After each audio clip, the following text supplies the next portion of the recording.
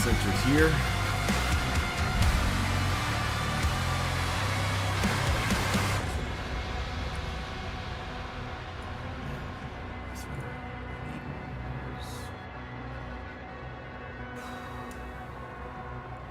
Too many things to keep in review.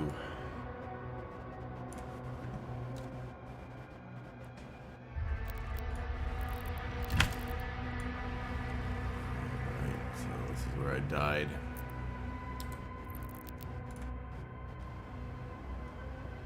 Going for the next run.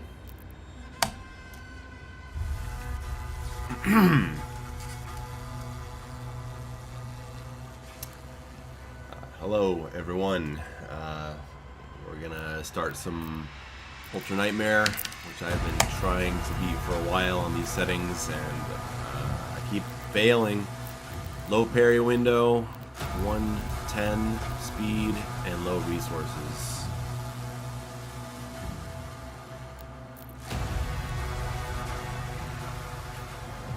Let's see how it goes. I am on both YouTube and Twitch right now, so hello to all the viewers there. I'll try to keep up with chat.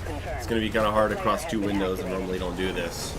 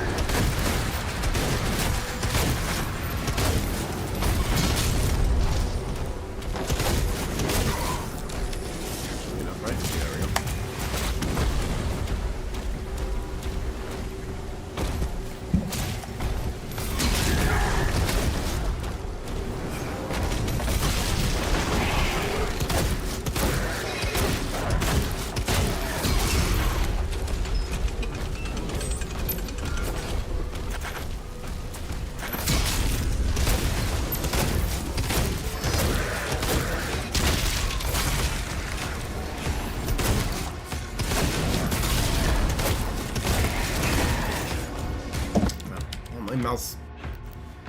My cable was stuck on my speaker. I was wondering why I couldn't pull it. There we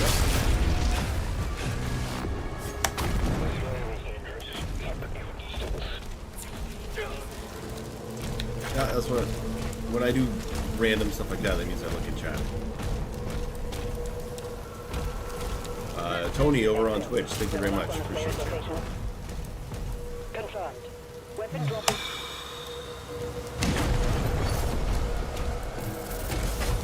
Wolf says on YouTube, what do you feel is the most common cause of Ultranightmare run ending? For me, usually panic. Usually I get in a situation where I start panic mashing parry, and then my shield breaks.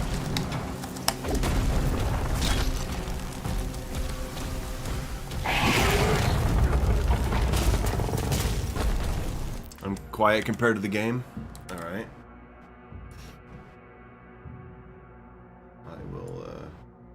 Raise my mic there and lower the game a bit.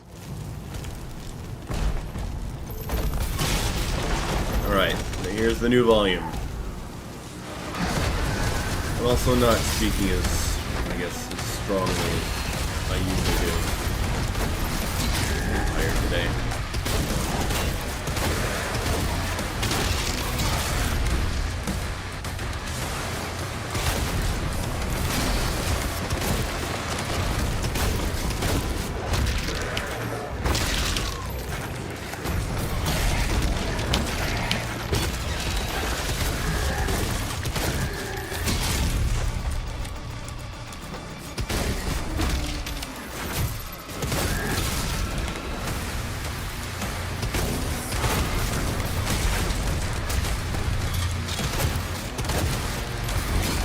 Gotten a lot better at getting fewer accidental inputs. So I'm dying a lot less frequently to that. Oh, you fuckhead. Wait, oops, I'm covering chat with OBS. There we go. What's my favorite weapon other than the Impaler? Oh, I mean, I wouldn't call the Impaler a favorite. I really like the Cycler.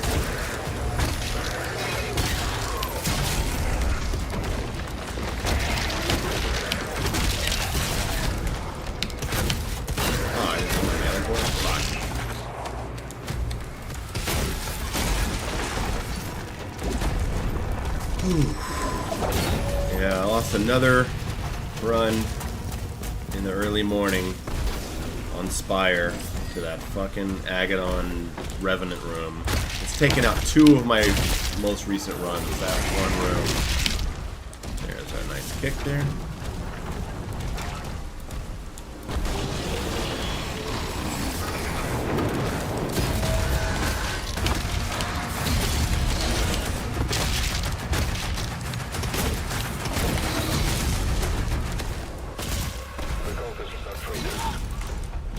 Ground zero. He located.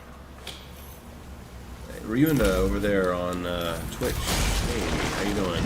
Welcome. I'm on both YouTube and Twitch right now, so I'm bouncing between chats. Sinking Donut says, play Escape from Tarkov. I think I'm the last person you guys want playing that game.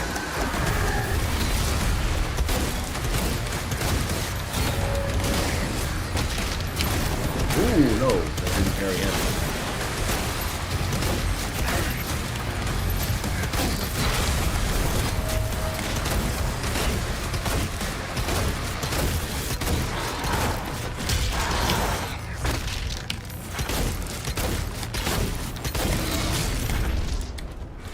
Someone says, can you disable the slow motion effect during parries and stuff? They're working on a setting to do that in an update. Right now I'm using a mod that significantly reduces it. It's a lot more subtle now. My slow-mo settings are this right now, which is about, the average is to about 50% of what it is by default, and that's where I like it.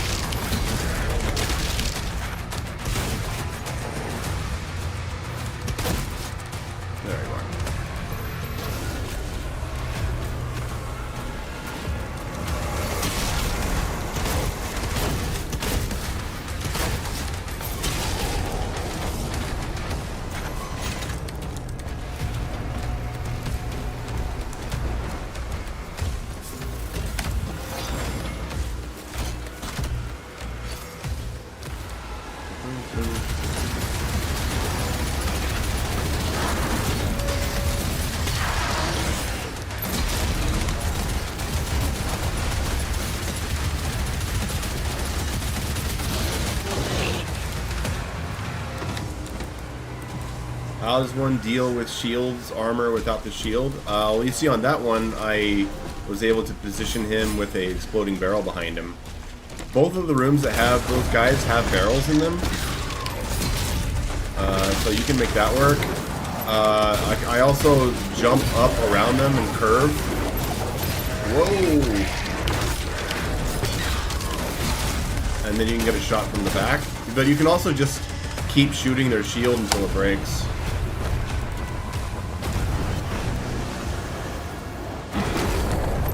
Yeah, and if you're talking later game, you know, there are weapons that break shields. You can shoot the chain ball at them, instant break.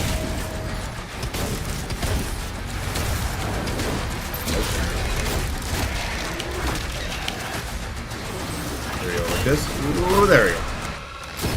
Done.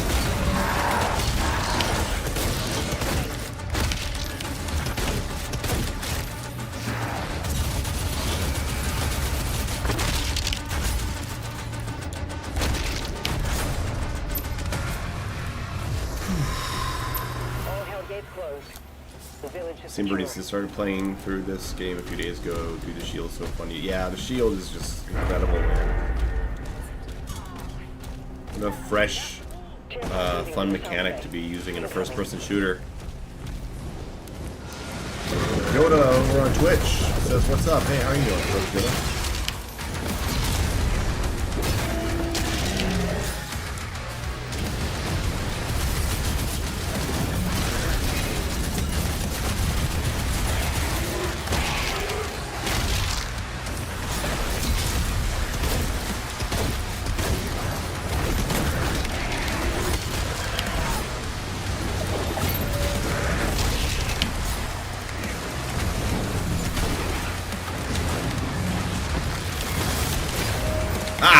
Tried to go for them. for a barrel setup. Bam.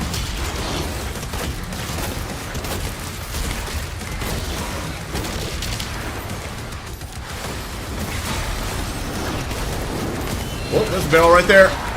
Got him.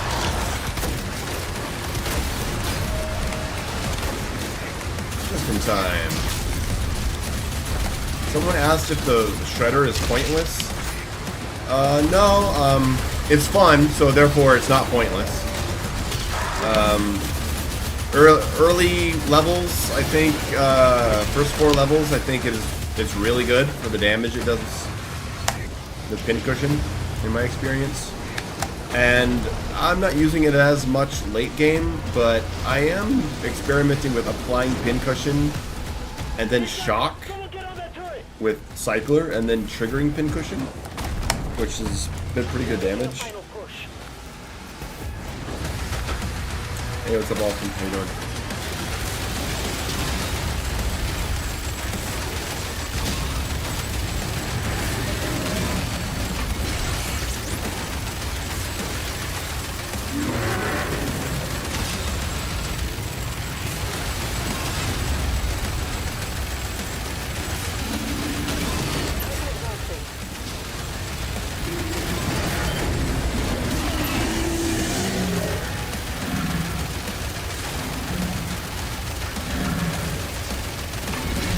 My voice is still a bit low. Alright, hold on. I'll fix it in a minute.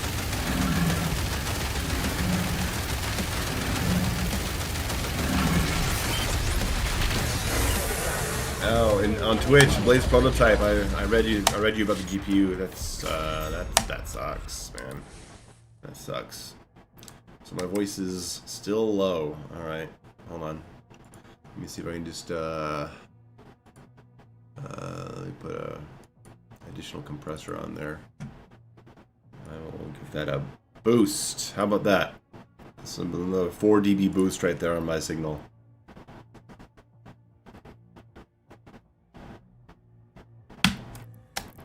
Oh, what did I just do there? Oops.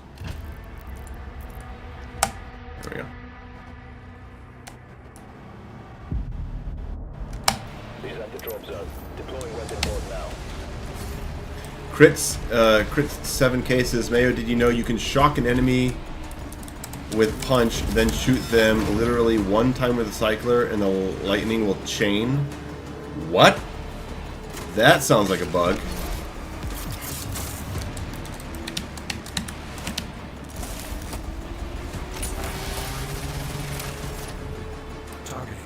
Is the yellow parry because the green is ugly? The yellow parry is because I like playing with the colors and I think that looks cool.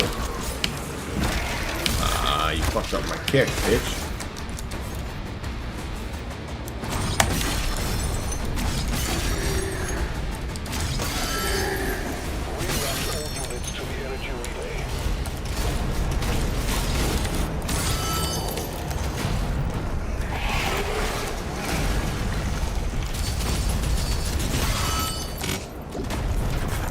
Paul with $5 on YouTube says, your content has made me a better gamer and made me want to play higher difficulties and get me into Resident Evil 1. Appreciate you. Hey, that's great. That's some of my favorite comments to hear.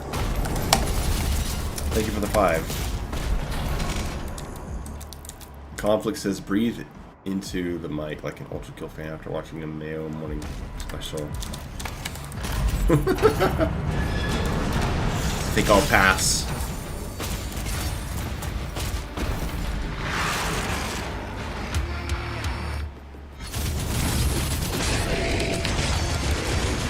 Don't look at chat while trying to parry Hell Knights.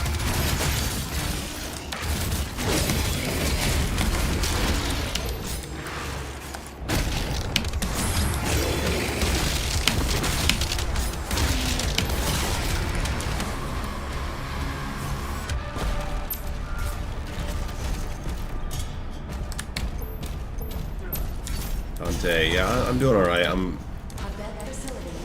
really tired. I haven't been sleeping well.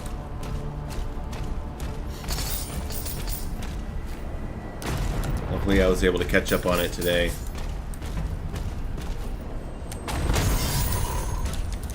What do I think about mouse PI? Oh, it looks cool. You know, that looks good. Boy Shredder, my rules still apply. I'm not using Impaler and I'm not using the combat shotgun fire upgrade.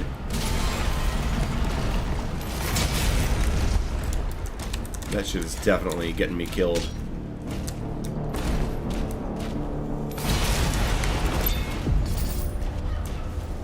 Team Brain, yeah. Yeah, I was up at 6:45 today.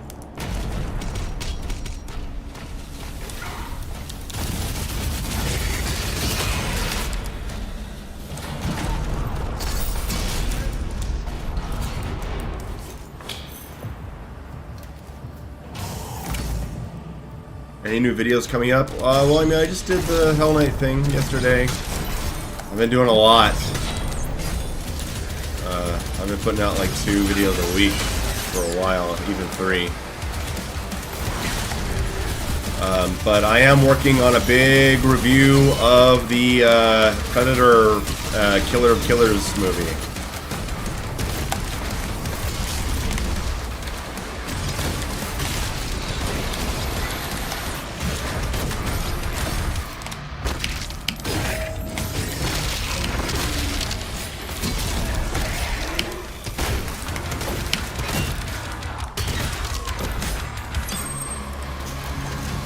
Do I play Doom shirtless? I play Doom however I want.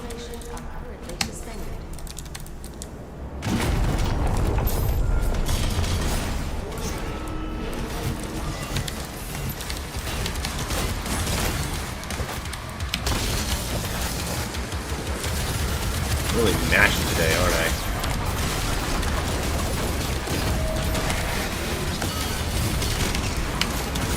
Oh, I could have used that fault earlier, couldn't I? Hey, that room went pretty well, didn't it? You review things that aren't games? I do. I have... Go check out the channel. I have multiple videos, big videos, covering RoboCop movies, RoboCop Canadian miniseries. I reviewed Matrix 4. I have a video on Martyrs. I have a video on Aliens. I have a video on It. I don't do them often, but when I'm in the mood.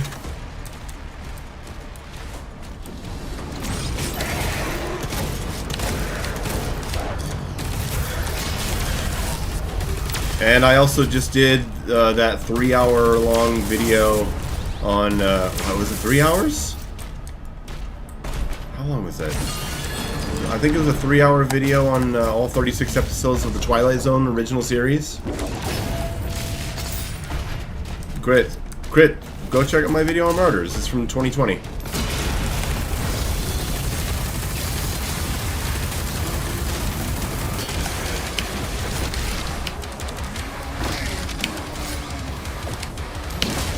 Oh, fucking iframes, really? Have I watched The Thing? Yeah, I love The Thing. I recently rewatched it, actually. It's a great movie. Joseph File, oh, I appreciate that. Yeah, the Twilight Zone video is definitely one of my biggest accomplishments.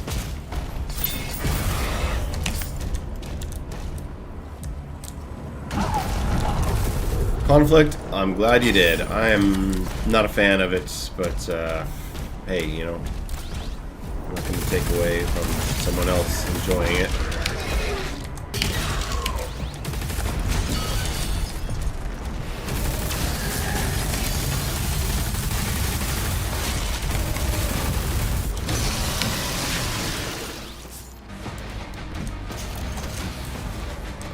Monte Cristo says, would I consider doing a podcast with Civit as a guest? You guys sound similar and have somewhat similar tastes. I mean, if he wants me to come on his, fine. I don't know Civit. I've seen the name mentioned a few times. I've never seen Civit's videos. But my own podcast series is typically for people that I invite on because I know their work and I admire them or something. So that I probably wouldn't do that on my own channel. But hey, you know, anything's possible. Commander, we need assistance out here.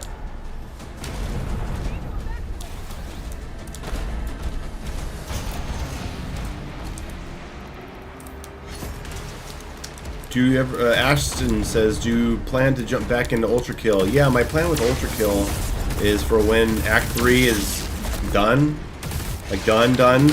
I want to dedicate like a full, say, 2 weeks to just playing Ultra Kill, playing the optional encounters, playing different difficulties, sitting down with a good Ultra Kill player I know to learn some tech, and just like really diving in. But I mean, who knows when that'll even happen. The opening skit is already written though. We'll see how that goes. Thoughts on Chronos? I've only seen the teaser trailer. So no thoughts right now. I'm not really big on Bloober Team after SH2, but you know, I hope it turns out good. No thoughts other than that. No thoughts other than hope it's good.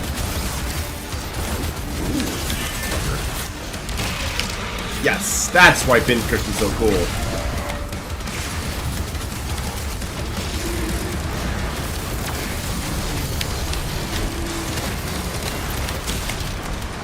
I saw you.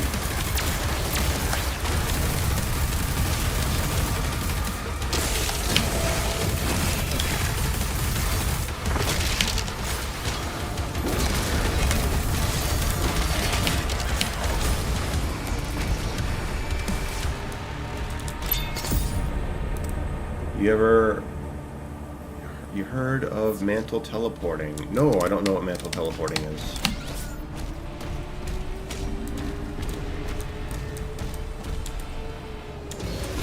Well, I look at chat and I just run off the map. Joda said on Twitch says, "Oh, by the way, Mayo, me, and my friend just beat the Absalom demo. Really great." Oh yeah, that's a day one purchase for sure.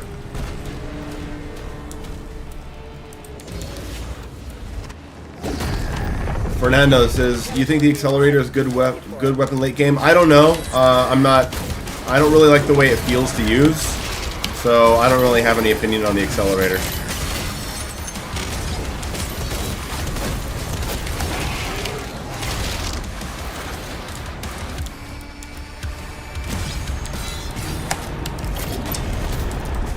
Have I tried experimenting with different weapons and how they delim demons quicker than others and using it to your advantage? Well, I just did that video on the Hell Knight change that makes the SSG delim. And so, yeah, I've been targeting Mancubus arms with the SSG more. But other than that, not really. I think it's a mechanic that needs some more fleshing out. Mantle teleporting is when you teleport to any part of the map during a pause on a mantle frame. You can go behind. Oh, that sounds funny.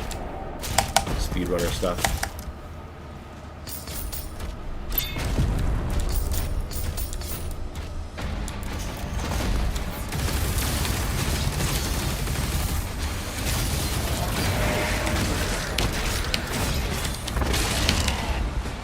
Oh, he blocked the shield.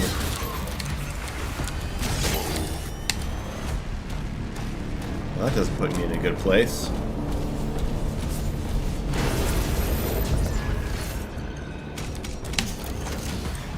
Onyx, I think that's what it is. I don't like the way Heat Blast is activated in this game by releasing fire.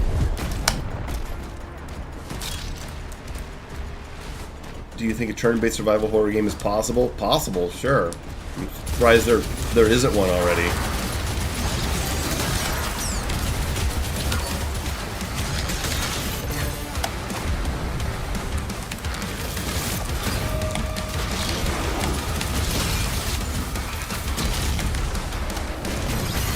I mean, I probably wouldn't play it,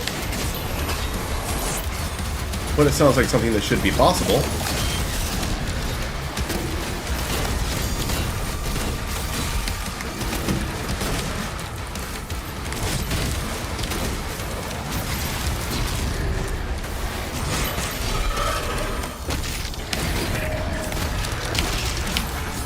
That was a badass parry. Get exploded.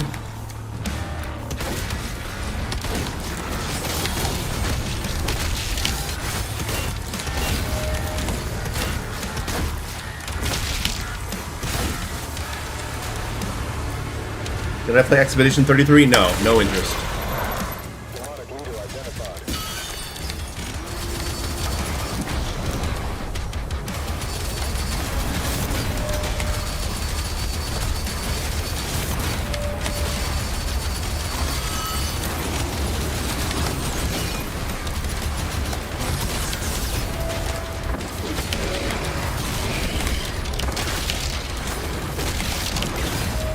Oh!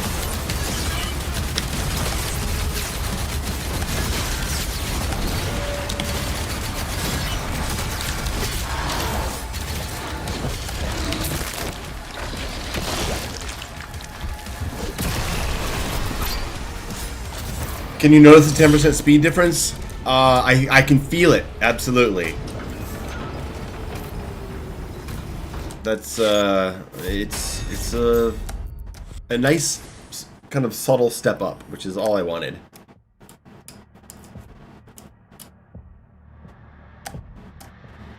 Yeah, so yeah, I mean, I hear Expedition is great, but I mean, I saw it and I said, nope, doesn't look like anything I would enjoy. And I am not really into just going out and looking to play things I know I'm not going to enjoy at all. I've done that a few times before. I'm not going to do it anymore. Now, if it's a series that I'm invested in, if I'm like, oh, I know I'm not going to like this next entry in the whatever series I love, you know, I'm still going to play it because, you know, I'm into the series. But I'm not just going to go out and find a new IP and say, oh, that looks like something I won't enjoy at all, and then get it and play it. If someone sends it to me, I might give it a try. If I have something I think is interesting to add to the conversation, I will. But when I look at something like that, I'm like, I don't think so.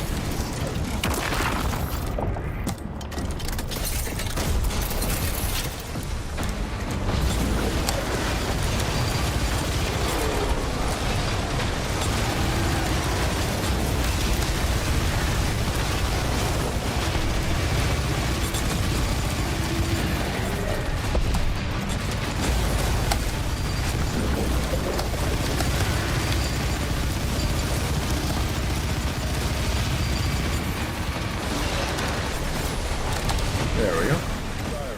Player is approaching the core. The barrier is critical. Relay overloading. We need to pull everyone back.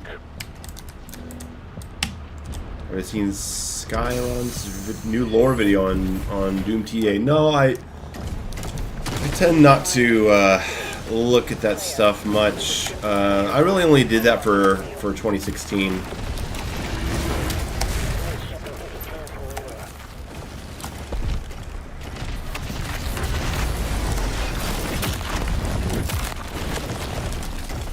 I prefer to, you know, take my own time to look at the codexes, read them on my own, and then I might watch a video.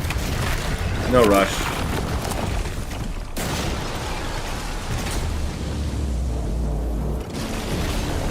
Hosting the makers. Tracking the player for evac now.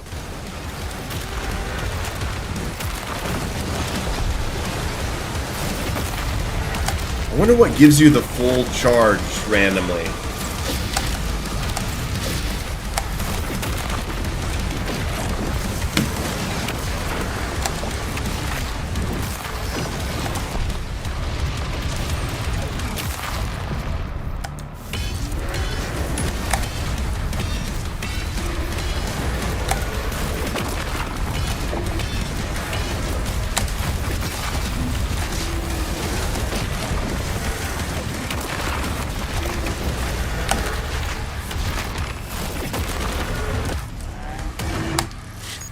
Done.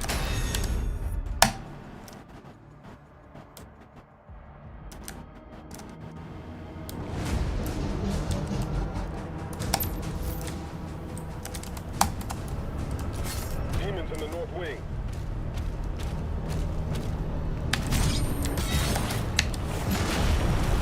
Valen, with the Slayer guarding the barracks, we'll take the airships. Rally at the priest signal.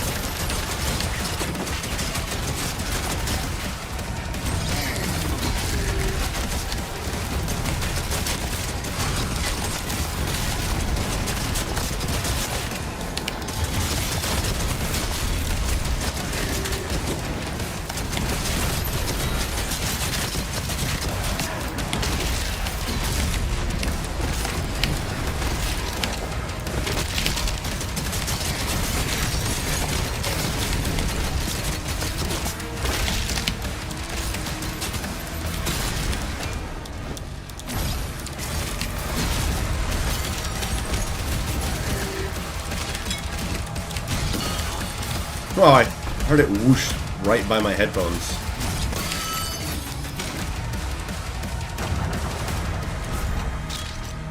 Conflict, arachnophobia is a gem. Establish contact when we reach Eratum. Commander Thera, the demonic presence around the priest signal is getting larger.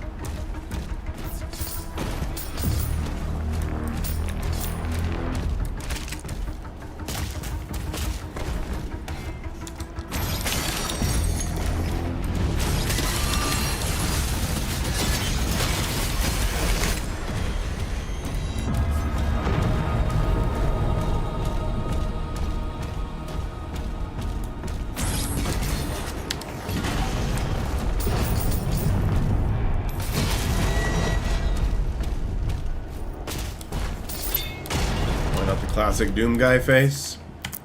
We can do that.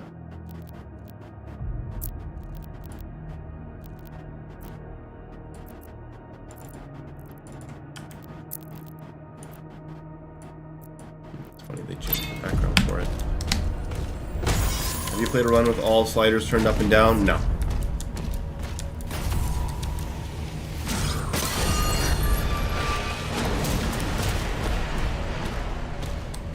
Occult energy detected.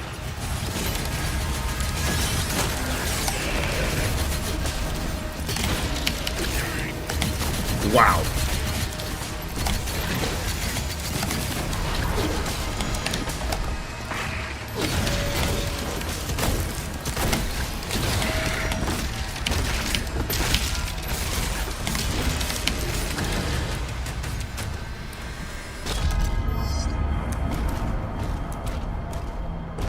Zenith, what's up?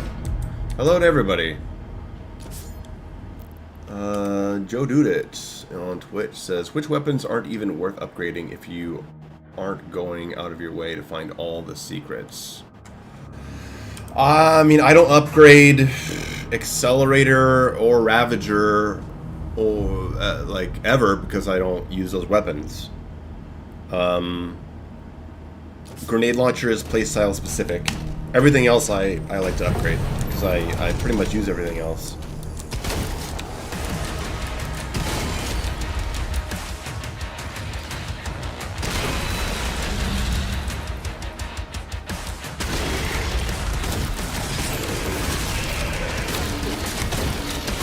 That was pretty sick. The fucking Days Falter. Clip that for a future video. What's my favorite loadout build so far? I just really like going Cycler into SSG and Chain Shot. That's what I'm really liking right now. But of course, Parry Charge Rocket wins the day. What Ashton says, what do you feel about players who only play Doom games at Too Young to Die? I mean, they're welcome to do so, as long as they don't use that as a way to criticize the game's challenge. I know people who can only handle that difficulty. I don't judge them for it.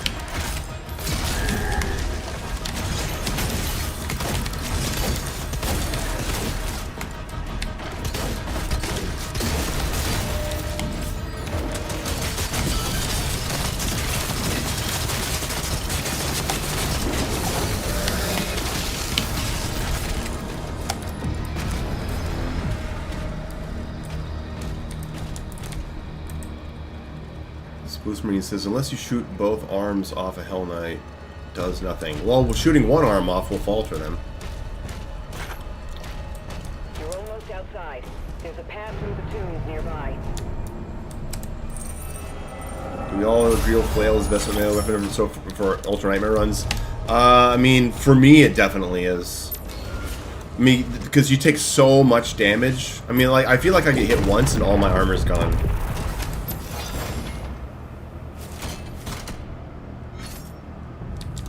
Ashton. No, Ashton. Ackman didn't play it on Too Young to Die. He played it on Ultraviolence. Though, I think he should have played it higher.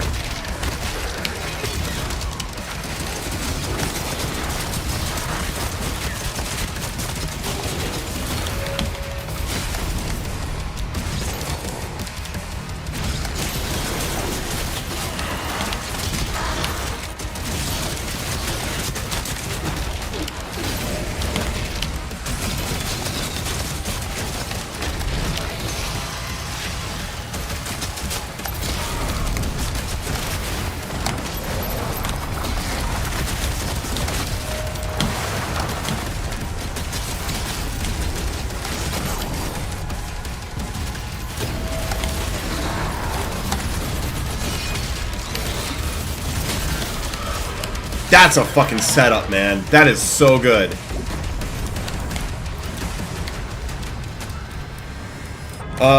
Pietro says, would you say that Doom the Dark Ages is more balanced than Eternal during the first chapters?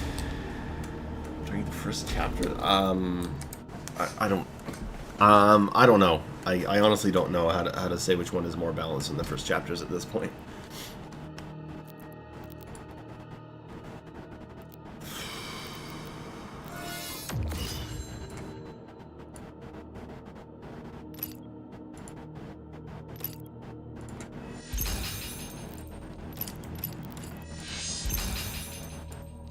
My graphic settings are maxed.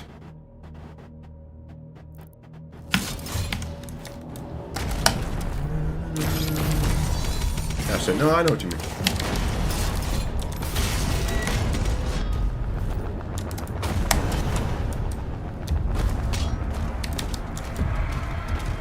This attack on the barracks is a diversion. My father will need help. Infant, mobilize the Slayer's dragon. I find this game to be more punishing than Eternal. I feel like mistakes are more harshly punished. And it's a lot harder to get your resources back in a lot of cases.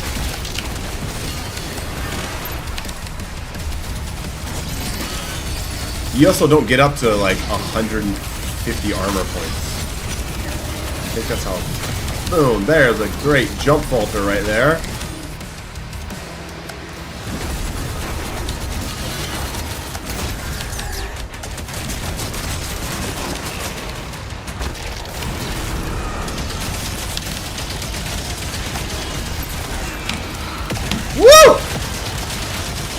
Yeah, I just panicked there. That was no good. That was a nice little daze falter.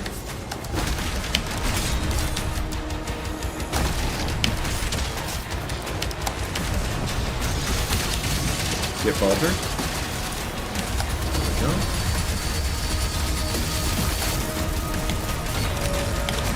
That should be an armor break right there. Good. Paint the target. Paint the target. Whoa. Whoa. Whoa. Oh, fuck. Bad target. Got you. Get you out of there. 1, 2. Ow!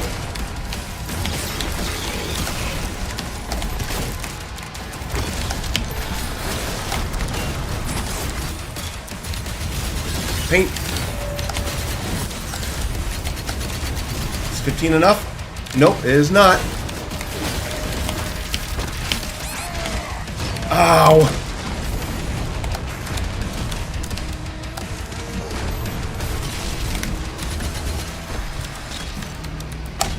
There we go.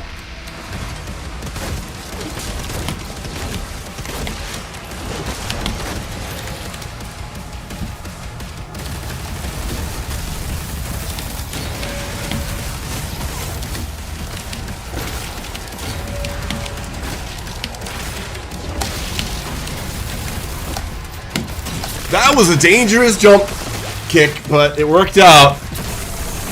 Joshua with $10 says, "Hey Mayo, first time catching you live. How you been? Thanks for all the videos. They helped me become a much better Doom player. Here's another 5 years of tips, tricks, and hot takes." Much love. Hey, thanks for the $10. Appreciate you. I'm doing all right. Having fun here. Do you have every weapon with its own key binding? No, I don't. I have not set it up like that. Also because I'm not really using different weapon classes in this run. True gamer, I recommend 150 speed. I mean, I'm happy you like that. I'm not interested in playing the game at that speed. Especially as someone who makes videos for, you know, the general public. If my Doom videos were suddenly at 150 speed, I think it would make my content even more unwatchable. Conflict, absolutely. This game was definitely easier on launch.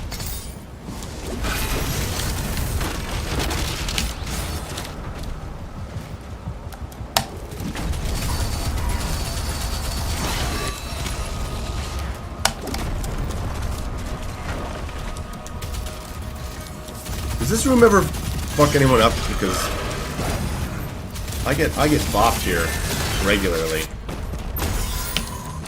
Dark Ages or Eternal? As a game overall, Eternal. But something about this game's combat might specifically put the combat over Eternal for me.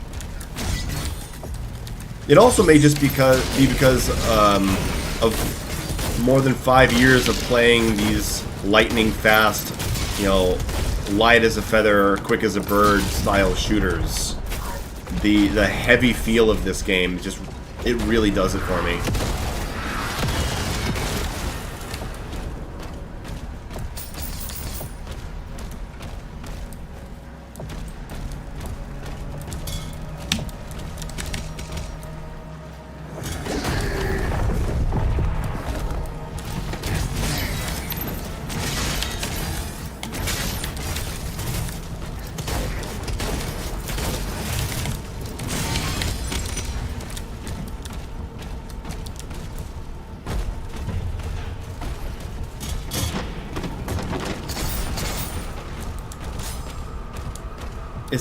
It's cool is that it feels heavy, but it also feels fast.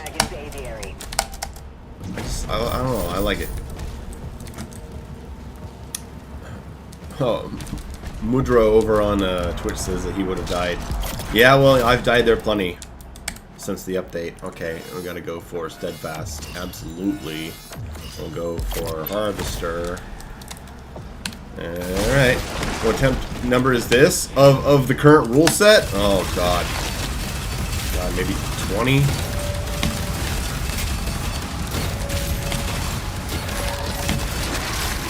There's the falter. Get faltered. Okay. And there we go. There's stun. No, I accidentally switched weapons. Fuck. Nice. Thank you to spawn right there. Whoop! Woo! Alright, paint.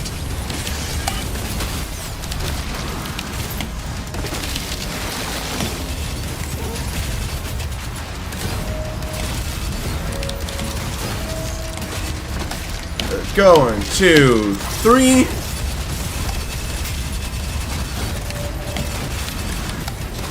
Woo! Almost got it. Oh, there we go. Come on. There we go. Whoop, let's get out of here. Nice. Not that smooth, but I got it.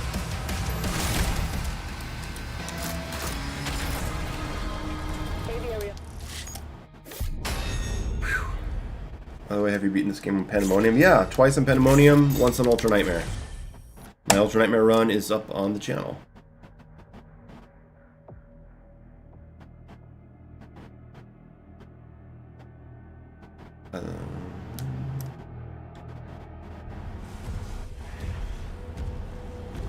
Ferocious. Oh yeah, that's a pretty good way. Kafikuba said it feels more like you're the Hulk. Yeah.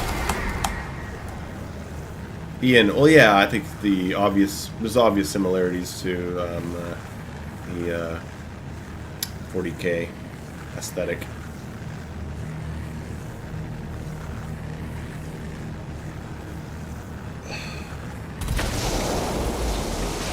Oh, by the way, everyone, now that you're here, tune in on Friday the 27th to the Games Done Quick Hot Fix. There's going to be a 3-hour stream of Doom Eternal. with Devo, Retro, and myself on commentary. No, wrong way.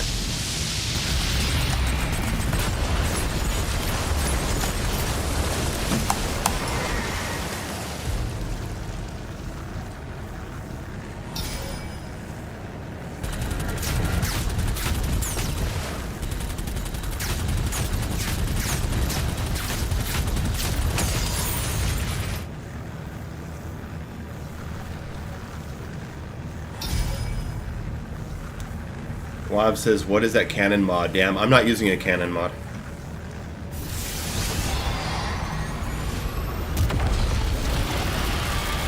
Did the dragon sections get a pass with the battle changes? Yes, they did. The enhanced shot after a parry lasts longer. There are fewer turrets in the tutorial section, and there's more coming.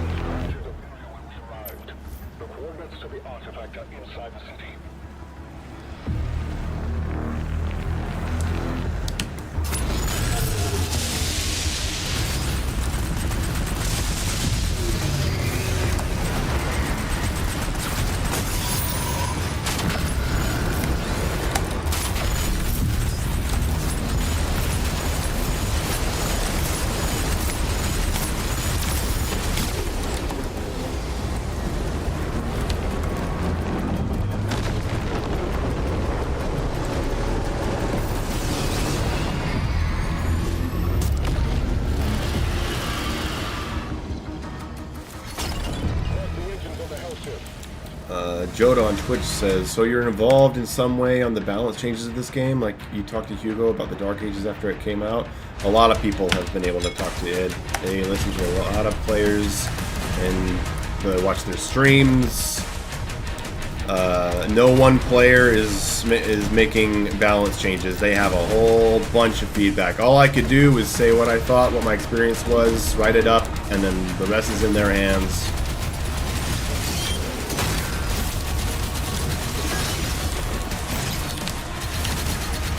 This section is bugged.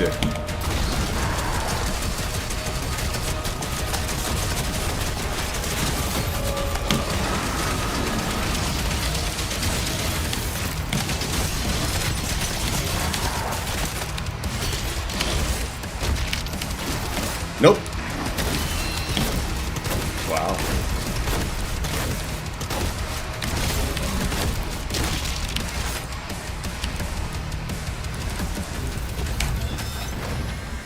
Yeah, they also took away the non-parryable projectiles from the dragon section, so you can just fly through it faster.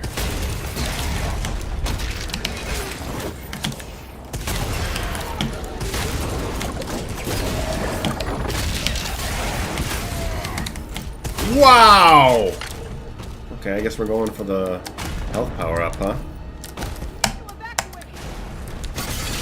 Do we, really?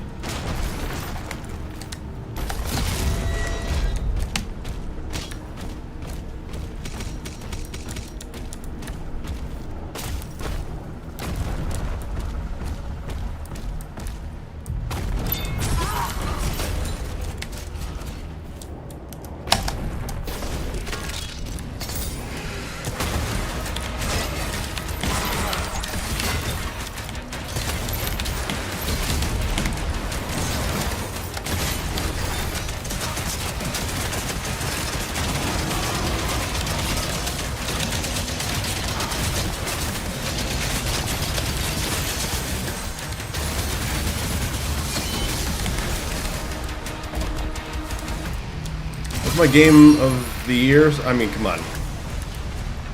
Come on. Come on, buddy.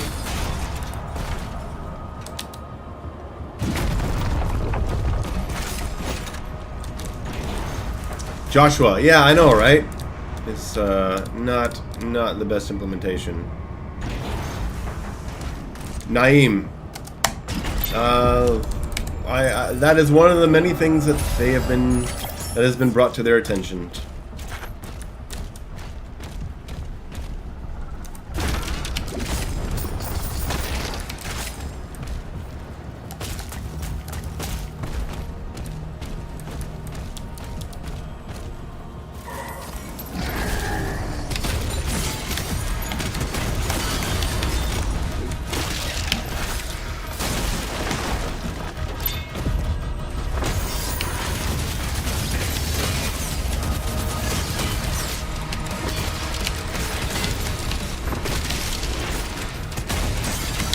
And Shredder.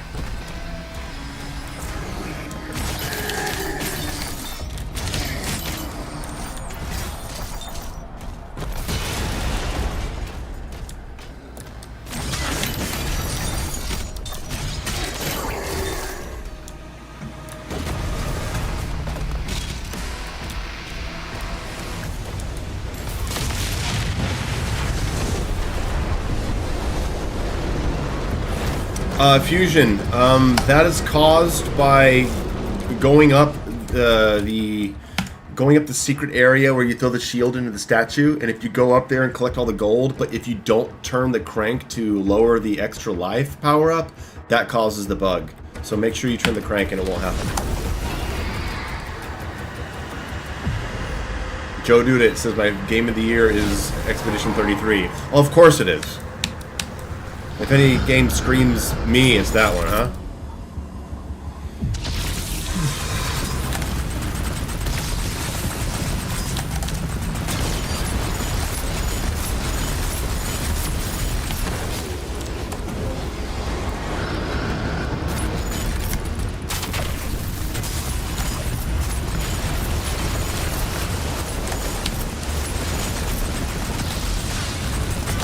No, wrong way. I just fucked it up.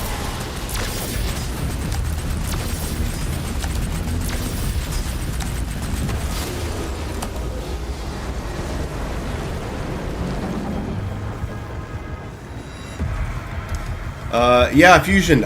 I actually found that. Because it kept on happening to me over and over. And then I clipped it and rewatched the footage, and I found that that everything was fine up until that section. Since when does the plasma shoot that fast? Since day one. All you have to do is tap it really fast.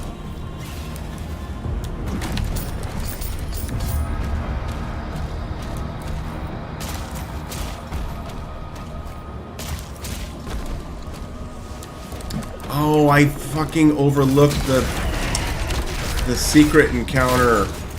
Fuck. Alright, we'll go get it.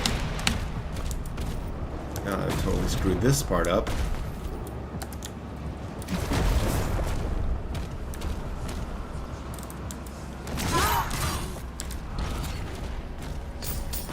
Raven says, sup Mayo, sup yourself.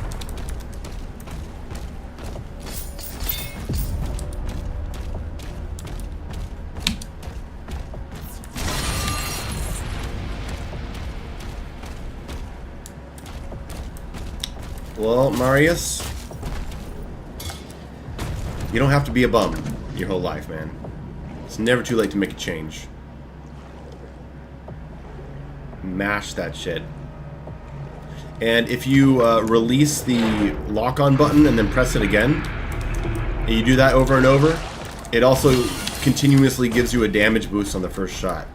So like lock on, lock off, like boom, boom, boom, boom, boom, boom, boom, boom, boom, boom, like kind of like that.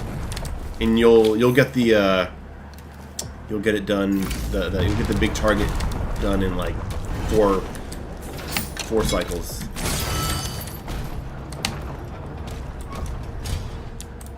Joshua, yeah, I believe it does.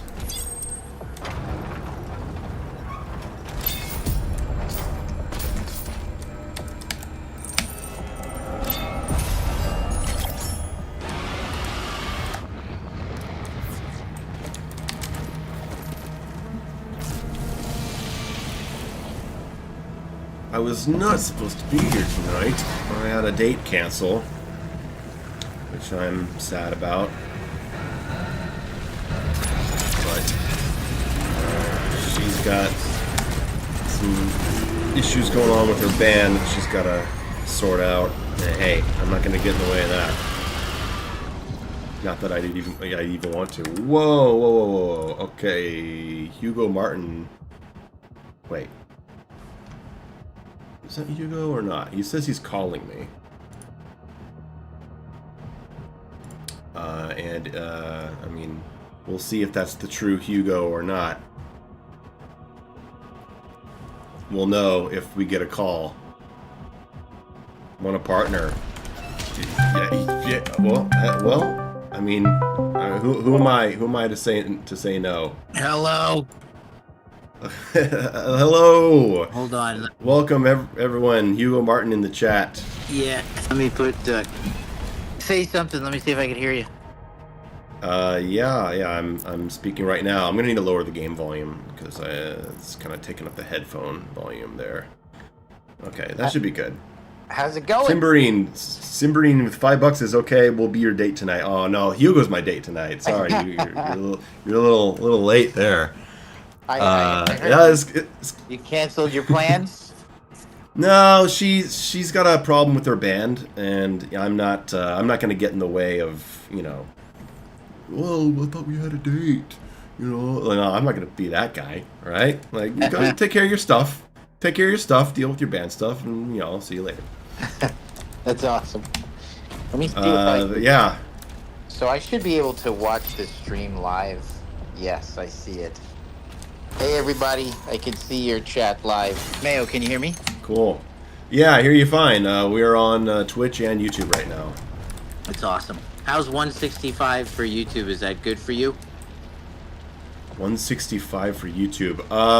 I don't stream very regularly, so I never really pay attention to the numbers. But I think a Doom stream would normally get 150 to 200, I guess. Yeah, that seems awesome. So that's good. It's cool. It's cool. I jump on here when I have the itch, and now I'm gonna totally choke now that you're on screen. What are you doing? You're going for Ultranightmare here? Yeah, this is Ultranightmare, 110 game speed, and I have low parry setting, which totally fucks me against the Agadon Hunters. I'm doing low resources because I just think the game is more thoughtful that way. Where I run out of ammo, and I'm also, my personal rules is no upgrades for the combat shotgun, so I cannot get armor back unless I use flail or ground fissure, and no impaler. That's awesome. These are my rules. I agree with Mayo with the aspects of the lower resource thing. We're gonna try that. We're gonna try that. I thought that should have been default Nightmare. I mean, if you're going Nightmare, go Nightmare. That's how I see it anyway. Yeah, no, I think in a future update here, we're gonna look to. Unfortunately, I can't seem to get this to play live, so I'll just you play while I listen to you. Okay. But yeah, I think some of the power weapons have a little too much ammo, and so I think sure. we're looking to kind of tweak the balance of some of those things, kind of simulating a little bit of that ammo scarcity when it comes to some of the more powerful weapons like the chain shot and the super shotgun. But you guys always and have rocket your launcher. tools, so. Yep, of course. What were you saying? What was the other one? Oh yeah. I was saying and rocket launcher. I know Yeah, I know that you've talked about that too. Yeah, exactly. Like just kind of taking a look at some of those things. So, listen, we appreciate you guys all playing, and we get to look at some of the data that we're collecting and try to continue to support the game over the next year, make it feel as good as possible for you guys. We got a lot of really cool stuff we're working on. So we're excited to... I liked your video about the Hell Knight. That was pretty cool. Oh, yeah, you guys didn't even announce that. Like, it just happened. And I was like, wait a minute, what's going on with the Hell Knight? Why is he not dying?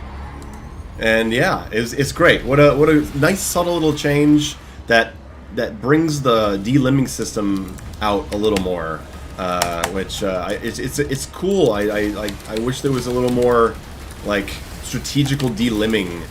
Because you could never target a Hell Knight's arms and shoot him off. Yeah. Maybe you can with the Impaler, but with other guns, like, it's really hard. And so to actually get it from the SSG, really cool. Yeah, I credit to Marcus Roffling and Peter Sokol, like the balance around that stuff. It is a little bit of a soft system, delimbing, and I knew, like, for players like yourself who really like faltering, the falter rings, which I'm pretty sure you turn those off. But for everybody else, like just being able to be more obvious about what falters people, because it has always been this cool. I mean, you've made really great videos about it. This cool under the hood system that adds a layer of depth for people who kind of want to strategically stun lock demons. And everybody should watch Mayo's videos about the value of that stuff and the kick, you know, in particular. Don't. I see people sleeping on the gauntlets all the time, and I'm like, there's some real power in there, for sure. There's a really good question in chat. Who was the animator for the Pinky? Because they did like an incredible job on his animations. Peter Archmala is the lead animator, and unfortunately I couldn't tell you who was the actual animator on the Pinky. It might have actually been Peter, but I don't want to say that for sure.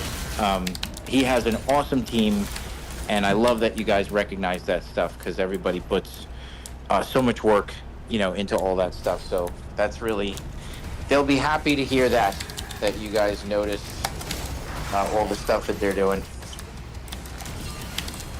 You know what I think is a high level thing in this game is jump falters. Hold on. You know, go ahead. Sorry.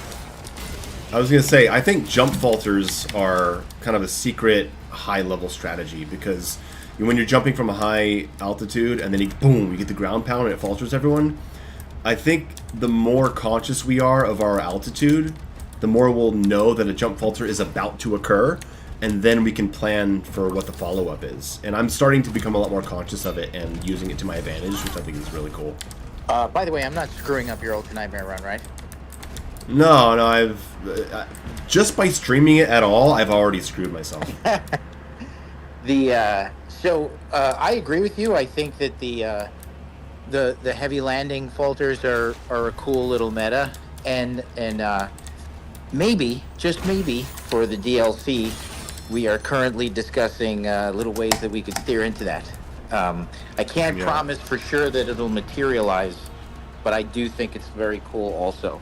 And I love the like combos that you could put together to stun lock enemies. You know, to chain falters and just melt dudes. And definitely the heavy landing is a component of that. That, to your point, we don't quite. You know, it's I think there's a little more to do there. So I think the DLC is really a chance for us to just kind of explore, you know, really refine the loop of Dark Ages, you know, because it's such a new experience that, like, we're so excited to be able to make, you know, a meaty DLC where we really get to explore, like, what exactly can we do with this loop, you know, adding some new AI and stuff that play off of the metas and, you know, just steer into some really fun stuff. So I'm excited. Along with more continued, you know, some combat tweaks like the stuff we did in the first act. That's also on the way. Wow, I just got 50 gifted memberships from Nicolas Rodriguez. Nicolas, you're too generous again. Thank you. Thank you very much. Everyone say thanks to Nicolas. He's a really nice guy. Thank you, Nicolas. Got a question from Noah in chat, a balance question. Hugo, I don't know if you want to, if you were ready to comment on this. The shield bash quick swapping bug. Are you going to fix it or is it going to stay? So, shield bash quick swapping bug. Not sure if among the bugs that I've seen and or you've mentioned, if that fell into the category of a skillful exploit that should remain in the game, or a kind of low skill, just plain old exploit that we should fix. So generally, chat, that's what it falls. That's how I judge things. It's like bunny hopping and, you know, strafe jumping in Quake. It's like, okay, well, it ain't easy to do, so don't take it out. So do you guys feel like this falls into the category of, like, you know, kind of overly, like, just too easy, or what are you thinking? Well, Noah, if you're still in the chat, you asked the question. So what do you think about it? I don't go for it. I don't know how I feel about it yet, but I also don't use it. And I don't know, are all the speedrunners using it? Or, like, I mean, I don't know. What do you think, Noah? Or anyone else? Anyone else who knows the shield bash quick swapping exploit? Let your opinions be known. I think the tricky thing is, you know, I know for myself, like, being overly aggressive with the shield bash gets me killed, you know? So, like, any combo that, I mean, shield bash is powerful, especially when you've got the empowered shield bash by farming it with fodder. Yeah. But, yeah, I'd be curious to know what you think. You also have to maintain it. I think like if you stop using it or you hit one thing wrong while you do it, the exploit disappears and you have to reset it by doing another shield bash on someone. I don't know, it's interesting, but it's also very easy to just, like, once you have it, you can just kind of like mash class swap and just get like shotgun. But if you stop doing it, it goes away, and like, I don't know, it's weird. I don't know what to really comment on it. It's funny because, like, the kind of broader strategy of Dark Ages requires on the battlefield kind of that, you know, a little bit more planning. Like, I don't know, I get killed when I start going gung ho, but that's me. I mean, you guys are playing at a different tier, so yeah, we'll look at it though. I'm not opposed to. Like I said, chat, if it's basically seems too easy, then generally that's when we do something about it. When I first saw it, when Zazman showed it to me, my thought was, I thought it would be cool if you just got one quick swap off of it. If, like, you do a shield bash, then you get one quick swap off of the next gun. But currently, it's just like an infinite loop. So that was my first thought when I saw it, because that's how you get other quick swaps. Like, from a ledge grab or from an above glory kill, you get one quick swap off of it. Right. And it's just the shield bash has this one exception to it. I don't know. I find that the enhanced shield bash, I was playing last night playing around with some stuff, and like, it just kind of bugs me that the enhanced shield bash, once I've farmed it and kind of activated it with the fodder, that it doesn't guarantee a falter. Like, I've sort of earned that, and I a lot of times, I don't know. What do you think about that? An enhanced shield, okay, enhanced shield bash is already pretty high damage, and yeah, I think you can make the case that maybe it should falter more things, because a regular shield bash falters Hell Knights, it falters Whiplashes, it falters Revenants, but it doesn't falter anything Mancubus and above. And if you want to make the argument that the enhanced shield bash should falter heavier demons, I would say you should also make it a little harder to get, because all you have to do is shield toss 3 zombies, and now you've got this super powerful tool, when it feels like that should be something that's harder to earn. And also, on top of that, if you're going to make it that powerful of a resource and something that you have to be more conscious of building if it takes more, I think we need a visual readout for this stuff, because there's nothing on screen that says, like, your shield toss isn't cooldown, your shield bash isn't cooldown. There's no way to really know. And so if we really do have to build it ourselves, we need a way to know in a visual indicator, just like how we can see a frag grenade recharging in Eternal, you know? Yeah, no, I don't disagree. Yeah, it's something for DLC that I love it.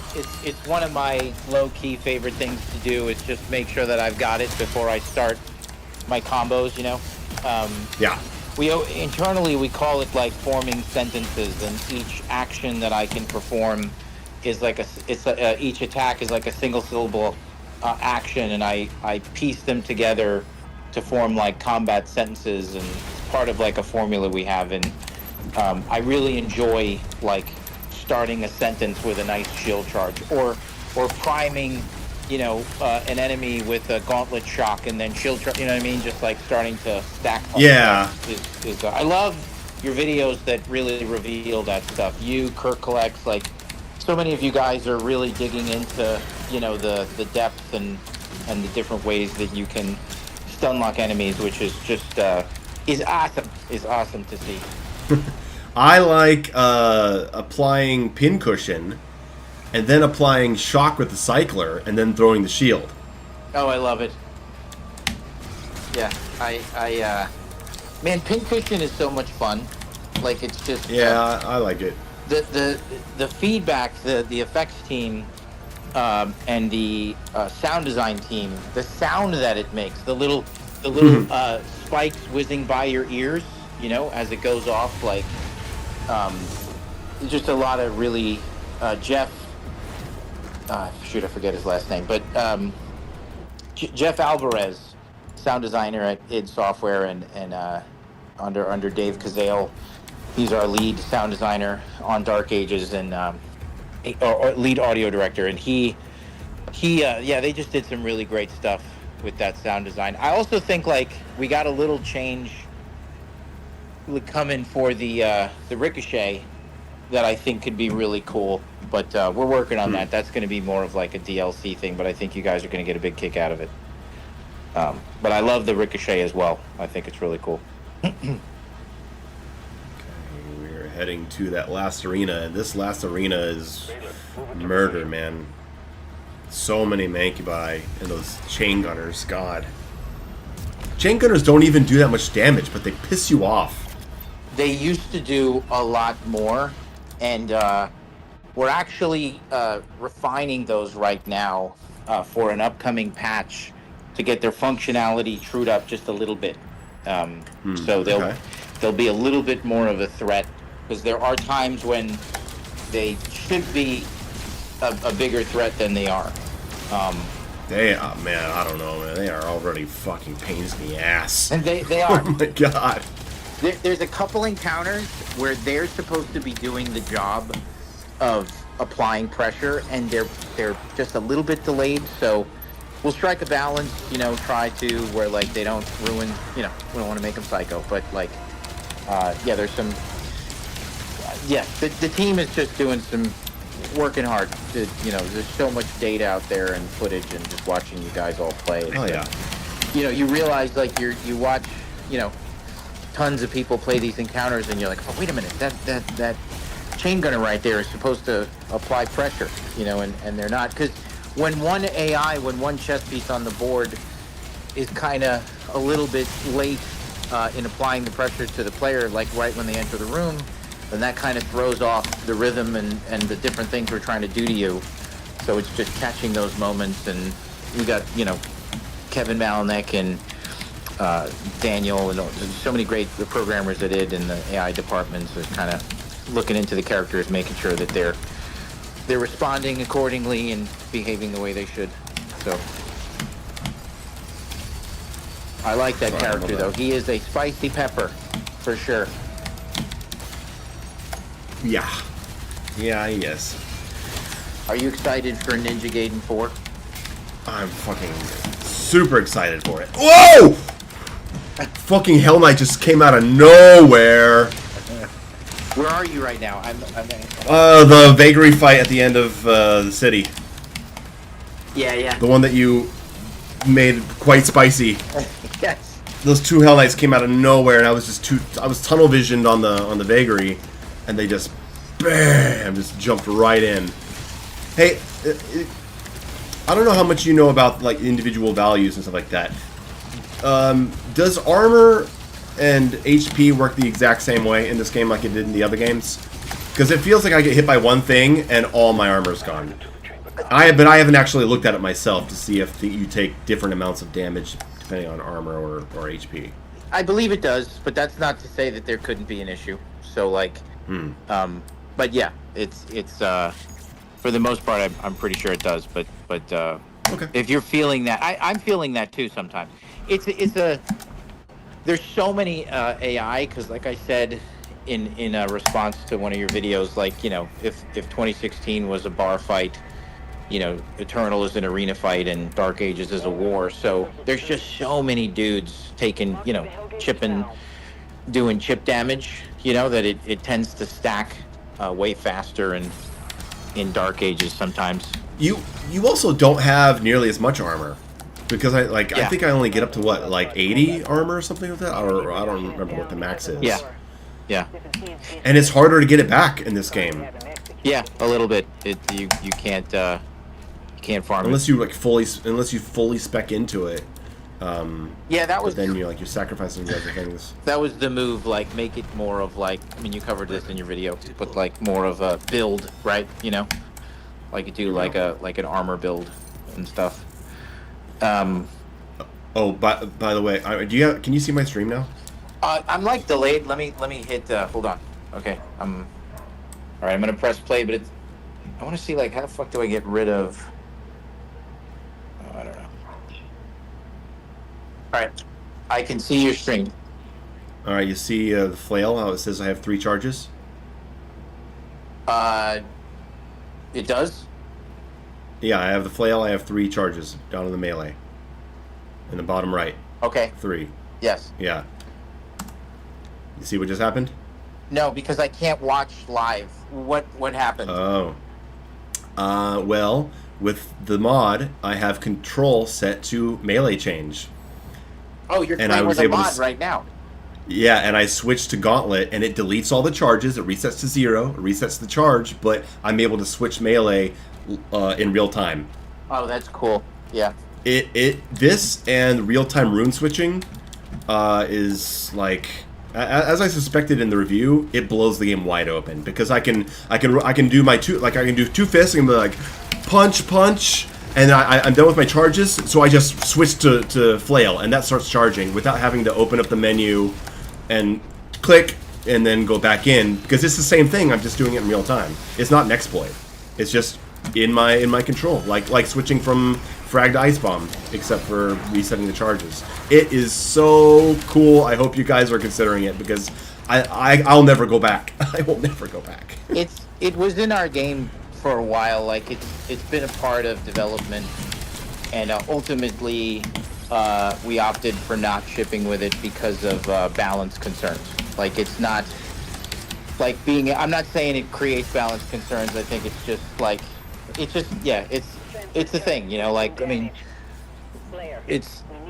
I'm talking about, you know, chain gunners not responding within the second that we want them to. It's like I definitely agree. It's fun to have that kind of control. It's just a concern that I have around balance. I love that you guys can mod that stuff into the game, and I'm not saying that it wouldn't make it back into the game at some point.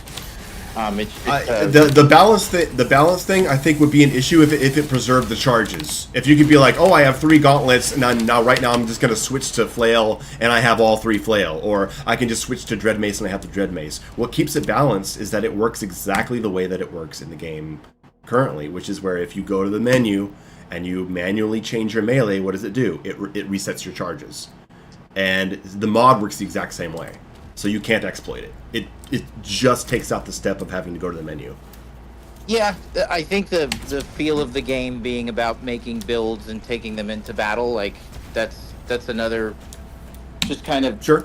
You know, that was kind of the point of like, hey, like pick a build and stick with it, and you know, like for example, yeah. if you're a which, and I'm not, this is subjective. I'm not saying like this is right or wrong. It's just, you know, it's art, and this was the kind of the vibe we're trying to create was like, you know, people who want to, you know, use the skull crusher, for example, and ride the upgrade where you can unlock haste. Well, then the smart move would be to use the gauntlets because they charge the fastest. So it's kind of like, yeah. you know, like a build. Like we're trying to feed into that build sort of vibe where like people get accustomed to builds, and that kind of enhances the replay value. But I'm not saying that being able to switch that stuff live isn't great. I think it felt good, you know, when we did it. The ice bomb and the and the grenade swap in Eternal, because that's what that game was about. It wasn't about builds. Was cool. It also definitely, you know, it's the thing. It's a whole thing. So, yeah, I like it. I like that you guys are doing that stuff. Like I said, it was in our game, or sure. on our board for a while, and certainly talked about often. And it's not off the board, you know. Yeah. We're really trying to focus. I think the highest priority right now is just you know, truing up, just polishing everything that needs to be polished, like catching any bugs, and like, you know, making sure that there's a nice priorities first. For me, it's like, yeah, I'm so glad that the first act combat updates went over well, because I just want to do that to the rest of the game. You know, I just want to make sure that those skill checks and those arena fights have just enough layers to them that you leave full and satisfied, and we get away from those moments where you're just kind of over focusing on that last super heavy, like it's just like cringe when I watch that. So I think the team has done a really good job at hitting all that stuff. Dude, I can't wait for you guys to play the stuff we got going on. It's just so awesome. You're really gonna dig it. We have a thank you in the chat, a $9.99 donation from Colin Cornwallis. Okay. Thank you. He says, Hugo, thanks to you and the team for the speedrun commentary on IGN like 5 years back. Most endearing peek behind the curtain ever. The reason I play Doom today, that and Mayo. Oh, sweet. That's awesome. That is really cool. We gotta get Mayo to come to QuakeCon one day, chat. One day Mayo will come join us. One day. That'd be awesome. I have so many seats. I got like 4 or 5 seats now. My kids come, and I have they bring their friends. It's really fun, and I kind of sit there and game with them. I am doing the Games Done Quick commentary in the 3-hour Eternal spot with Devo and Retro. That's awesome. I've been kind of kicking it with Retro a little bit on his streams and stuff. Yeah? Even though he made fun of me for eating Cheerios on his stream. Well, I mean, no one should be eating Cheerios. Did Cheerios taste the same to you as they did when you were a kid? Like, because, I mean, whenever I get, like, an old cereal that I used to love as a kid, it always tastes like crap now. So... Did they change them, or did I change? I kind of agree. I don't know about you... Fruity Pebbles, right? Was that not like the holy grail of sugary cereals when you were a kid? That and Cinnamon Toast Crunch. Yeah, I agree. Dude, Cinnamon Toast Crunch is like, I can't even have it in my house. Like, who can stop eating Cinnamon Toast Crunch? I can't. It's so good. Question for Hugo: Will the damage health values for the demons and weapons ever be released? Can't find them. I'm sorry, say that again? Will the damage health values for demons and weapons ever be released? Can't find them for the Dark Ages. The math behind the scenes. Did we release that before? I thought people figured that stuff out through the consoles and stuff. That's what I thought. I don't think you guys actually officially released it. No, I like feel a fighting like game that's would. what you all do. Like, I'm not against releasing that stuff. You guys. Dude, people would just love it if you did. It would be really cool. I love that D-Limb Ultra, the Hell Knight. So good. Joshua with $2 says Hugo giant robot FPS game, free money up for grab. Yeah, that would be pretty cool. I'm glad you guys like the update to holding on to your combo meter. Oh, yeah. Yeah. God, so much better. Yeah, I actually showed the team, Mayo, one of your run-throughs with the updated... the Dragon got a similar update where all the projectiles became green, and then you can hold on to your enhanced shot longer. Longer, yeah. And you're able to speed run through a ship, and and then watching you delete serfs with your Atlan. That was, making sure that there's the rich get richer. That like people who are good at the game, the reward for replaying a sequence is you could beat it faster, and then at some point you actually feel like you're speed running your way through the experience. And it's totally, look guys, we do our best to make the best game we can. We're not saying it's perfect. 2016 has flaws, Eternal has flaws, Dark Ages certainly had a couple flaws, and I think part of it was... What are you talking about? 2016 was literally perfection, and you guys have no idea what you're doing anymore. Exactly. And like, yeah. Everyone knows that. Yes. And I know. Everyone loves standing there listening to Samuel Hayden talk for 3 minutes. Oh my God. Have you guys forgotten how to tell stories? Yes. I always hear that. I'm just like, he threw away the story. I'm like, let me dig up some Reddit posts for you. So, like, let me show you some emails I have in my inbox. But the so I think some of the ways that when the Dragon launched, that at launch where you were kind of at a stoplight waiting, was just a flaw. And I think it's cool to watch you guys rip through that stuff.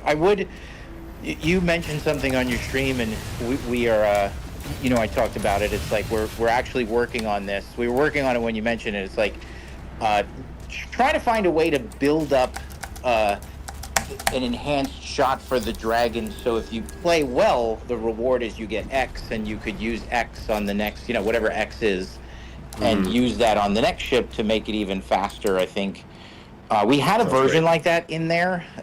It was actually like this BFG blast that he would kind of shoot out, but it's tricky, man. I tell you, you realize why there's not a lot of dragons in video games, after you make one, and like it's just fine, catching the rhythm. But yeah, definitely looking for ways to help you guys play through that kind of content faster. So that's part of the joy, is just mastering it and kind of speed running that stuff. I think definitely turning off the tutorials for the Dragon.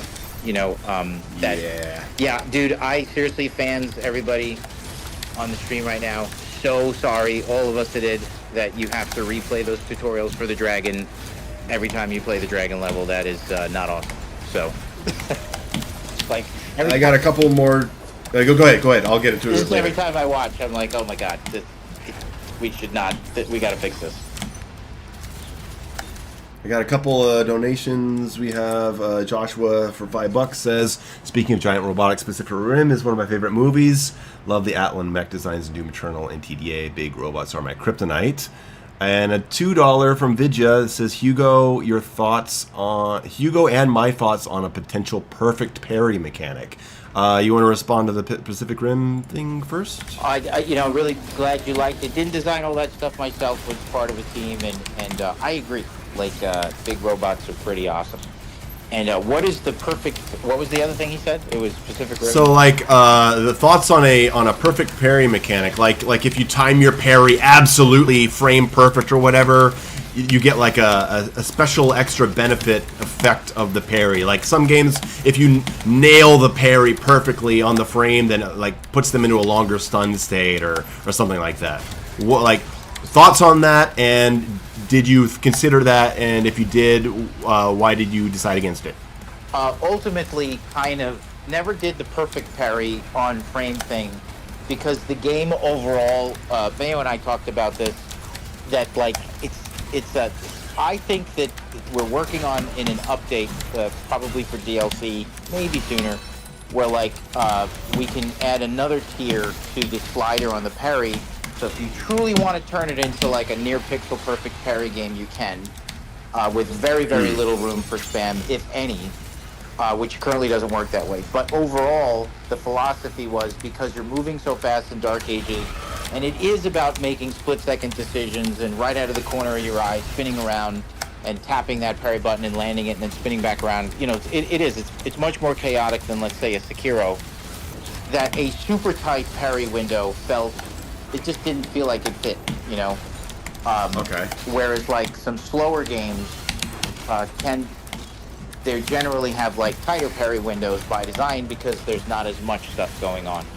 But I do think that so probably not going to do, we wouldn't do a pixel perfect reward, but we will be looking to update, or we're trying to update if we can. I think we can, with an additional little something added to the slider that will allow us to make it a more of like a Sekiro-like experience, where you truly do have to be like pixel perfect. I watched some of your when Axeman was on your stream the other day, and I jumped on. You have so many moments where, like, all of you guys, you and Maynard, but where you're doing the thing where it's like catching that parry, perfect window, spinning around, kicking the guy, you know what I mean? Like doing the Bruce Lee shit. And so, it's like making sure that's what we wanted, and it did just kind of seem like a more generous parry window would just fit better. But some people like a super tight parry, so we're going to try to give it to them.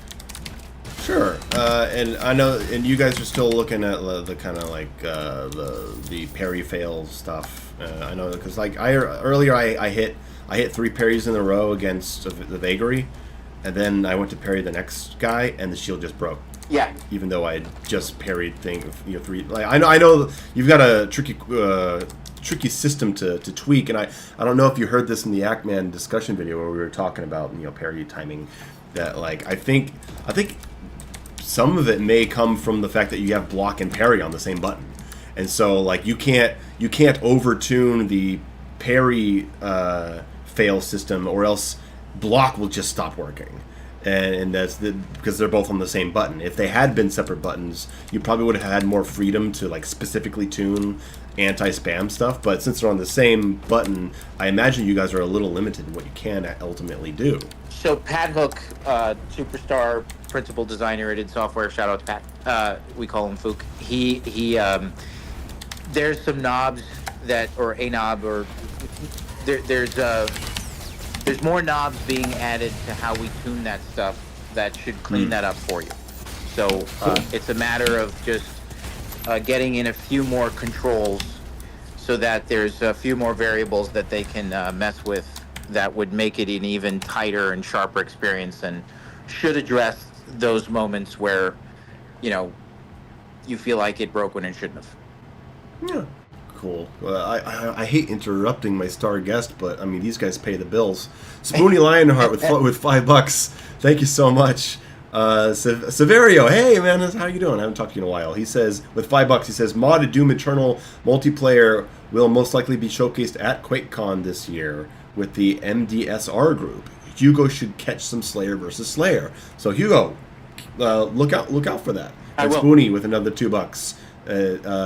He says, good luck on the run. Please have hotkeys for runes and melee. I'm on your side, Spoony. We'll see what happens. Yeah. Dude, Hugo, I fucking love Siege 1 having the Atlan and the Titan fighting in the background, and the Atlan is about to die, but he turns around and slow motion uppercuts. That is just, man. I got it right there. Boom! Just happened on stream. Yeah, we what a cool little sequence. The animation team, really killed it. Hey, I wanted to ask you in the Spire of Narethul, did you see the I'm not saying this to be funny. I was watching your stream, and we've had a little bit of an issue. So one of the updates that we're doing is you can accidentally skip cutscenes, because what happens is when you hit A for an interact or to finish a level, if you hold down A, it actually transitions directly into as the level's loading. And then I did this live on my stream where I unintentionally skipped the cutscene. I'm sure you have seen it, but did you see the final cinematic in Spire of Narethul where you released the Cthulhu? I mean, my first run, yeah. Okay. Good. Yeah, I did. The man with $5 Canadian, appreciate you, thank you very, very much. He says, one of my favorite things is to block the pinky bite right after knocking the rider off. Is this intended? Well, yeah, you should be able to block after knocking the rider off, but he won't always bite you right after that. No, yeah, that's one random. of the things and Joshua with $2, Doom co-op mode. I doubt it. Anyway, Hugo. Yeah, I can't do co-op, guys. Sorry. Unfortunately, but can do lots of other stuff. So, working hard. I can't wait to share with you guys some of the other stuff we have going on. It's killing me to not talk about it right now, but it's pretty awesome. So, I think you guys will totally dig it. A lot of times, people will talk about the value proposition of Doom Eternal compared to Dark Ages, and I really appreciate Mayo for calling this out in his videos. You guys are comparing Eternal got a year's worth of support. I'm not even talking about the DLCs, like Arcade Horde mode and different things in Master Level. Yeah, so it's like a year and a half more. Yeah, so give us some time here. We'll certainly be increasing the value proposition, over the course of the next year. But fuck, I totally forgot what that guy said. The pinky, the pinky biting, blocking him, yeah. So pinky bite is one of those low-key threatening. What level are you on right now, by the way, because I can't see it? I'm about a fourth of the way through Siege. Okay, awesome. The pinky bite is one of those low-key dangerous attacks that should cause you guys a lot of grief and hold the player accountable that they can't play sloppy around this giant tiger running around. But what I don't like is that it needs more of a tell. Like, we need a sound effect of like a growl, like an into. We need to get his eyes and mouth glowing a little bit, and then we need to raise up the head. So that way, I don't think anybody minds a low-key deadly attack. They just don't like the fact that it's so undersold right now. Like, it's this little head movement, and all of a sudden you've lost 80 health. So at one point we had it off the brink of death list because it is supposed to be a lethal attack, but until we got the proper amount of feedback applied to that attack, we wanted to hold off. So we actually we put it back on the brink of death list, which means that it'll qualify for the brink of death. Like, certain attacks in Eternal, we take off the brink of death list to make them more devastating, like the Cacodemon bite, for example. And so in an update here, we're going to be enhancing the feedback of the Pinky Bite and then putting it back off, taking it off the brink of death list, so it'll be nice and dangerous. But you will hear it and see it more clearly. So being able to block the Pinky Bite after the Glory Strike is part of the loop. We just want to make it more deadly. Okay. Well, I got a couple of donations here. As a Dealigoff, $10 says, when can I or other people get the 3D armor print files? Is this something y'all would consider? That'd be fucking awesome. I think, dude, the art and design of the world is just so badass. I mean, seriously, the whole art team is just pretty much out of control. And I mean, let's be honest, I think that of pretty much everybody it is. But I think we need to get, I can't wait to see more collectibles and more of that stuff coming out. And I think we should talk. Jason Martin is our character modeling art director. And he's just a really good friend. We've worked together for a really long time.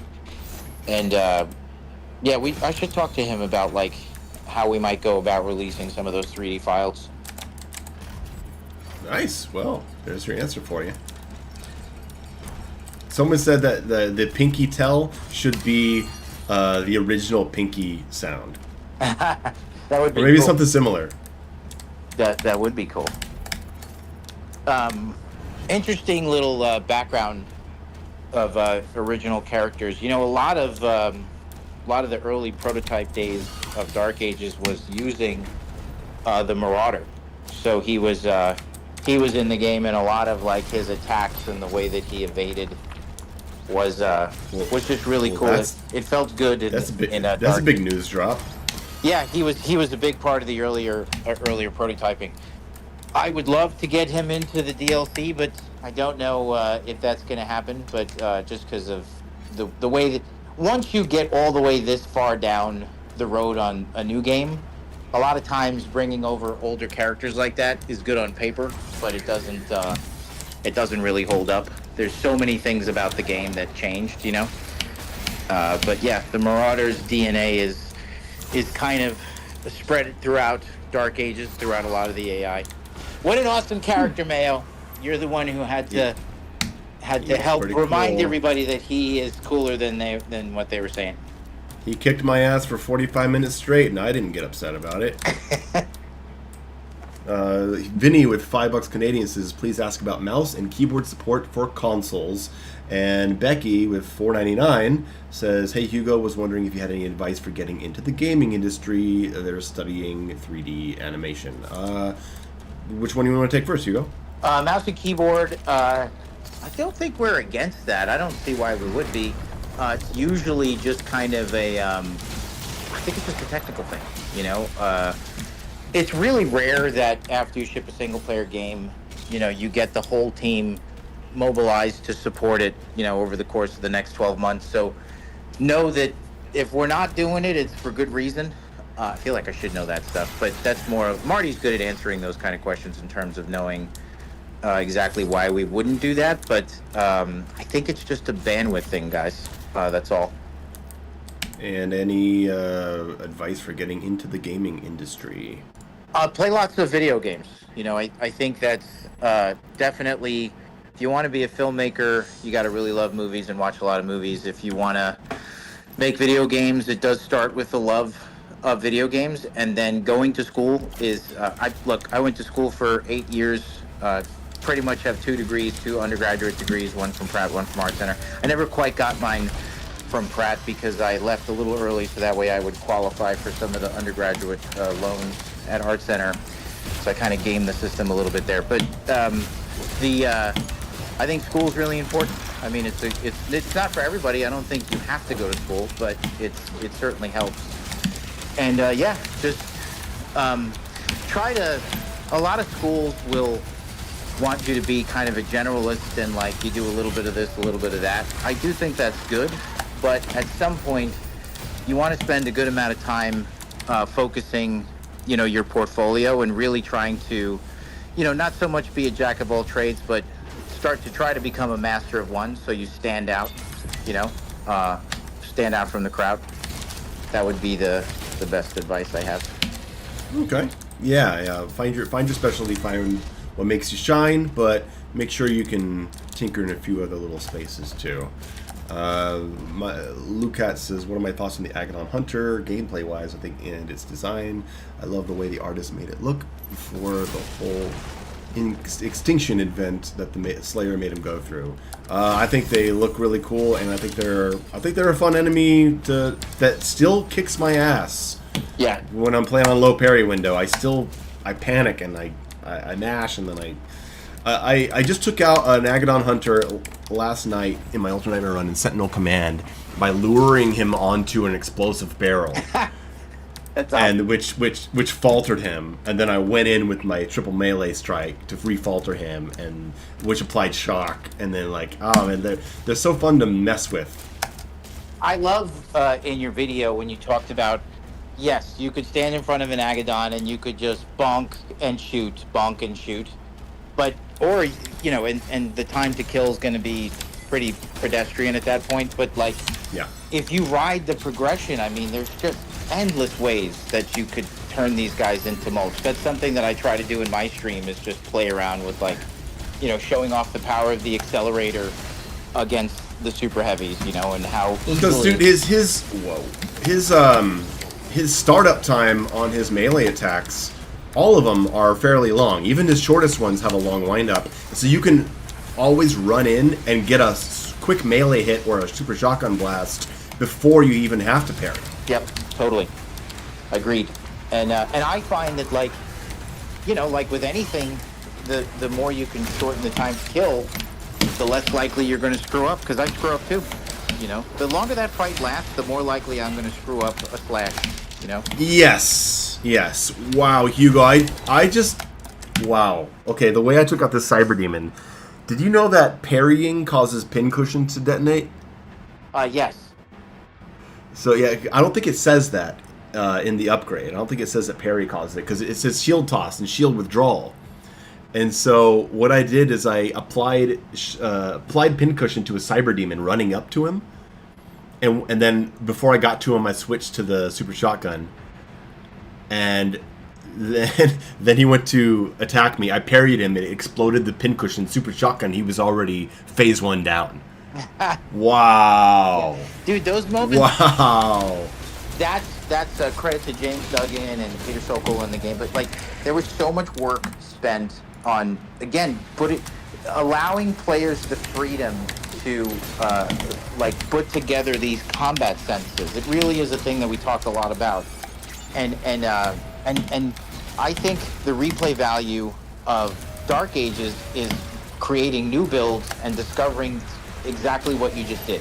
Dude, I'll just riding the power of the accelerator's heat blast in similar ways, you know what I mean? Like combining that with the gauntlet shock and just figuring out, or like you went on a whole run with the rocket launcher enhanced shot. That thing is badass, Yeah. Yeah, that stuff is really, really fun. I like to, you and I both love conserving the kick. I love just playing around, with the way that thing works. I think it feels good. Becky says, so sick that a dev is so involved with the fans. Yeah, the fact that you're so so personally involved in seeing your games be the best they can be, including after launch, is great. Because this game is with Eternal, you were building on an established foundation and trying to like take it as far as you can go with it. And then this game, to me, feels a lot more ambitious and like in being a whole new thing. And so I think it is understandable that there are things that got to be tweaked post-launch regarding like difficulty or balance and stuff like that. Because you went in a completely different direction. How are you supposed to get every weapon balance right? I don't know. Mayo, you're spot on. Yeah, that's why this, again, it wasn't like there's... And you're here for it. You haven't just abandoned it, No, it's the foundation is too good. I can't wait to show you guys what we're working on, and then like the DLC stuff, and yeah, it's. But I think you've described it well. That's what it feels like. It's such a new experience that it's like just refining it. It really is. Like we could have easily called this game, Glaive, and made it about cyber Vikings, and it is basically a new IP. I mean, there's so much new. Yes, it has the same AI, well, sort of, but the loop is just totally different. It takes a lot of adjusting to. Like, I know that a lot of the fans, I think this is a sign of something good. I mean, taken to the extreme, Kojima has that quote recently that he makes him nervous that too many people like Death Stranding 2. It's like, I think part of what he's saying is like, if you made something new, then it should kind of be like a little challenging at first. You know what I mean? Like it's almost like Eternal. It should kind of take people a minute. You don't want that to take too long because then you kind of turn people off. But I do think that Dark Ages for a lot of players took them a minute to kind of get just kind of understand and get into the flow, I should say. I think they understood it. People were still kicking ass, but just kind of get into the flow of it. You know what pushback I get when I make my videos about explaining the fun zones like that, and maybe you need a shift in perspective, maybe if you need to like do a second playthrough. And I get this pushback from people who are like, well, if players are don't get the fun zone the first time through, then that means that's a problem with the game, not the players. And I'm like, well, look, the same thing happened with Eternal. There are plenty of people who didn't get Eternal right away, and they needed a video and a second playthrough to get it. Like, it's happened with both games. It's just maybe not with the same people. So yeah. I, as a designer, we really we all try our best to make sure that the barrier to entry into your experience, you know what I mean? That period where the time it takes to quote unquote get it is as short as possible, Sure. But it's not going to be for everyone. Yeah. Not everyone's going to get it right away. Dude. With any game. I play as much stuff as I can, and I'm always going to try to play the most popular stuff, the stuff with the best Metacritic scores. And I've told you this, like, I don't love everything right away, but usually oftentimes it's because I'm just struggling to get into the right mindset for the game.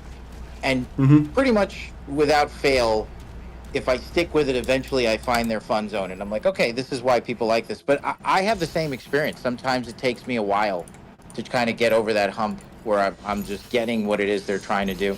I mean, I think there's a lot of experiences, that I've had like that. So I just want people to, ideally they get there before they decide to leave, and they don't want to play it. But yeah, it's good. I mean, there's a lot of discussion around Dark Ages. That's a good thing. We're still talking about it. Yeah, that's Tyler McVicker said that to me. He's like, they're talking about it in my Discord. That's a good sign. He's like, it's when they don't have anything to say that's when you need to be worried. Yeah, I mean, if Second Wind can do 4 videos on Doom: The Dark Ages in a month, I mean, that's something. Yes. You got a thank you, Jordan Maiden with $5. Thank you, Jordan. He says, thank you for these games. Hugo Eternal is my GOAT. Got me to get the Slayer's logo as my first tattoo, and the TDA keeps growing on me the more I play it. And Skate Fox says, will we see story DLC with the other characters? Yes, just to set expectations. We can't tell, even though I know Mayo would like this, and so would I. We can't tell the entirety of Valen's son Marek's story, because if we tell it all the way to completion, as we all know, that is kind of the end of the Dark Ages period. That sort of it ends, is. yeah. So, but I think there's more to tell there, and we'll definitely go into some more good stuff, you know, for sure. And how do you like that you got somebody saying that the Slayer symbol was their first tattoo?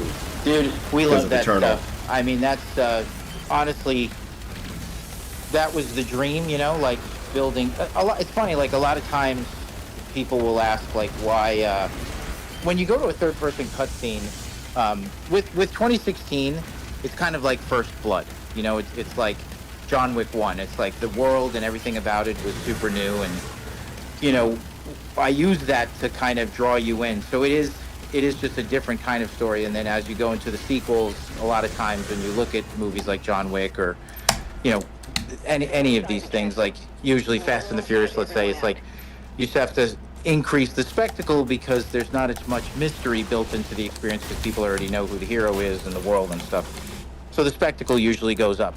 And with Eternal in 2016, being able to actually start to show the character from third person in the cutscenes, that also helps establish and help players to identify, you know, with exactly who the hero is more. And I do think that leads to just a greater connection with things like his symbol and, you know, who he is. And as the Penguin says, like all the aura farming, you know, which is totally what it's all about. You know, Aura farming. so I think, Come on, man. I think people, You're like you already have one foot in the grave, and you're saying aura farming. yes. Well, I learned that through a review. Somebody said that in a review recently. I was like, oh, now I know what that means.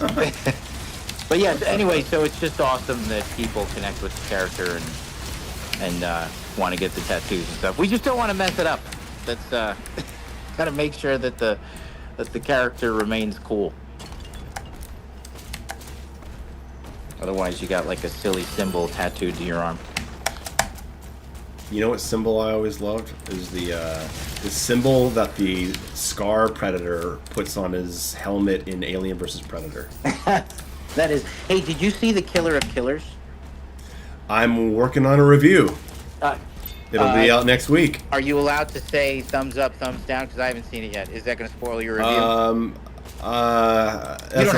It's a big old thumbs sideways. Okay.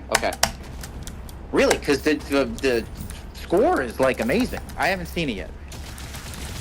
Well, I think my review will make it very, very, very clear what I thought was great and what I thought was not. Let me ask you this: what did you think of the art? I think it's beautiful. That's awesome. I think it looks great. Violence is great. There's some really good action, cool, inventive Predator designs and weapons. No complaints there. That is awesome. Well, I'm gonna check it out too. No, I wrapped up my vacation. I finished on Sunday. I see that Benji asked earlier, and I've been back to work since then.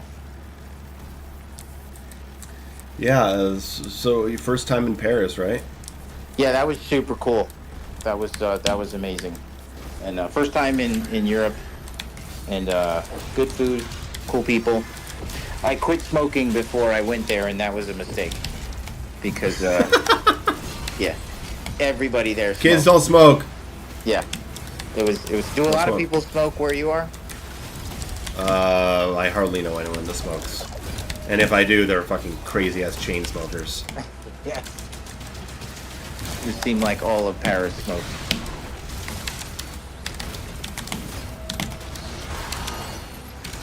Second chain shot ammo weapon and DLC. Don't know.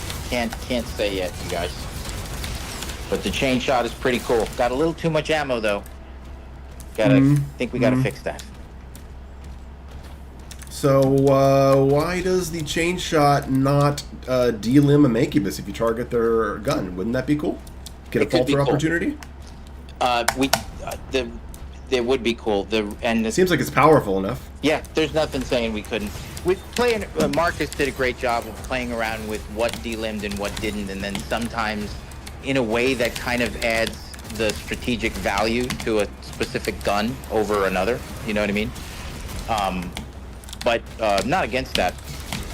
The delim. I think it would just make it a little more interesting if I could do that, because I'm just like blob, blob, blob, and then the Mancubus is dead. I'm like, man, if I had taken off his arm to falter first, it would have been cooler, because you cannot swap away from that weapon because the recovery is so long. But that's the only way you can even balance it, though. Oh, dude, during development, there would be these playtests, and people would come back and be like, hey, is it weird that there's a Hell Knight with no arms running? I'm like, it's the best thing in the world. Like, I think we need It's one of my favorite things is just leaving. That's what we used to do with the Marauder, was we would delimb him to the point where he would be just running at you with no arms, and it just felt so satisfying. So we kept it for the Hell Knights and stuff. Someone's asking, you can animation cancel the super shotgun. You can if you can get one cancel from it if you do go through an animation first. So like you guys see here, right here, I'm standing next to this ledge. If I jump up on this ledge, you'll see that I go through the animation of grabbing the ledge, and now I can quick swap I can cancel the animation, but only for one shot, which is really interesting. And you can hold on to it, so you can shoot it like 3 or 4 times and then do the swap. But you can only do it once. It's interesting. It works from above glory kills, from ledge grabs. I think after cutscenes, it's a cool little niche tactic that is not exactly abusable. Simbering with $5 says we can finally post voice statuses. I'm a huge fan of Doom and I'm really enjoying the Dark Ages. Here's me barking and growling. I'm not playing that. I'm sorry. That's not. I don't trust you, man. I don't. You're very generous, but I don't trust you because you're also a bit of a troll. That's amazing. Hey, voice. Chat, do I need to play Death Stranding 1 before I play Death Stranding 2? Good question. You answer that to Hugo while you guys read. What about master levels? Is there a no shield or no gun runs? You guys want all the spoilers, don't you? My God. Wait, what's the question? Master levels, no shield, no gun runs. Like I guess limited gun modifiers. I don't know. I don't know if you guys. Some version of something very fun with master levels on the way. Cool, great. Jacob says with $10 says just wanted to send you some good vibes your way, Mayo, you rock, dude. And Hugo, big thank you to you and the team. I absolutely love Dark Ages. Cosmic Realm was amazing. I need more. Ha ha. I agree. Cosmic Realm fans. Scott Kuhn there are many. And Aaron Langston. I really thought that they did an amazing job, as well as Brandon Souders, level design director, I should say. And yeah, those guys killed it. It's one of my fave levels. I really like Siege. I don't know. There's something about Siege that I wasn't crazy about it my first playthrough, but Siege is like when I get there, when I do runs, I just go, ah, yes. Dude, the freedom. Here. I felt it too, like the openness. It felt like those classic Doom levels that you just had this incredible amount of freedom, and with the sprint, and you're just cruising around and leaping around and being able to engage things and. Yeah, just running around and slaughtering everything just feels awesome. I love those open maps, and I agree, like Siege, I think, is a show. Another map that is not for everyone on their first playthrough, but grows on people the more they play it. Totally. My first playthrough, I was too exhausted by that point. Because of the way that the dragon level, the first dragon level was at launch, right? I mean, you've made changes to it. The turret shoots longer. Totally agree. It's all that kind of stuff. And plus, is my first time playing it, so I was there for over an hour, and I was like, woof. And then I was put into Siege, and I was like, oh my God. And I was there for 2 hours because I didn't know where to go, right? And so Siege left me feeling really just worn down. But on replay, like just on my second playthrough, I immediately started liking Siege because I had more direction. I knew what I wanted to do in the level. Yeah, you mastered the space and you felt a little more proactive rather than reactive and kind of, little. I agree. Yeah. Your hands on the steering wheel, you know what I mean? It's just kind of. Yes. Skater Fox $2 says longer combat sections. I think everybody wants some longer fights and endless horde mode. Hugo. Yes, we with the updates to combat, what that'll bring is where it matters. You know, about 2 times per level. With the fights will get longer, as you've seen with the updates to Act 1. Horde mode, can't say anything about that right now. Don't disagree with some aspect of that fitting into this game, but we'll just have to see. But I agree. Like we're looking into all kinds of things, so it's just a matter of like priorities. But yeah, this game. I mean, we did arcade horde mode, last time, so let's see. Why is there no Arachnotron entry in the Codex? Oversight. Oversight. Okay, you don't. So this is. I'm not exposing an anti-Arachnotron bias here. No, you're. Okay. We'll look into it. It should be in there. I don't know why it's not, and it's probably sitting in a folder somewhere, or a bug that removed it. So we'll just check and get that stuff in there. Awesome. Oh man, this fucking fight. This fucking fight in level. What the fuck? There's a level. I never know the level names. It's the one after Siege. Is it Siege 2? I don't know. The fight where you finally get outside and you're like in the little spaceship area and you climb up those boxes and you go into that fight where right over the ledge, like the ledge is blocking your view of the battlefield, and when you go up there, there's a line of shield guys waiting for you and a fucking nightmare imp. Yep. Just ready. Oh man. And the update to the arena after that on the other side is fucking deadly. Oh, dude, so much better. Yes. He was right there. And here's the thing with this game: you mix up your spawns, which I think a lot of us are not used to in these Doom games. Everyone's always spawning in the same places, but you go into a fight and the Nightmare Imp might be somewhere else. Yeah, it's yeah, I would love it. It keeps me on my toes. Yeah, I think I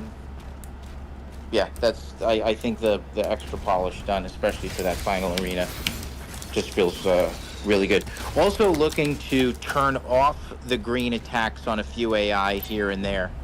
That's a huge news drop right there. Wow. Okay. You want to talk a bit about that? Yeah, I think that had a conversation about it. Okay. Alston and Horde Mode are already writing their scripts.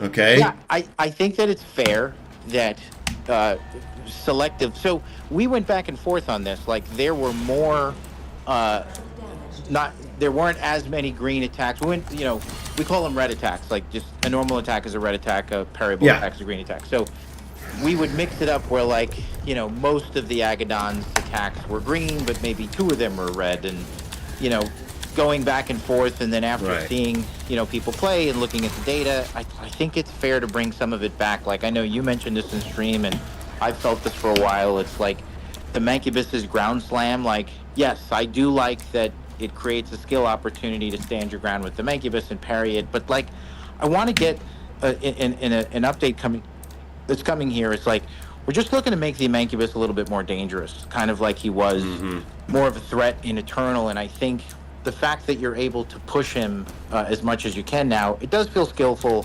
But you could push everybody in Dark Ages, and that's good.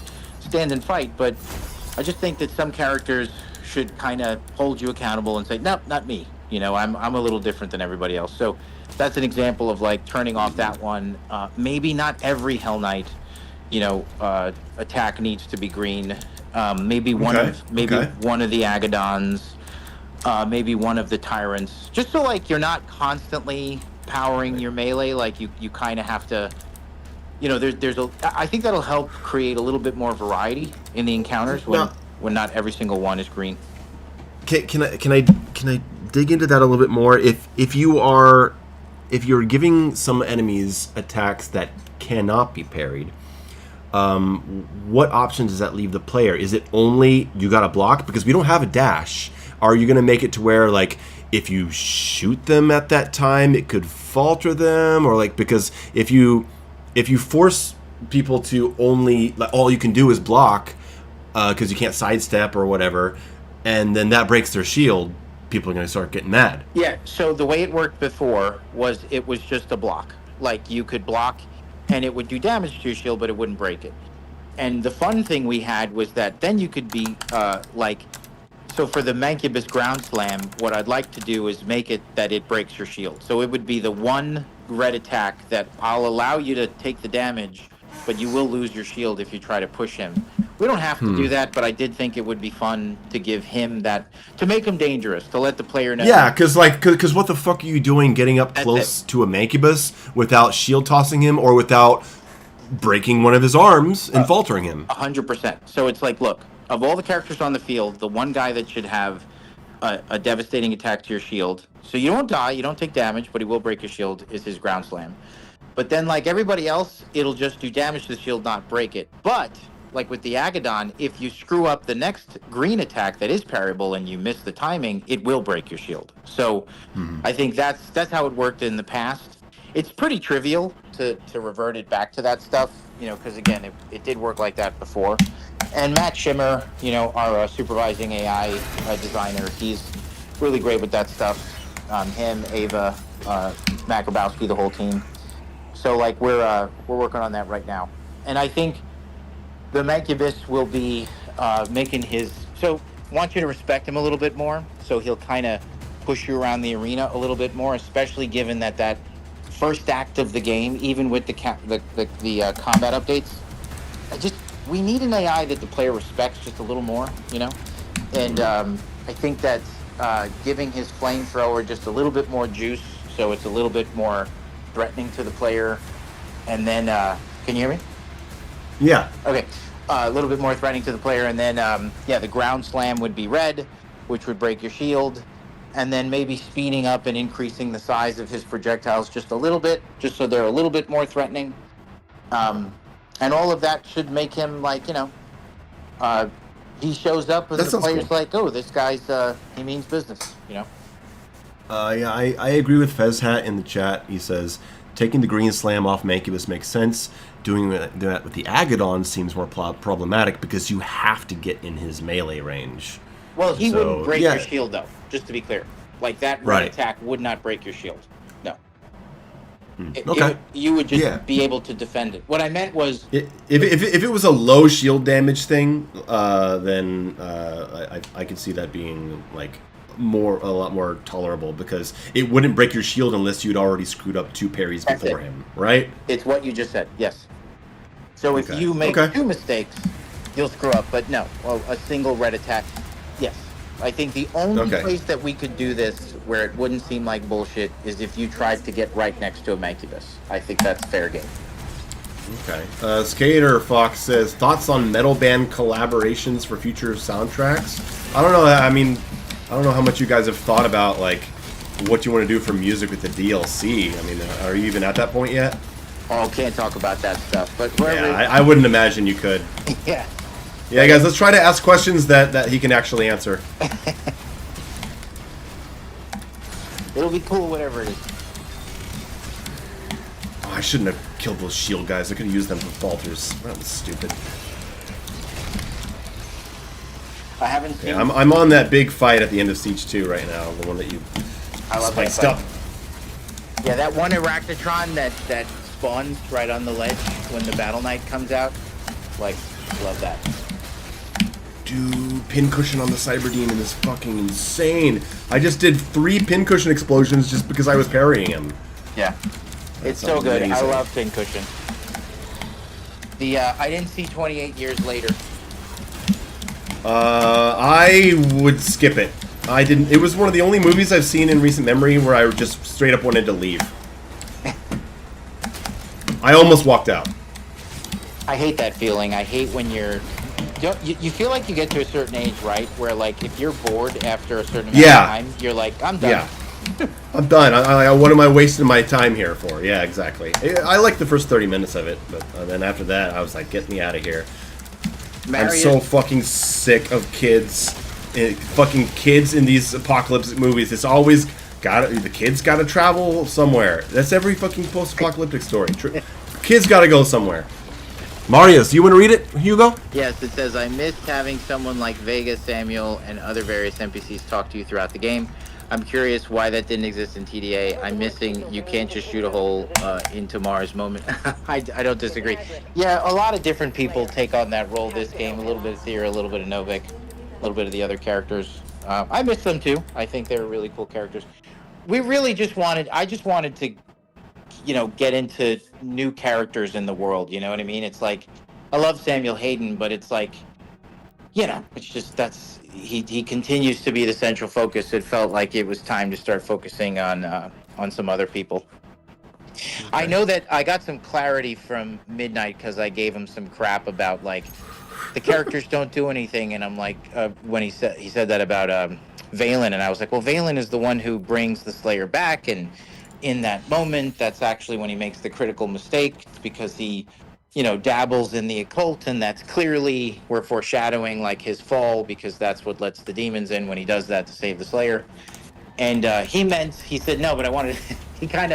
I said all this stuff, and then he just comes back with, I just wanted to see him swing the hammer and fight. I was like, that's fair. We didn't show him fighting to him. He's about to fight, but then we cut away. But yeah, I think. Those characters were cool. Talking to you, Vega was an awesome character. Yeah, Vega's really, really cool. When I go back and record my footage, and I have to record something from the older games, I'm always like, oh yeah, Vega. I saw a question. This is Mauricio says, can we increase the shield charge from 3 enemies to 4 enemies? I think it's kind of overpowered right now. We were just talking about that. How like you get the enhanced shield dash like pretty easy because you just. We can shield toss that's 3 zombies. Easy. That's not hard. Okay. Do you all feel that way? I know I do. I know Prote does, and I'm hearing it here. I mean, chat. Do most of you guys think that the enhanced shield bash you get it too easy from just killing 3 fodder enemies with a shield toss? Do you think it should require more? Say yes or no. There's a yes. There's an I wouldn't tweak that. There's a yes. There's a balls. There's a yeah. There's an I'm fine either way. There's a yeah. There's a no. There's a yeah. There's a no, but if you change, I will adjust. There's a no, a sure, and I don't know. A no, a yes, indifferent. I think it's warranted to change. I think enough people have said yes. I don't think that would be too hard. I mean, I'd have to look into it with Fook. Right, not talking about making it, you have to kill 10 fodder demons to get 1 bash. No, but like maybe like upping it by 1 or 2 fodder demons. I think that's fair. Could be.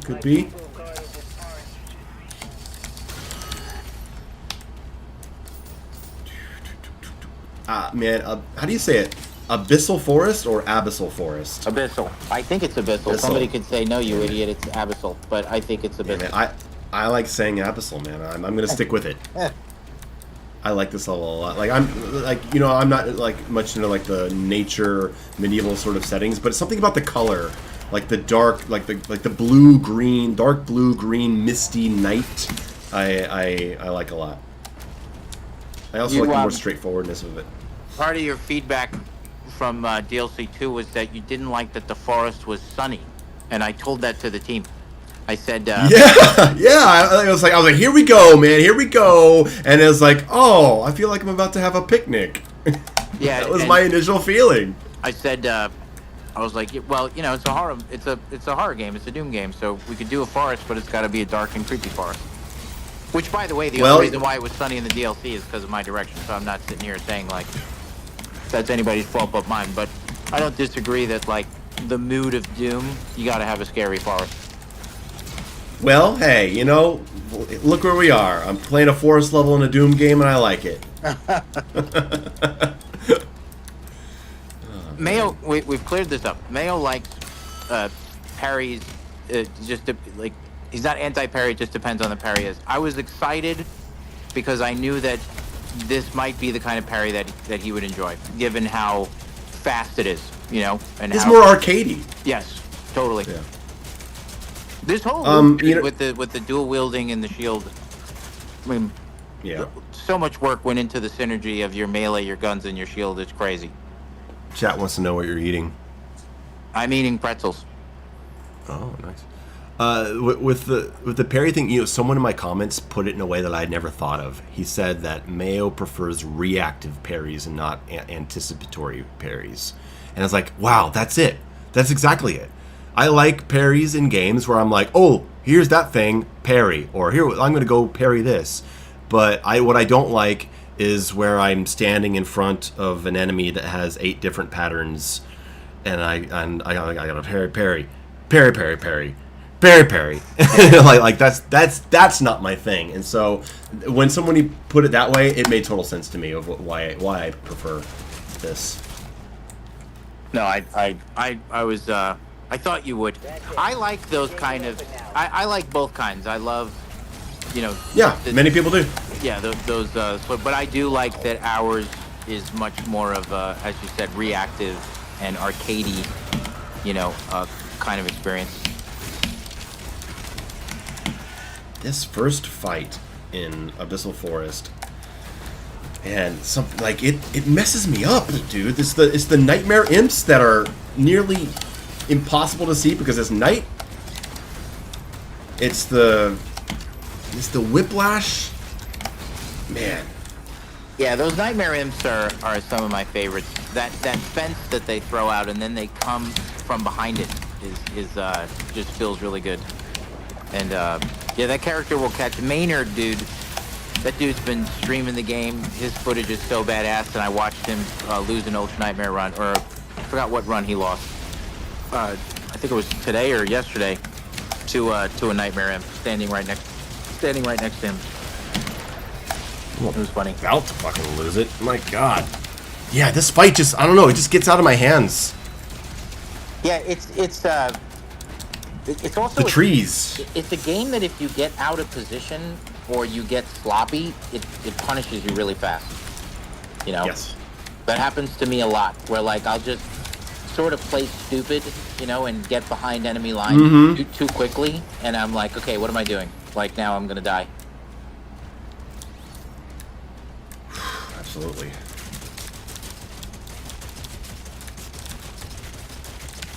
There's you know, I love how so many people tell me that the grenade launcher sucks, but then every once in a while someone will be in my chat and be like, dude, that grenade launcher is fucking ridiculous. It is. It's fun. Yeah, and Marcus Roffling, dude's a beast. And then like the asset was designed by Ethan Evans, superstar concept guy at our office, and then modeled by, oh, I should know that. I forget. Robert Hodry. I'm pretty sure Robert Hodry modeled that. Or someone on his team. Question for Hugo. Why limit having extra life for a stasis life that is limited to 3? You want new player newbies to play your game. Why limit chances? When turning off slow motion is coming. Working on trying to make slow... When players up the speed of the game, especially anything past 110, slow-mo becomes very obvious that it needs to be a toggleable switch. So our apologies for that. Not as noticeable at 100% speed, but definitely, that's not to say it isn't annoying for some at any speed, but really more noticeable at higher speeds. The first part of your question, why limit it to 3? I mean, you know, gotta have some rules. If we didn't... I didn't think it was a good thing that they were unlimited in Doom Eternal. Yes, it was absolutely the right thing. It was absolutely the right call. And it also encourages more secret exploration. Yeah, I found that... Because you need them. Walking around with 7 extra lives in Doom Eternal just didn't seem good. I just meleeed and fell through the map. So I'm going to reset the level.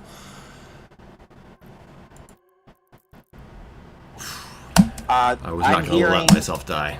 That there is a game called Dredge, and it's on my Game Pass, and I'm hearing that game is good. Does anybody? I've heard that too. Anybody in and is Dredge about shipping? Fishing? I really hope it is. Commander, It's about shipping. Yeah, exactly. It's about putting together your favorite fictional characters into relationships. Oh, it is? No, it's not. I was making fun of you. I hope it. Get up to speed, man. I hope it's about fishing, because that would be fun. Fishing simulator. Okay, cool. Hugo, take over. I gotta hit the bathroom. Talk about some nonsense. Go. Okay, I'm just gonna read chat stuff. So, is it a fishing simulator, guys? It says it's very good. When will we get another Reaver ammo weapon? I don't know. I don't know if we will. We're working on some fun stuff, and I think you're going to like what we're working on even better than another chain shotgun, but you'll see. Dredge is about fishing and boating. Dude, I'm super down then. That sounds awesome. It's Cthulhu fishing? Oh my god, Dude, that sounds awesome. Maddie Long, could you imagine Cthulhu fishing, like where you're in the Chaos Realm on the ocean and you're fishing for Cthulhu? Somebody needs to make that game. You can't just stomp a hole through Argentina. That is very funny. Hugo, you should play Outer Wilds. I'd like to. It's the best game ever made, and I can't tell you anything about it. Not the Outer Wilds. Not the Outer Worlds. Different game. Sorry. Hugo, are you open to the idea of shield bash going through the enemy instead of dead stopping in front of them? I don't know. I think that's been finely tuned. I don't want to mess with it too much.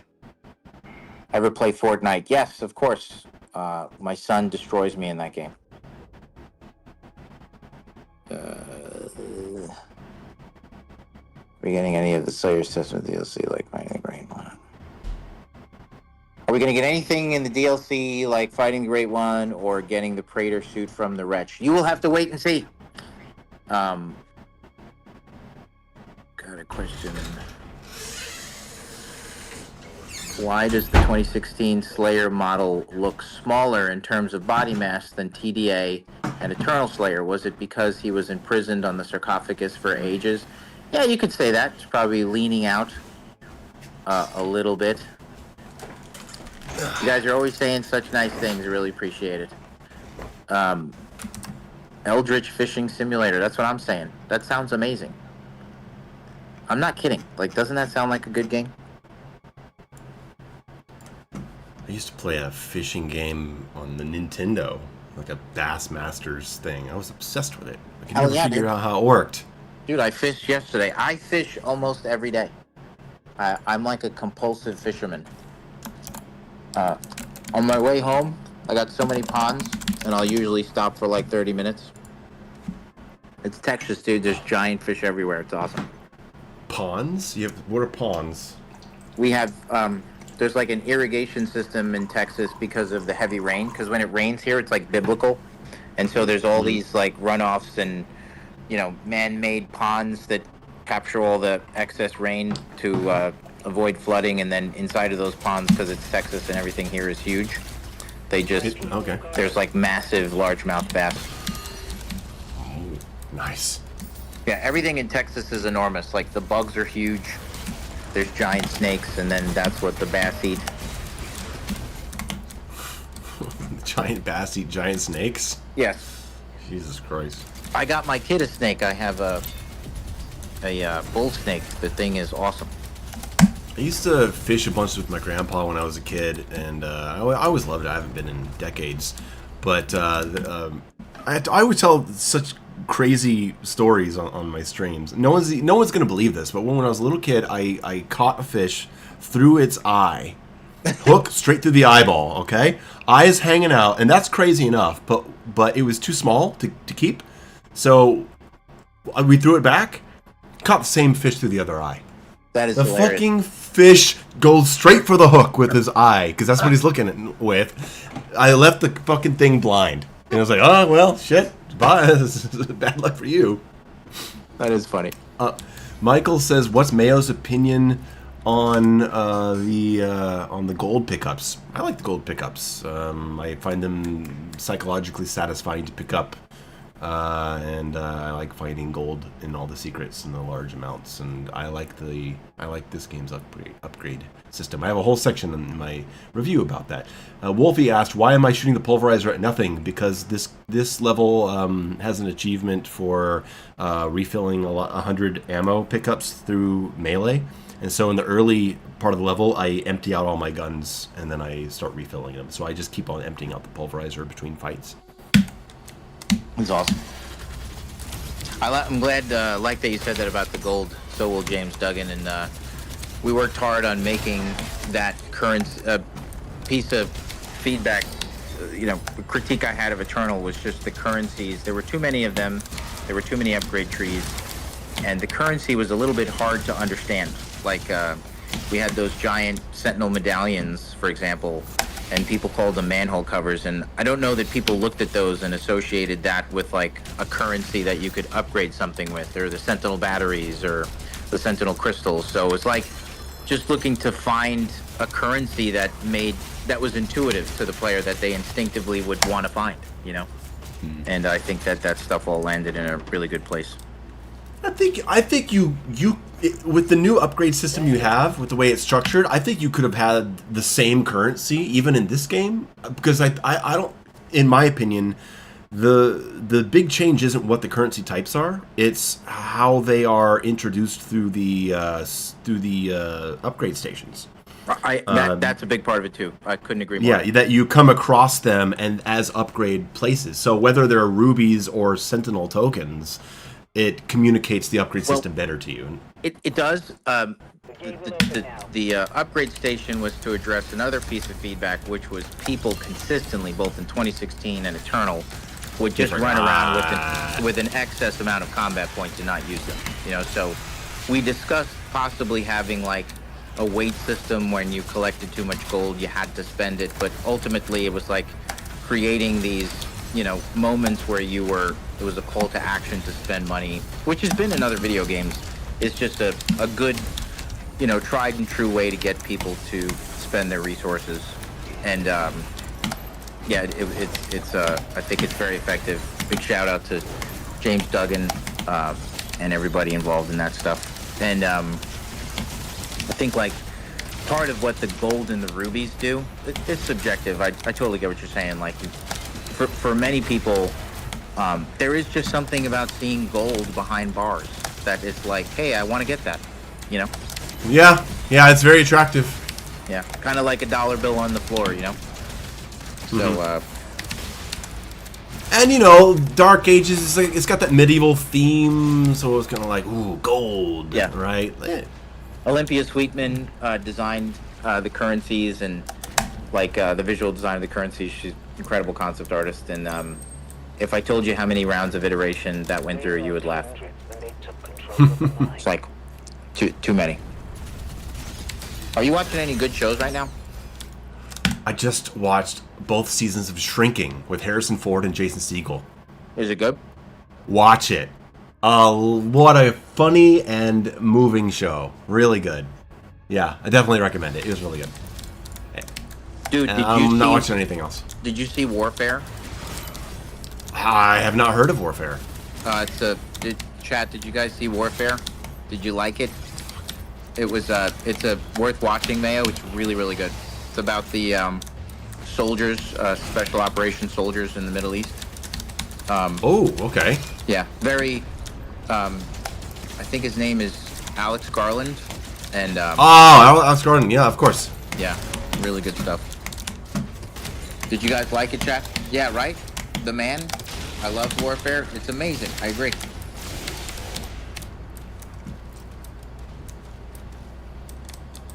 I want to see Ballerina. I do too. Just haven't. the power went on my house and I went out to go see it, but since the power was out, I couldn't check the movie time, and when I got there, it was like 2 hours later. I was like, fuck that. Okay. Great What's story, like some of your all-time favorite bands, Mayo? Oh wow, favorite bands? Yeah, like not necessarily. All right. Like, but yeah, like what's Okay, the Mayo listening to these days?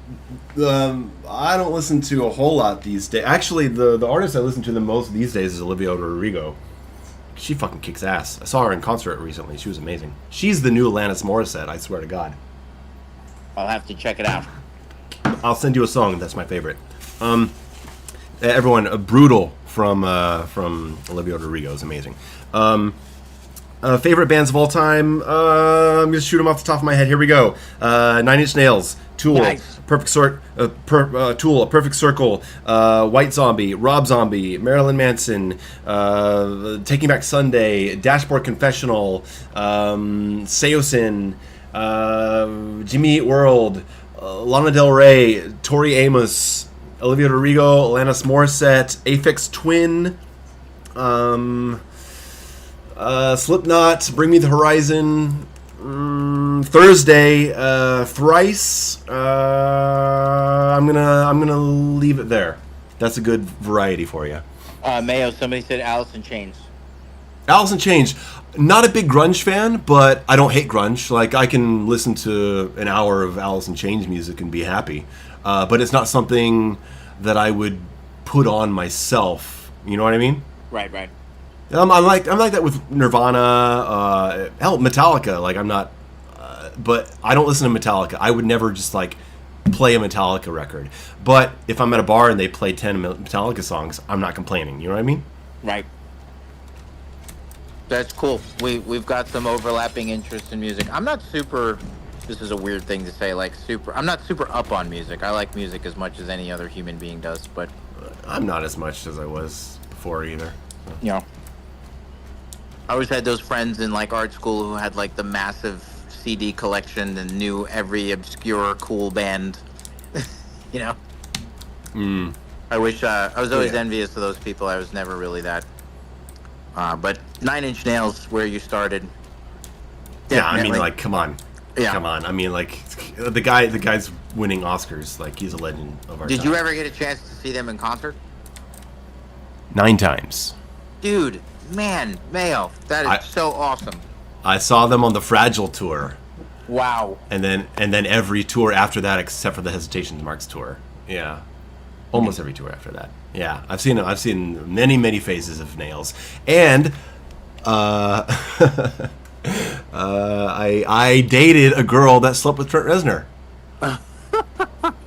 and has his name tattooed on her arm. That's my little claim to fame. I met her. Okay, guys, every Mayo stream turns into my ridiculous stories. With Teeth tour, at a small little venue, I met this girl in the mosh pit, and I got her number, but then like the security guards called her to go into this VIP area because she was super fucking hot and wasn't wearing a shirt and just had electrical tape over her nipples. I mean, that's how you get invited backstage.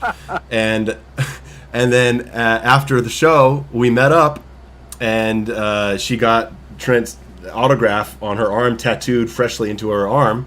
And then when we started dating for a few months, and then sometime the next year when we weren't dating anymore, she had stayed in contact with him, and when he came to town, they hooked up. That's amazing.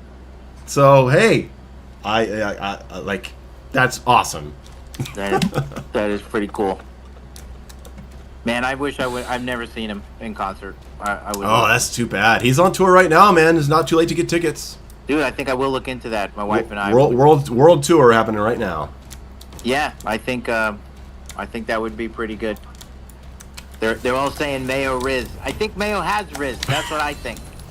I may have a little bit. I may have a little bit. That's awesome. Does Hugo have none? I have no Riz. I've been married to my wife since I was, God knows, very long time. That's ultimate. That's ultimate Riz though, Yes. right? I don't think so.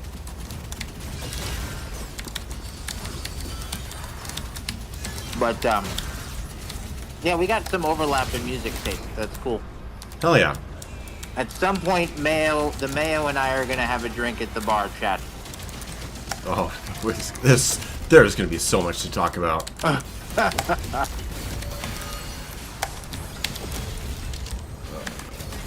I saw some recent concerts over the past year or so. I saw Tool for my first time. I saw Olivia Rodrigo. I saw Massive Attack. I saw Saint Vincent. Dude, Mayo, my wife would freak out about Massive. Dude, we love Massive Attack. That was like dude, our age, art school, are you kidding? Dorms, Massive Attack, always on. Oh yeah, nice. Yeah, I saw Massive Attack. I saw Linkin Park on their newest tour. Mayo, which was awesome. wrote Riz and Tear. Riz and Tear. Who said that? Who said that? Where is it? Deeds, that's damn funny. That is really funny. That's got to go on some Mayo merch somewhere. That's what I say when I go downtown wearing my Dark Ages helmet. Works every time. Joshua with $5 says, Hugo, my wife is 6 months pregnant with our first kid. Any tips for a new dad of a baby girl? I'm super excited and can't wait. I'll take any advice. All right, so all right, from talking about weapon swap speeds and Mancubus parry attacks to fatherly advice. Any advice? I mean, like any dad or parent would tell you, you're just making it up as you go along. You're doing the best you can. That's all. And can I just add something? Yeah. Keep them away from fucking chatbots. That's true. Keep them away from chatbots because people were falling in love with them as adults by accident. Imagine what kids are gonna do. Oh yeah.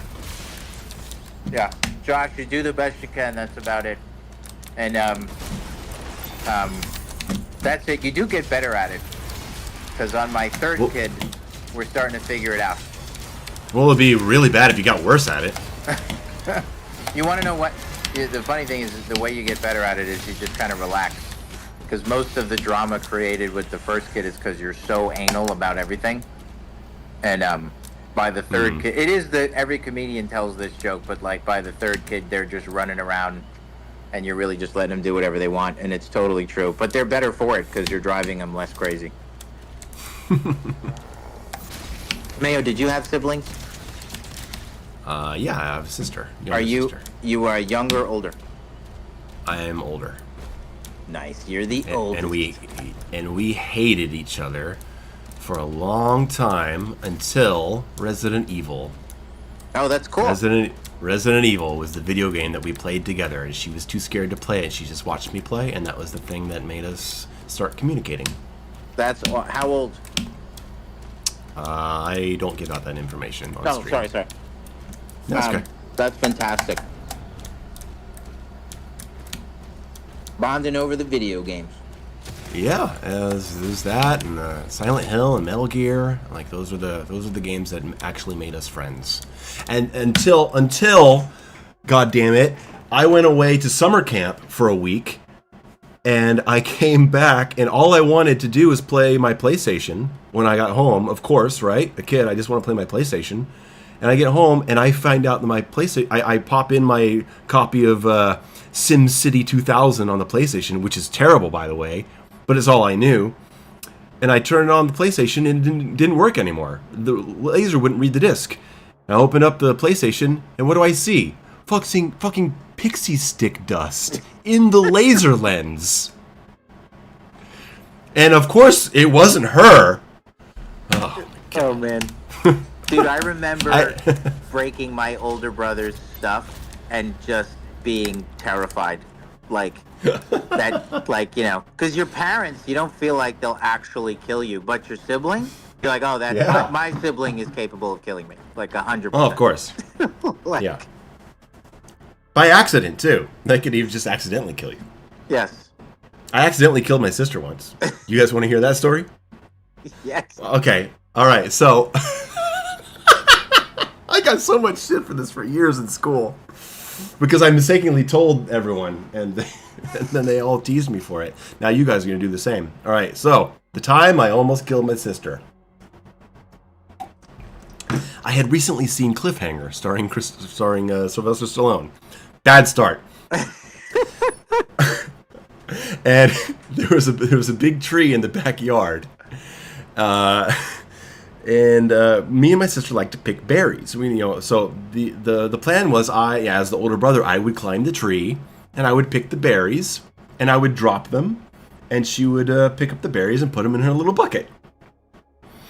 And I had recently seen Cliffhanger, and I was like, man, that was so cool the way that they climbed those mountains. And so, to help me climb the tree better, I grabbed my dad's hammer. And I was using the claw of the hammer to hook myself like Sylvester Stallone onto each branch and pull myself up. This is hilarious.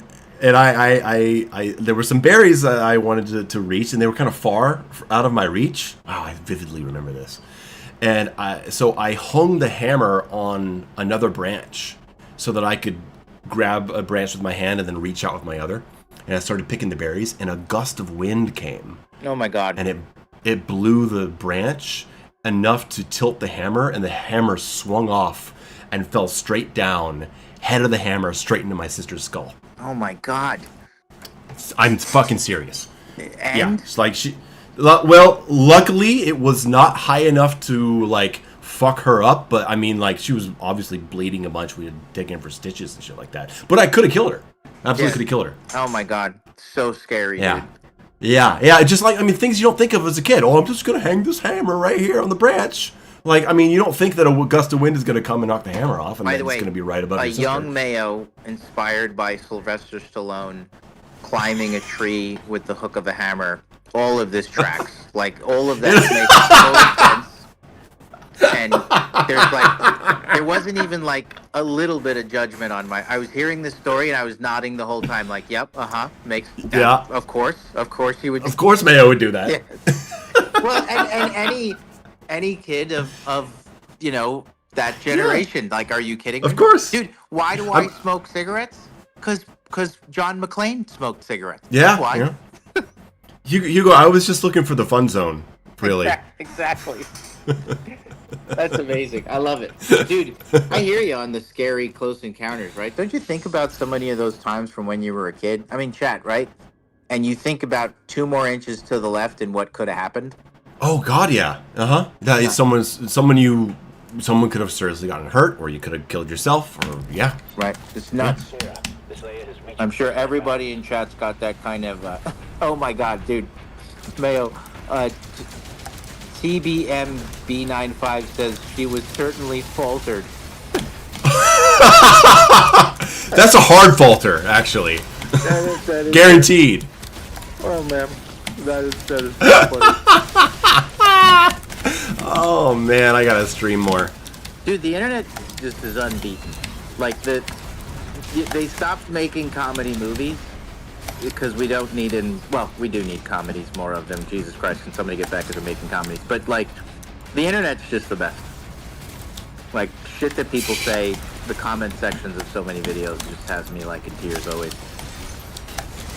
Yeah, I don't know. People are quite creative these days, aren't they? Whoa. This fight, this Abyssal Forest fight. Whoa. You hide these leaders, these chain gunner leaders that just like, or shield guy leaders that just sit in the back like, yeah, I'm gonna make this horrible. They're buff totems essentially. That's right. Midnight says Mayo faltering people since 2000. Oh man, I wish the 2000s was my childhood. I would have far less back pain. I know, I hear ya. Hey Mayo, we got up to like 270 people in your chat. That was pretty cool. Really? Yeah. I gotta wonder if people are like telling other people to tune in or something. This has been fun. Dude, it feels good to be back in the office. Yeah? Yeah, good night. And Marty went on vacation at the same time, and so we're both back. And it is good.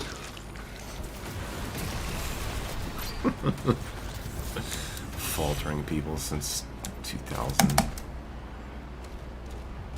I've been faltering people since MK9.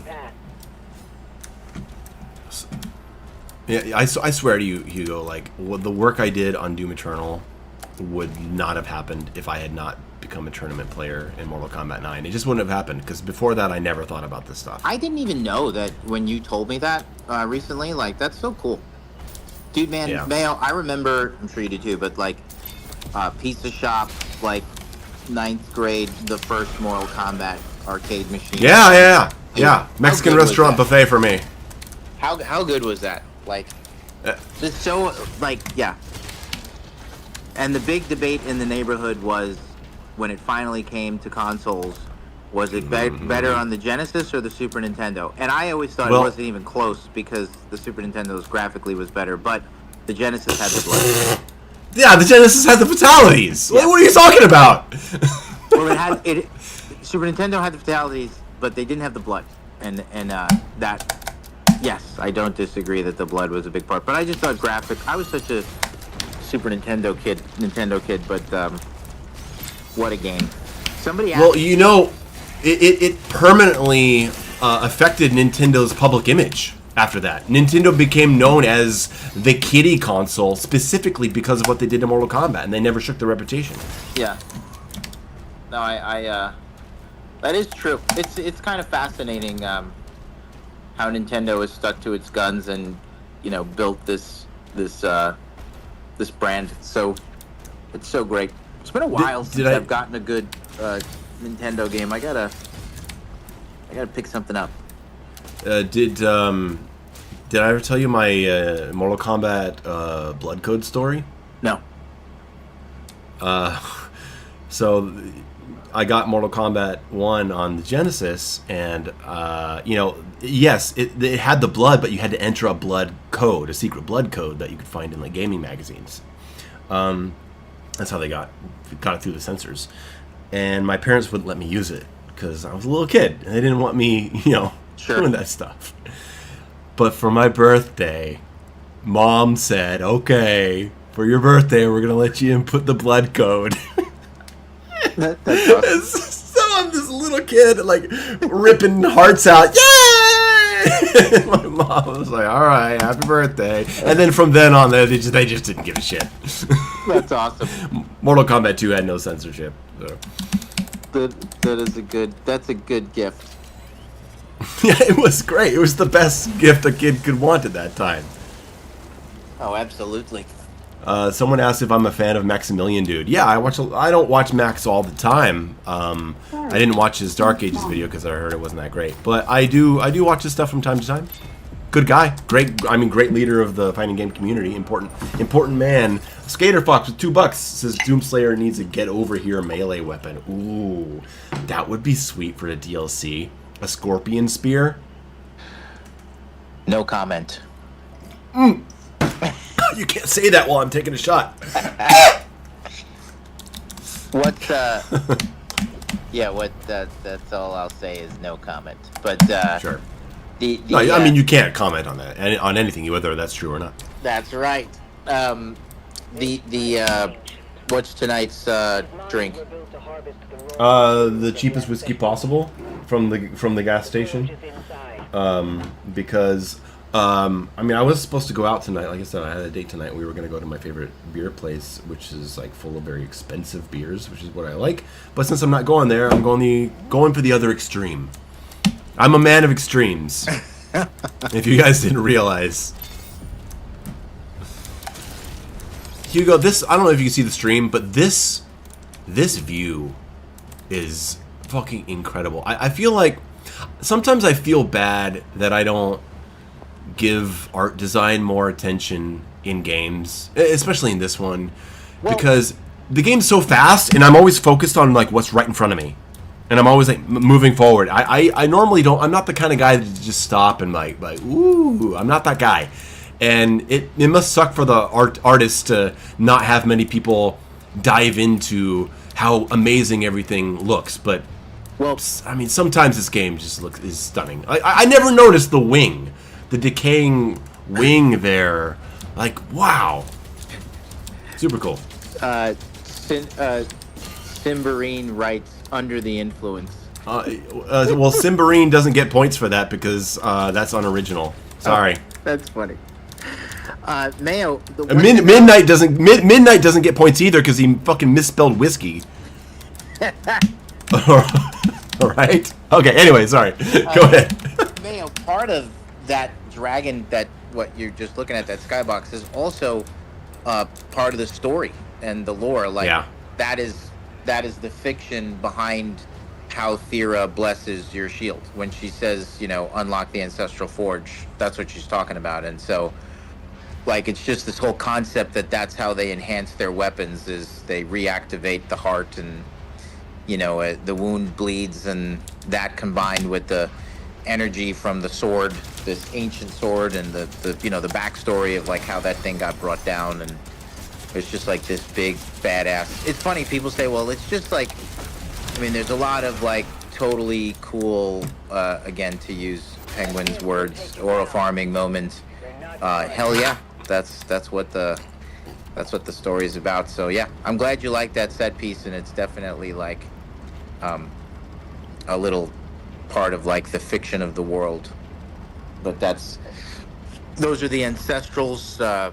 Midnight doesn't know too much about the lore of Doom, but for the rest of the audience, really. I'm just teasing Midnight. Smurfs, thank you for the sub. 57 months subscribed on my Twitch channel. I think he's my original subscriber. So Smurfs, man, we love you. Thank you. Smurfs, thank you, brother. The wraiths, the first beings in the world, and the crystal crashes into the planet, and out of that comes the ancestrals, and they're like these giant, titanic creatures that fight, and so those are remnants of the ancestrals, and they use that to they farm their bodies for resources, which is cool. I mean, well, you can't accuse Doom of not being cool. That's all we want it to be. It's just cool and fun. I can't I can't imagine like where I would be personally, where this series would be, like if you hadn't come on board, man. It's like it's weird to imagine those alternate futures, where if things had gone other ways. Mr. Mayo, you have been a big part of this whole experience, so it's been great. Remember watching your first Marauder videos when I first heard of you, and we just really appreciated it. Like, that's awesome. Like, I tell you this all the time, like, it's just cool that people get into the strategies and care about this stuff, and you guys are a big part of the stuff we do, so thanks again for all the support. Mayo, you guys, all you guys. Even though sometimes Midnight will throw us some shade, which is lame, but that's fine. We can roll with it. You know what it is? Midnight is young. He hasn't been old enough to stare into the abyss. He'll get there. All right? He'll get there. That's awesome.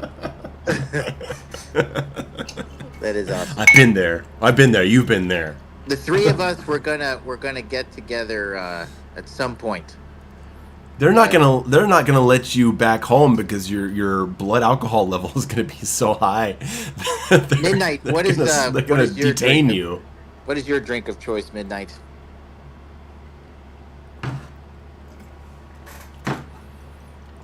I think he's just a beer drinker. while he's answering, Mr. Comments in my Twitch chat a long time ago said, "Can you thank Hugo and id Software for giving so much love to Doom 64 during Eternal's release by releasing the remaster, making it canon to the timeline, bringing back the Unmaker, and still giving us an awesome Doom 64 Marine skin all in one game." So there you go. There's a thank you right there, Hugo, while Midnight answers. That's awesome. Midnight says Jaeger bomb. Dude, we used to do... I told you he's not old enough. We used to do Jaeger bombs like everybody else back in the day, right? That was yeah. That was a fun No, drink. okay, look. Well, look. Like Jaeger bomb being your favorite drink is like saying your favorite drink is Goldschlager. Yes. What is, right? Dude, what is with all of us in our youth that there's a Goldschlager phase? Like, and there's a gold. Yep. Yeah, why? It's the worst thing ever. No, it's not. It's only the worst thing ever once it makes you so sick that you can't drink it anymore. Before that, it's great. It is. It's cinnamon schnapps. Oh. It's right. No, I know, but look, you've had that night already, and so now thinking of it makes you sick. The same with Rumplemints, right? Yeah, right. You've been there, and so you can't do it again. But hey, in your early days, it's like, whoa, holy shit! It's a mint flavor schnapps. It's amazing. I'm just gonna drink half the bottle. I love the way Midnight wrote Jaeger bomb. That was a good one, Midnight. Yeah. Me and Midnight one time at Mayo. Midnight. Remember when we ate at Whataburger? At like it might have been midnight. Yeah, it was like QuakeCon, and we went out for burgers like super late. That was cool. That whole QuakeCon. I love when you guys come out for QuakeCon. It's awesome. Yeah. One day, Mayo. Oh man, I've told people before my health situation makes long distance travel a little more complicated than I would like it to be. If this were 10 years ago, I would be there. I'm there in spirit, man. Yeah. Well, like you said, you'll be tuning into a stream, so you'll be there with us. Of course. What are you doing? You know, I appeared in your pandemic QuakeCon compilation for Doom Eternal, where you showed those compilation of all the people in the community playing the game in 2021. It was just like it was great. It was a great tribute to the community. And I remember watching that with Jackie, my ex-girlfriend. You know who Jackie is. And we were watching it, and you got to my clip, and my clip was from a live stream where I beat Sammer at the end of Tag 1 after the use of the saving throw. And it was just me saying fuck over and over, and you guys had to bleep it out. That's awesome. So everyone else's clip was just like totally normal, and then it gets to Under the Mayo, and it's like, beep, saving throw, thank you, beep. And Jackie was laughing so hard she was in tears, man. That is so awesome.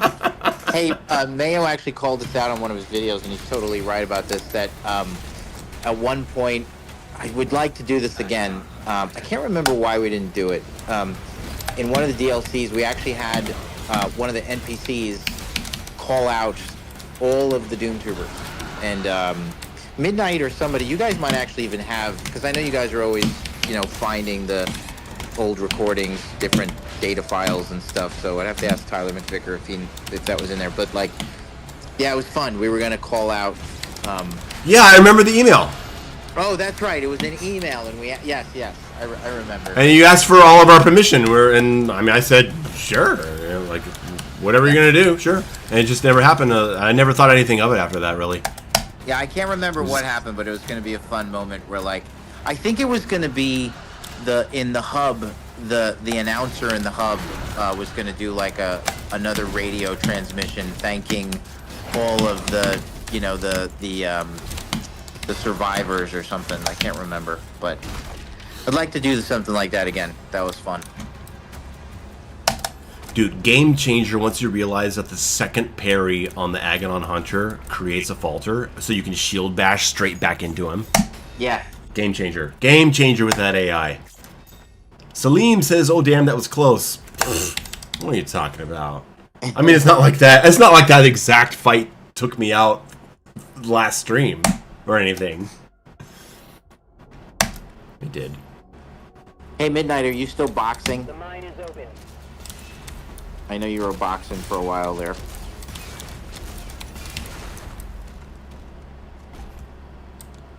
Anonymous says, wasn't Hugo a Sekiro fan? Was the Prince boss fight inspired by that? Yeah, I mean, Hugo? not directly, but I'm a super Sekiro fan, and Yeah.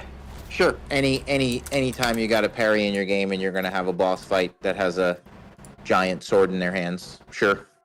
I don't know that it's like, you know, their fights. It's not specifically, right? Yeah, yeah. Because there's all kinds of games with parry bosses, but yeah of course. 100%. I'm scared to death to change off of flail because I'm not using shotgun flame.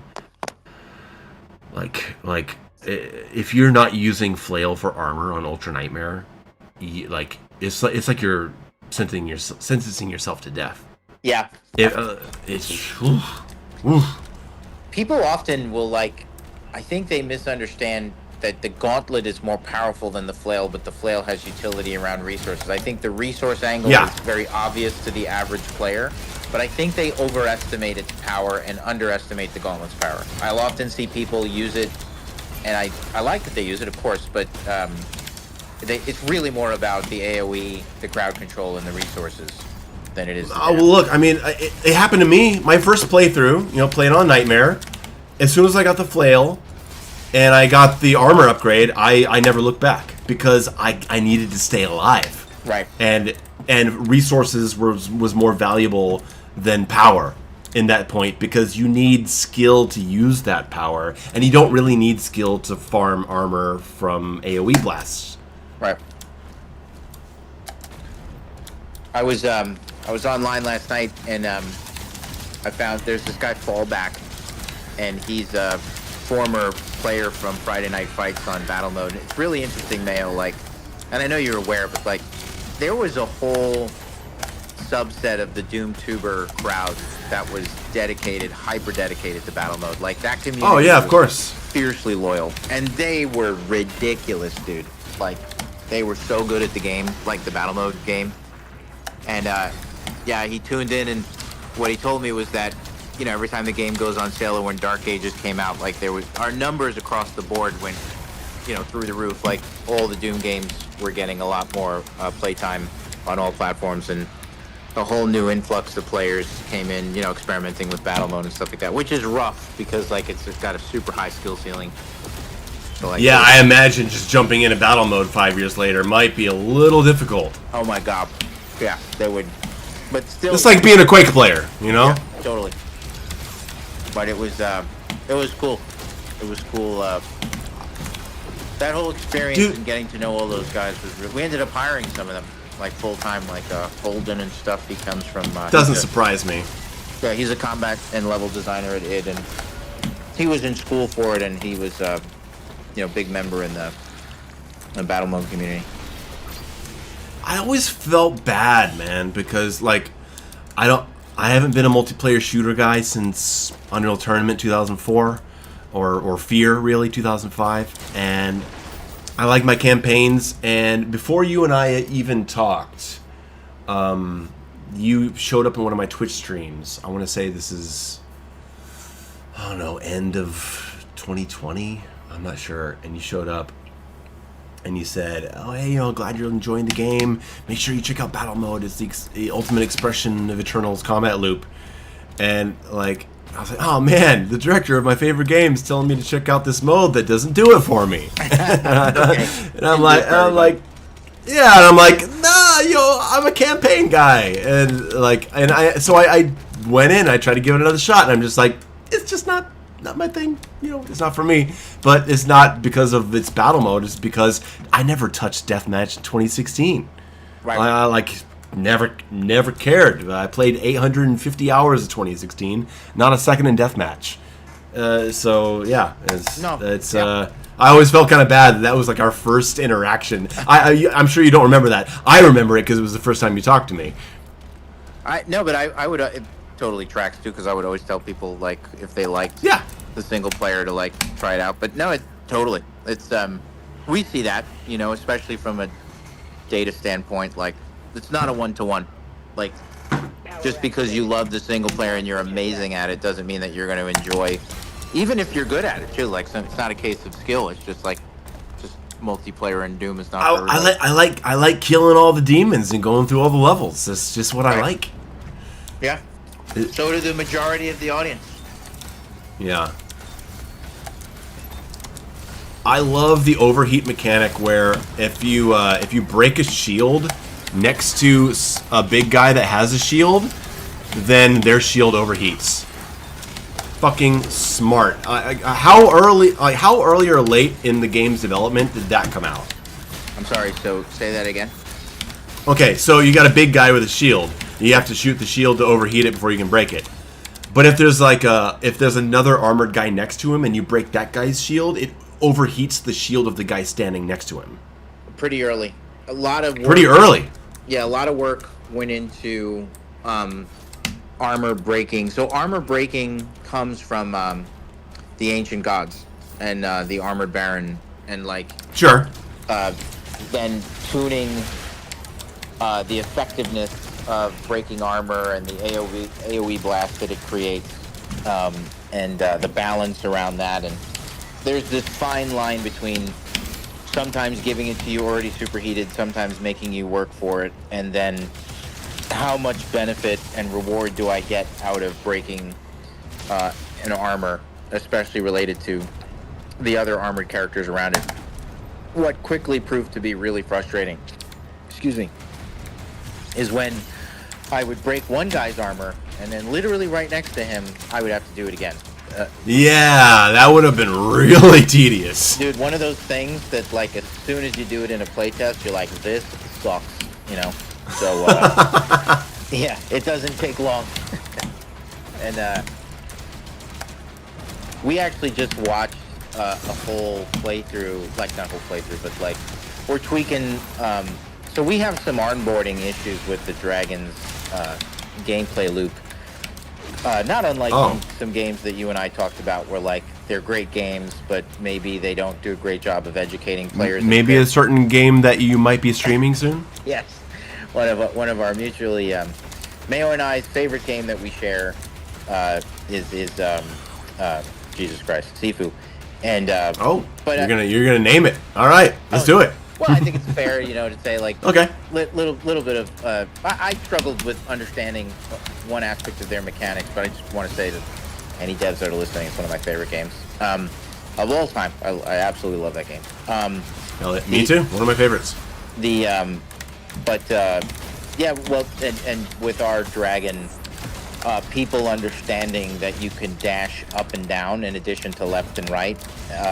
When you talk about the data, the number of people that don't understand that right out the bat and get stuck on that tutorial pillar is it's a non-trivial amount. So we're going to be tweaking that in an update to just kind of help, you know, with the onboarding of that experience, so people don't get stuck on that stuff. Okay. I forgot why I brought that up, but that was related to something. But yes, we'll be. Yeah, Mayo and I were talking about. On a side note, go back to what we said. We're talking about. Would love to stream Sifu together. We both love that game to death. Mayo introduced it to me. Yeah, I did. A Hugo Martin under the Mayo Sifu stream is gonna happen. I'd love to. I'm so passionate. Mayo and I share a passion for those kind of third-person action games. Probably because a lot of the movies that we also like are similar to that, you know. It's the first game that made me feel like I was playing as, like, Jackie Chan, you know? Yeah, totally. I enjoy gushing about this game. When I first beat it, when you finally, like, get to the end, it's just one of the best experiences. Just that you finally take down, because the first time you get to Yang, it's just game over. You're like, oh my god, I gotta get better before I take down this guy. Totally. Yeah. And when you finally do that run where you just dominate and you get to the You just end. dial in. Yeah, you really do. You feel like John Wick, you feel like Bruce Lee, you feel like Jackie Chan. They do such a good job of that. It's so good. Yeah, what a game. I'm so like, man, like, best of luck to the studio. They're a talented studio. I'm quite disappointed that their next game is a soccer game. Really? Yeah, it's a soccer game. Straight up. It's not like soccer combat. It's a soccer game.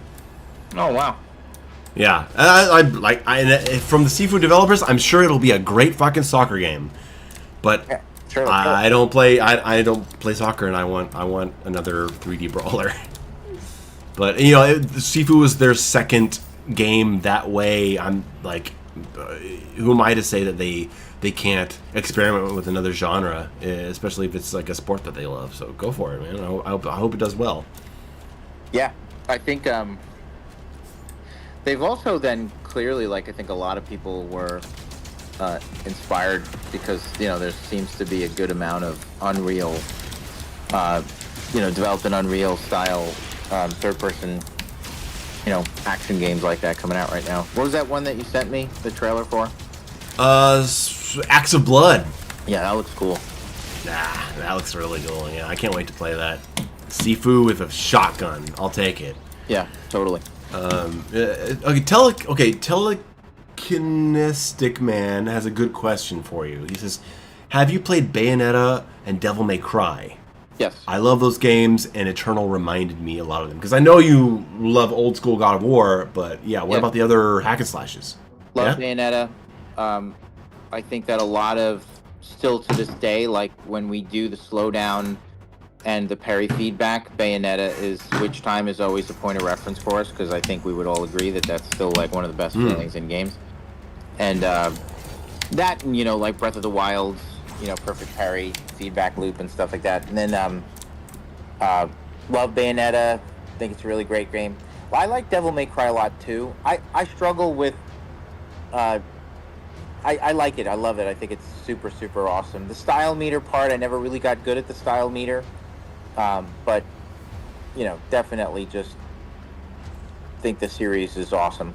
Can't say that I played all of them. I played, which ones did I play? It really depends on which one you play, man. Like, I've recently gone through all 5, and wow, like, they're balanced all very differently. I can play one and be like, I can play like shit and get away with it. And then I play another one and I'm like, I'm getting my ass kicked. Yeah.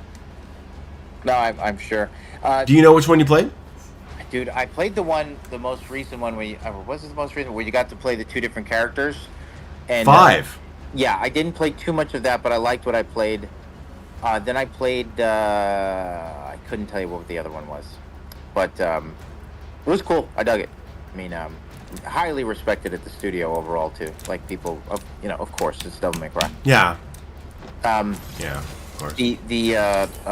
Have I played Star Wars Battlefront 2? I think I have. Yes, definitely. But I haven't played it recently. Was there, I don't want to sound like an idiot, but was there a recent big update for that or something? Or like... the Act Man was just posting about a big player count for it. So something must have been going on. Yeah. Sure. Yeah, I thought it was really cool. Look, I'm an old person. You make a cool Star Wars game, I'm gonna play it. So yeah. That is a divergence between you and me. I'm not a Star Wars guy at all. Love it so much. I played super Star Wars person when I was a kid, but I mean, I like Star Wars as much as anybody from my generation. I haven't played Battlefront 2 in a really long time. I do want to give it a go again. Hugo, can you see my stream? I don't know if it's gonna happen, but I would love to show you a crazy bug. Okay, all right, go ahead. Do you recognize where I am right now? I'm looking at the section in Ancestral Forge where you got a shield toss up there. Yeah. The statue. Go to the statue. Get this. Get the gold. Let's see if it happens. All right. And you see the secret right here. That you pull the lever and it lowers the extra health, the extra life. Well, I'm not gonna do that. Okay. Wait. Did they fix it? Maybe they did. Okay. Well, maybe. Okay. Okay, because I got a complaint from someone just, I think, yesterday that it happened to them. Basically, what happens is, apparently it doesn't happen every time, but what happens is that if you go to the secret area and you don't flip the switch, then you can't use your shield for the entire next fight. Oh my god. That's Yeah. terrible. Yeah. So it didn't happen to me here, but yeah, that is what causes it. Man, yeah. There was a lot of bug fixes went into the last patch, so hopefully that got addressed with that. There was definitely some shenanigans around like the shield not working occasionally and stuff. Yeah, there's one in the city level with the dragon, the super shotgun side. Once you get off the dragon, you can't shield toss. It instantly recalls back to you. You can't throw it. That happened to me on stream, actually. I think I was watching your... No, somebody else's. Yeah. Hey, you came in right around that level. Yeah, so I think it wouldn't... I think I was watching you when that happened, but I didn't really showcase it. I played around it. Yeah, I know. It happened on the stream. Absolutely. It's a new bug since the last update. Oh, okay. We'll have to find that stuff.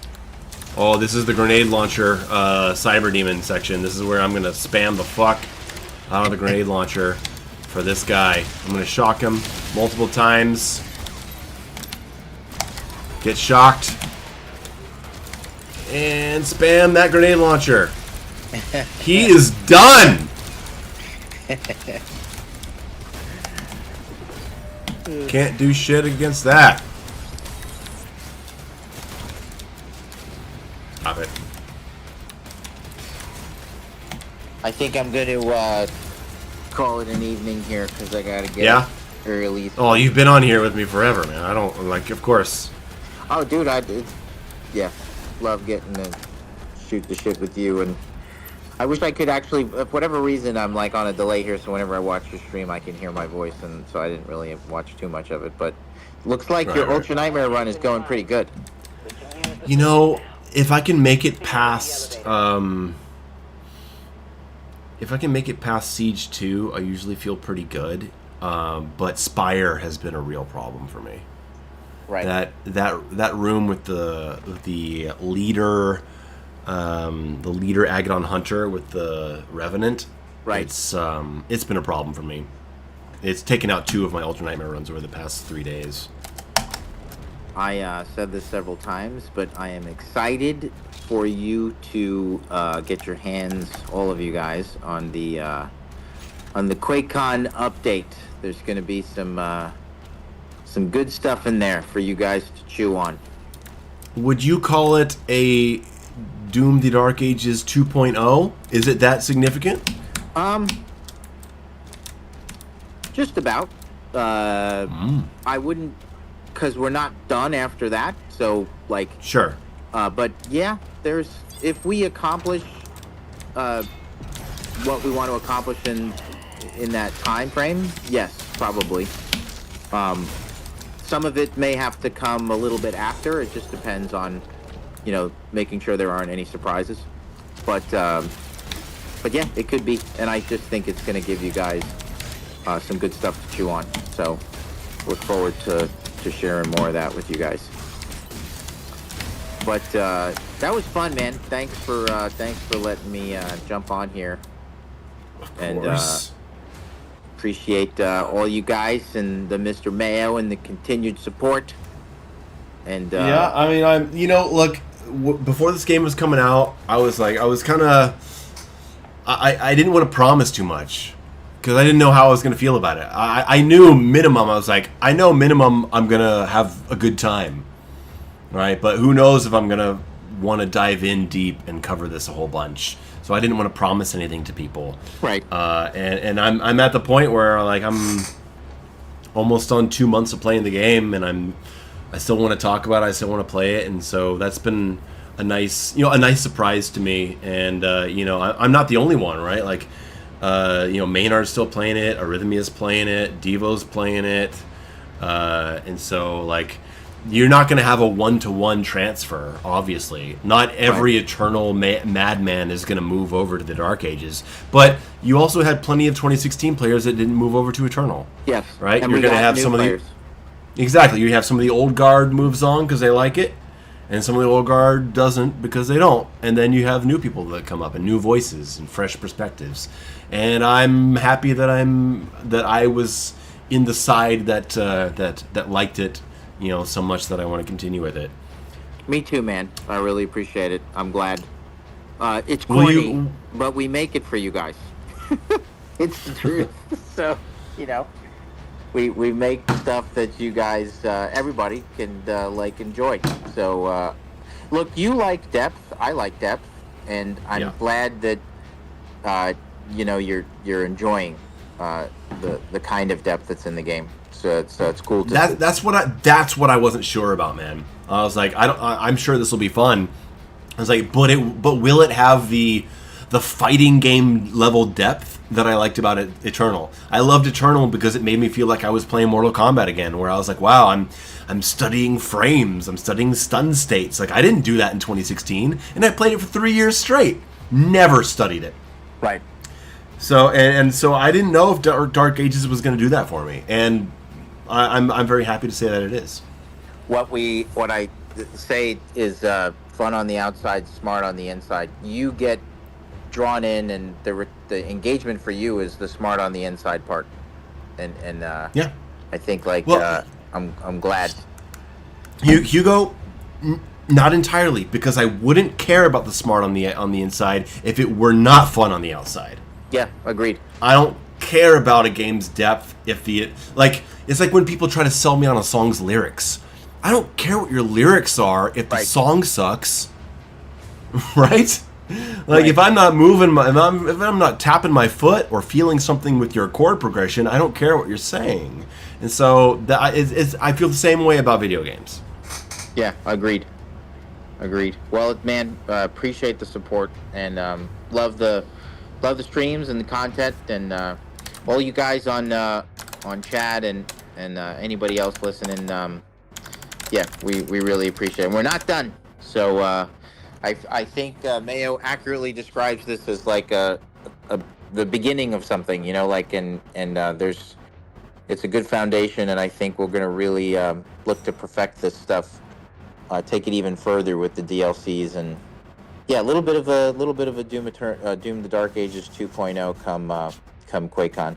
I don't know. I'll let you guys decide that. I don't know that we'll label it that, but I think that's a fair way to put it. I've never thought about it like that, but I do think that it's between the combat updates and some of the AI stuff, and some of that stuff's going to trickle in before QuakeCon. The goal is to have it all there for QuakeCon. Some of it will drop with the QuakeCon update, and then other stuff might come in via tunables in the weeks leading up to that. But it should be good, man. And yeah, digging it.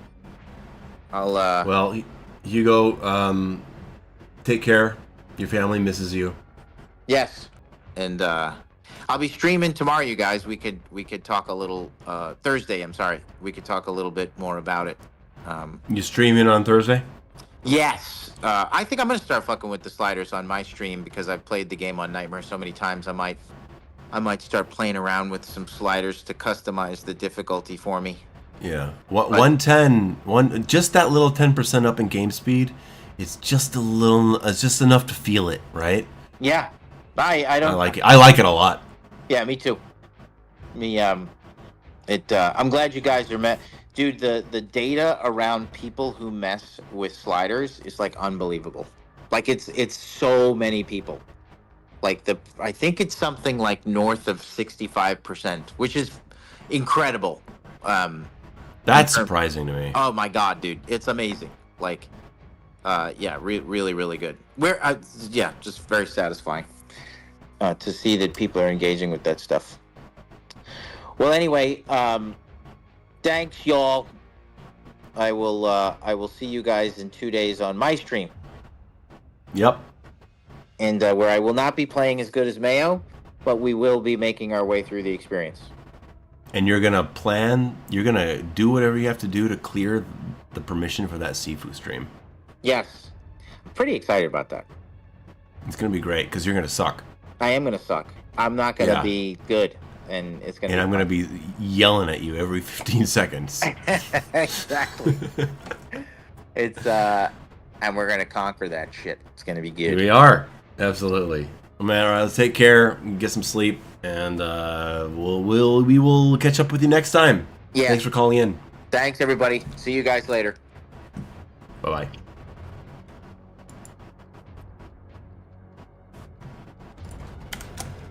Whew. Well, these streams certainly turn into interesting events, don't they? In the last 2 streams, which were random and unannounced, we had Hugo on both. We had the Act Man. God, who else have we had recently? We've had, I think we've had Midnight on. I think we had Devo on once. We had Maynard on the last stream. I remember that. That's one of the things. Like, you guys know I'm not a big streamer, but I do like that these streams, when I'm playing Doom, of course, that they do sometimes turn into kind of like community stream events organically. I don't plan it. Sometimes I will be like, hey, does someone want to come on a stream today? But especially recently, it's just been happening organically.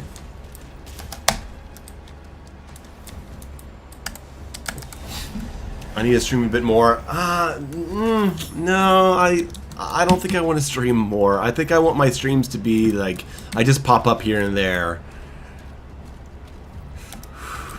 I'm not into the regularly streaming sort of thing.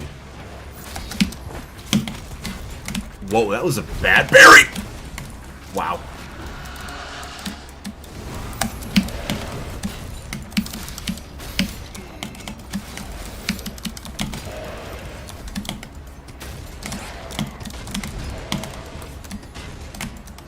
Let's not die, huh?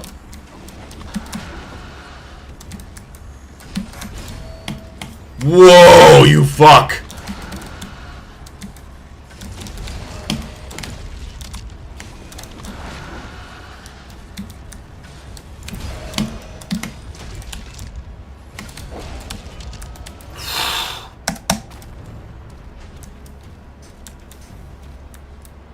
I don't know how I parried him. I just kind of panic blocked, and I parried him. Jeez. I'm gonna go. I think the full health is still over there, isn't it? I think it is. I might have to go get that before I go to the next section. The low parry window really fucks me up against them. Okay, Wraithstone, let's put that into Cycler. I think I'm just gonna go full Cycler. The creating extra life is still there? Good. Yeah, let's go for that.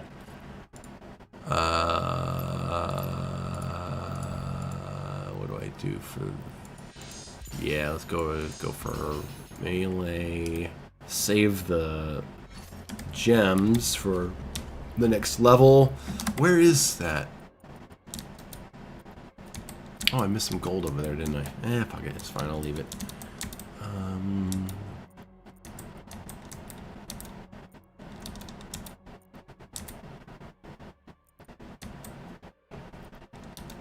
Damn it, I don't know. I don't have enough map familiarity to really know.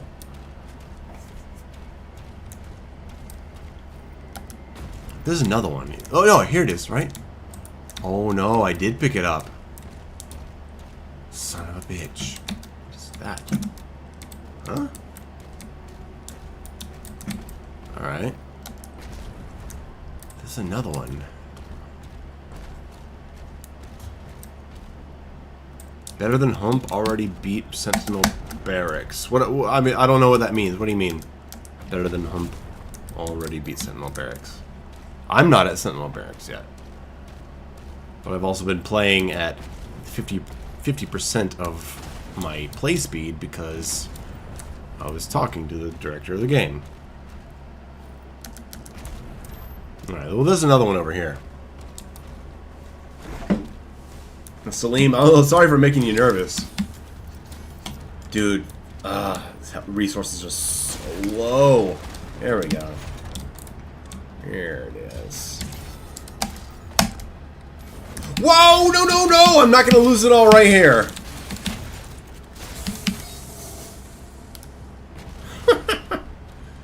Fucking surprise mancubus.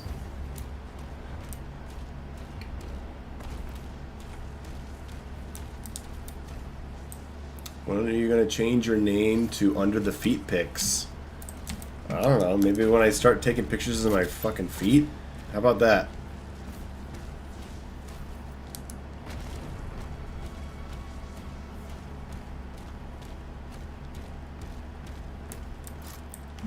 Alright, now that Hugo's not here, do you guys want me to turn the game volume up a little bit more?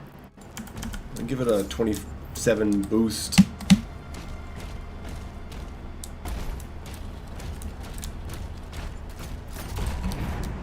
Now you gotta reach a certain tier of interaction with me to see my feet.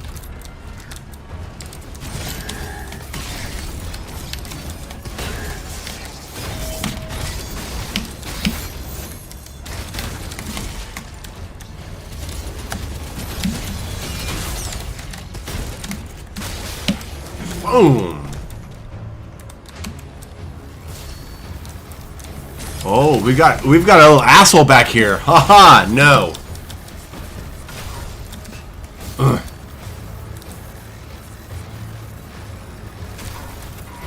Of course, right when I go in, huh? There we go.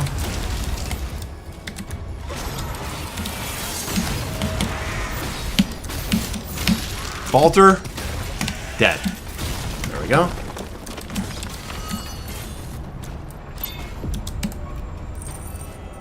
Is it a thing that when you die on Ultranightmare run, on your next run you don't have access to life sigils you picked up in your last run? No. No, that shouldn't be a thing at all.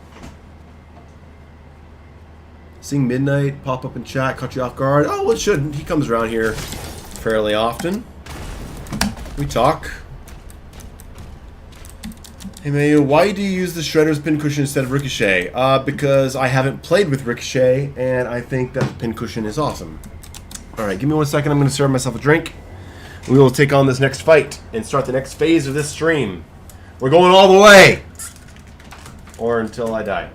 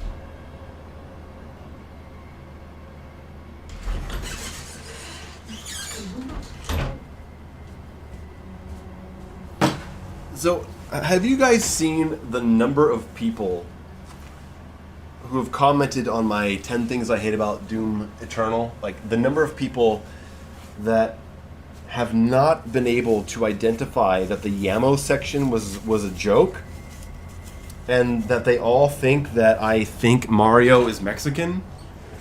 I feel like I'm losing faith in humanity over here. Because even if you don't know my Yamo character at that point, shouldn't the sudden drop in mic quality, in editing quality, and just the pure ridiculousness of what I'm saying and the way that I change how I'm speaking, shouldn't that all signal that this part is a joke? The editing in that section is so bad. Like, you guys don't understand how much time and effort it actually takes for me to make something that poorly edited. There are so many subtle, horrible editing mistakes in that video. Like, I could actually do that on a stream. I could break down the terrible editing of that section as a lesson. And it's stuff that would naturally happen to someone who's terrible at editing and literally takes me hours to do.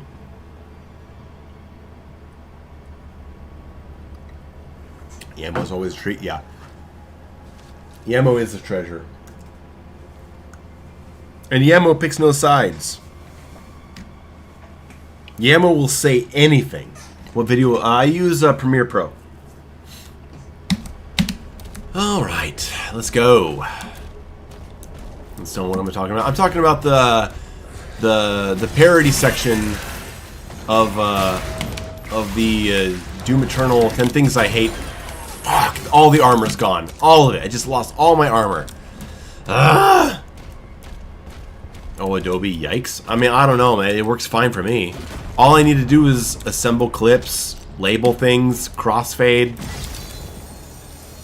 I've been using it for 20 years. No problems. I should do a collab with Hump, but as Yammo? Oh, God. I don't know if the world's ready for that. Extra life. Yeah, I actually don't know how to get the extra life in this section. No, wait, yes I do. I got it last run. Break that. Wait, get the gold first.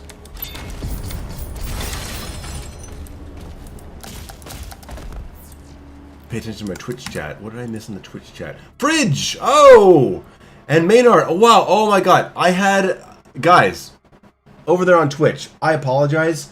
I had my Discord chat open covering the Twitch chat.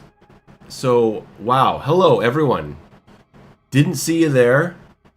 Maynard, thank you for the raid. Hello, everyone. Hello to the Rocking M, a tall shade of the color red. Yasel Nichek, Fridge, Mr. Thin Lizzy, BX Prodress, don't know how to say that name. What's going on, everybody? Hello.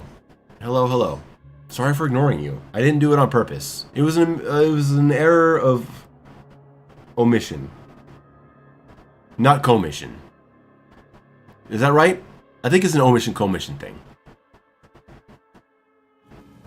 Maybe I got that mixed up.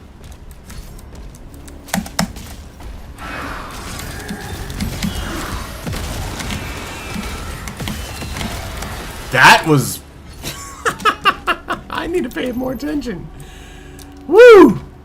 Okay. Ooh, can I get there from here? Game won't let me. Alright, so we go up here. We're gonna go ahead and go for the overheat right there. Bam!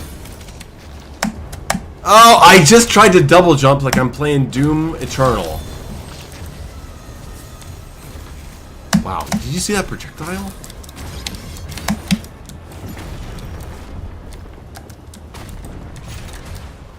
You gotta stop relying on the SSG, bro. I will rely on whatever I want.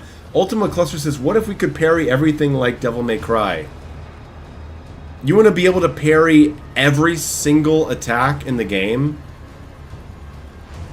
No. I think we can already parry too many things. So that's a big fat no from Mayo. I'm a rapper over here.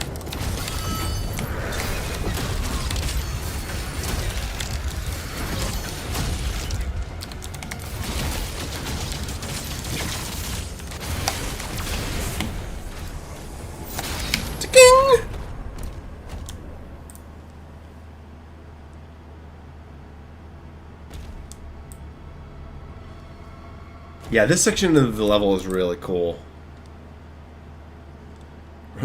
Maynard says, "Don't use X weapon, bro." Well, I'm actually not using Impaler, and I'm not using upgraded combat shotgun. Those are my two personal rules for this run.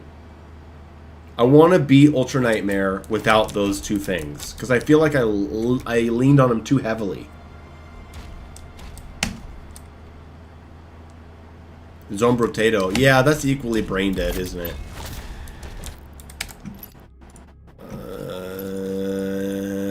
I need to save these for the rocket. Yeah, I shouldn't spend shit. You don't even like the Impaler? I like the Impaler. It's just, it's a little too simple with how you just keep getting ammo back from it and keep getting the headshots. I anticipate that the Impaler will be rebalanced, as various weapons will be rebalanced in this game.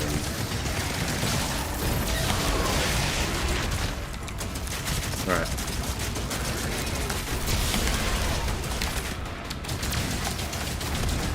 Okay, I need to focus here. Because this arena does get out of my hands sometimes. Whoa, I see that parry!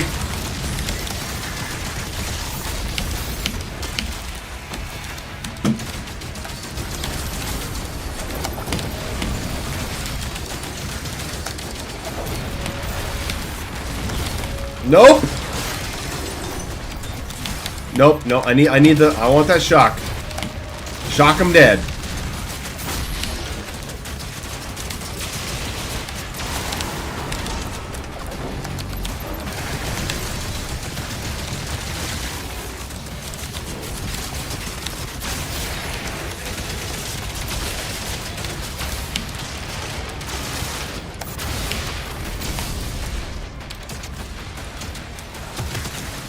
Maynard's on here watching me play like, what the fuck is this scrub doing?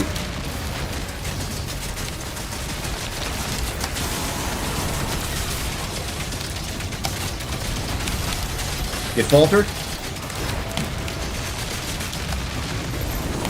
Whoa! Just ran out of ammo.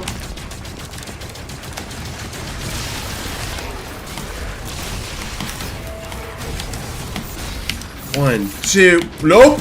Just slithered out, huh? Okay, I see you, fucker. There you are. Whoa!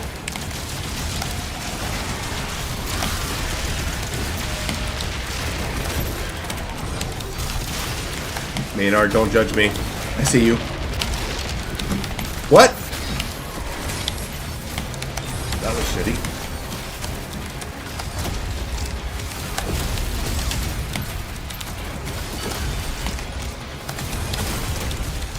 Here, watch this. Pincushion. Shock. Bing! I like that damage. It's nice.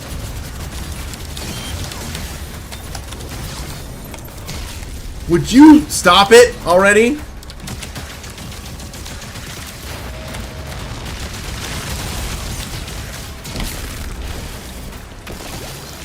Okay, Maynard, I gotta ask you.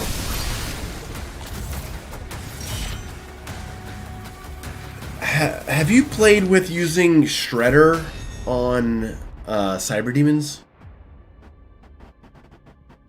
Fridge says, I notice you jump a lot. This is very similar to it. Yeah, I'm a jumper, man. Like, it doesn't matter. It's not just first-person shooters. You put me in a fighting game and I'm jumping. Shredder, Pincushion, plus parry and shock? Wow, because parry detonates Pincushion. There are no Cyber Demons. There's plenty of Cyber Demons.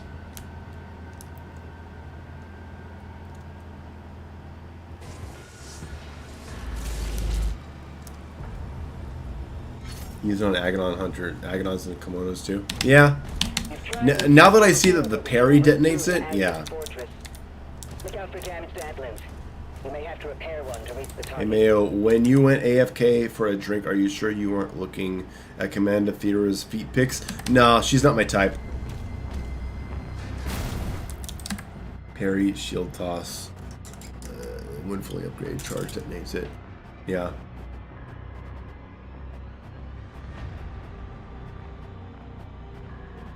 Playing with Pincushion more than usual, Maynard says. Okay, cool. Whoa! I accidentally switched my plasma there. Set that back. Whoa! I thought the fence was gonna stop that.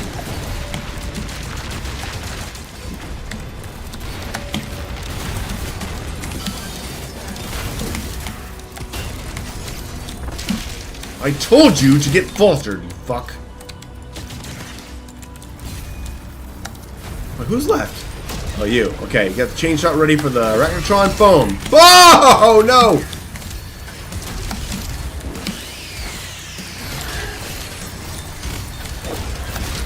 One, two, three. Shield bash. Boom. No, get me out of there. I don't want to be near him.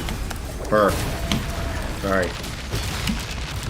My apologies to the Whiplash community.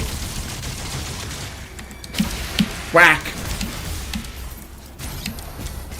Oh, I almost lost an Ultranightmare run right here because I misjumped and I fell in the lava. And my god, that will take you down.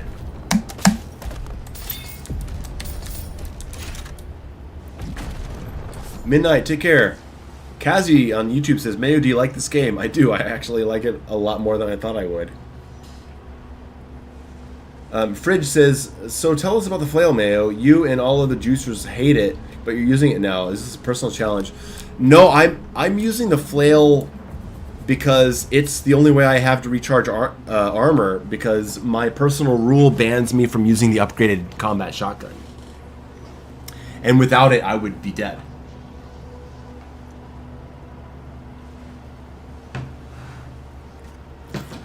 Hellshot says, what do you think about having Omni sprinting? Having a lower speed when moving sideways feels odd. Yeah, but that's balancing.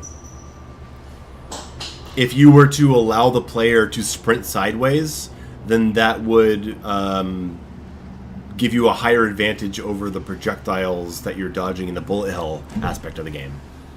So there's a reason that you cannot sprint to the side. First rune gives you armor.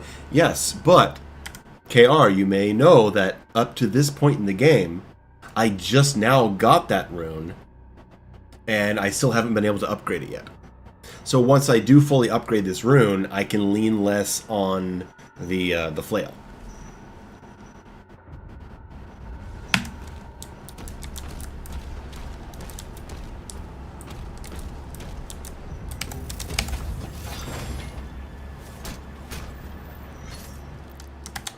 I need to open my chats and see if anyone said anything to me.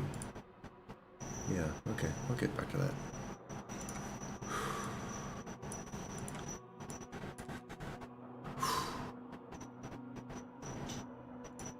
Oh, Peter Malta with $10 R. I don't know what currency that is, but thank you.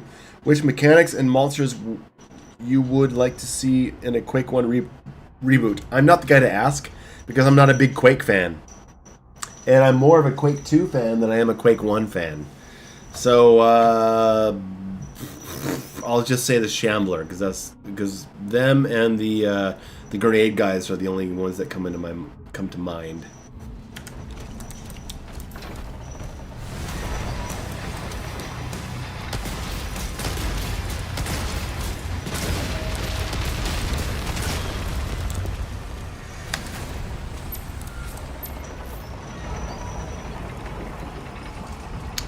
Anonymous says, in Doom Eternal, why hasn't the demons invaded Australia?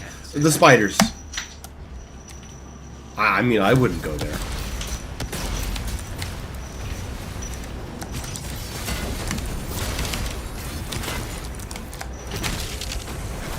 After we take those out, we'll be clear to get one of those admins working again. Updating markers.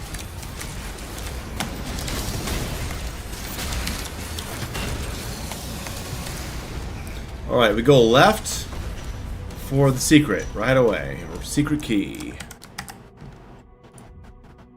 I feel like I lost a lot of Maynard's raid because I didn't see them. That sucks. But it is cool that I'm able to dual stream these days to make this a little more viable.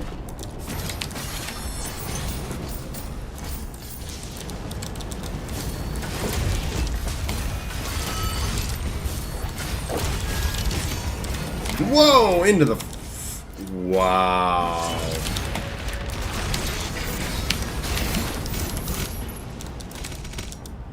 Dude, you just lose armor so fast.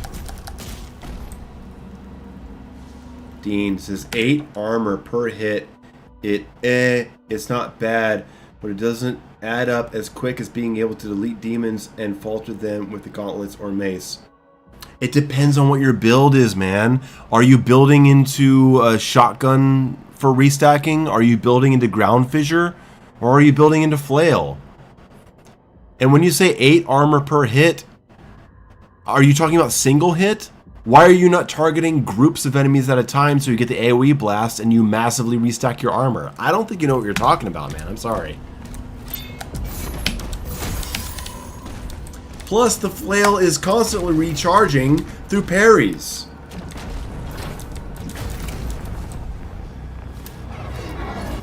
Dan says, would you like to see more environmental hazards? Yeah, I would. They're fun. Whoa.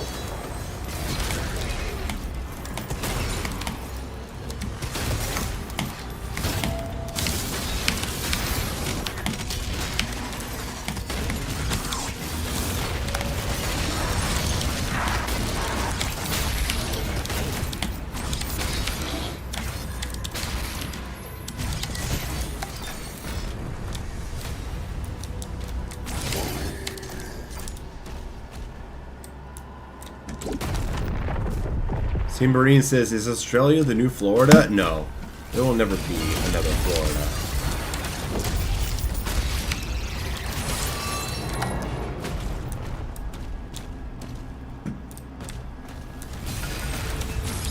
I don't exactly have my routing down at this level.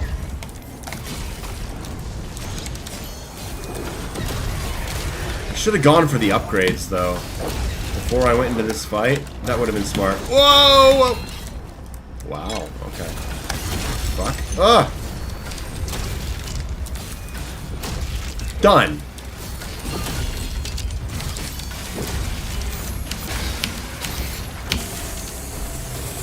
And the flail also breaks armor. Like, come on, man. You can't tell me that the flail's not good. Simbrine, thank you. I mean, I hope I go all the way. Mayo, would you like it if the devs made master levels for this game? I think they are already working on that. Hey, Valindian says, what's up? He says, I like the whole shield plus gun theme they got going on. How is the balance between different builds? It's interesting because, like, the build I relied on for my first Ultranightmare run was heavily armor focused. And now I'm trying to get good enough to where I can just have a small armor focus while leaning more on power, but I don't think I'm good enough to get there yet. My playstyle is I really like to lay down shock with the cycler and then go in with power weapons to transfer it. But I'm trying to work in the pulverizer more into that build. It's just, I don't know, it's just so dangerous to use it. Yeselchek says, flail is cool, but dread mace is insane. It is, absolutely. But if you're leaning hard on one particular gun, then dread mace is not good for you because you don't get enough ammo back. It's interesting. Also, dread mace will get you killed because it has a slow startup and it has no iframes. So you get hit in the startup frames of dread mace, which is what ended an Ultranightmare run against the final boss fight for me. But I think dread mace does need some retuning. I think several things need retuning, and they're looking at all of it. It's going to be tuned as the game goes on.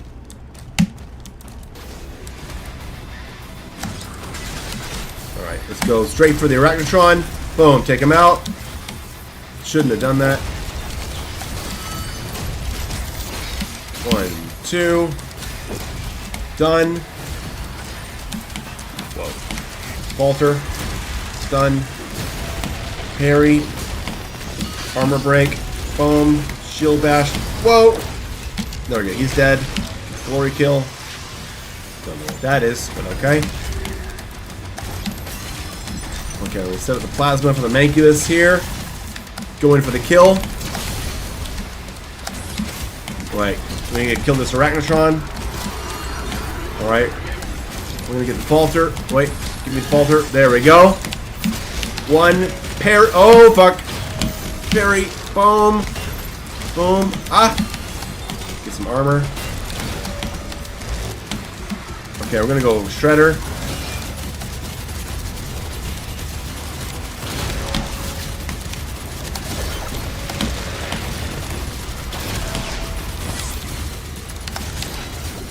We're gonna go for the falter with the shield. No. No! I didn't see it coming. I got greedy.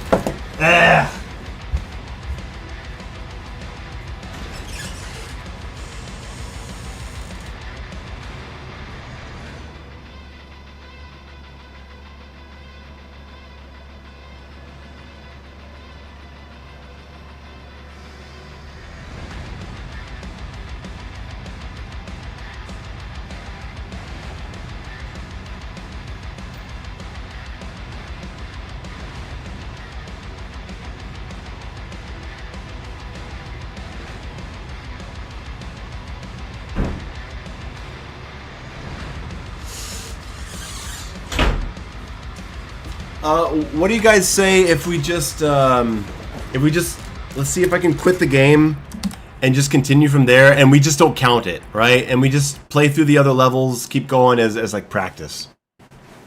I did not see that projectile coming. If I die again, I'll stop. But if I make it all the way through, we will not count it. Because it's been a while since I played the other, like the rest of the levels, and I want to play more. There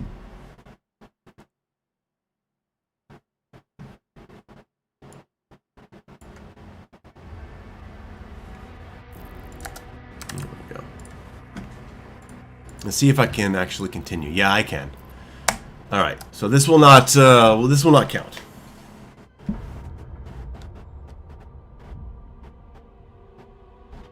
Dean, I can't do that. I need armor. I mean, you just saw me get murdered because I played like shit. I need some kind of armor gain.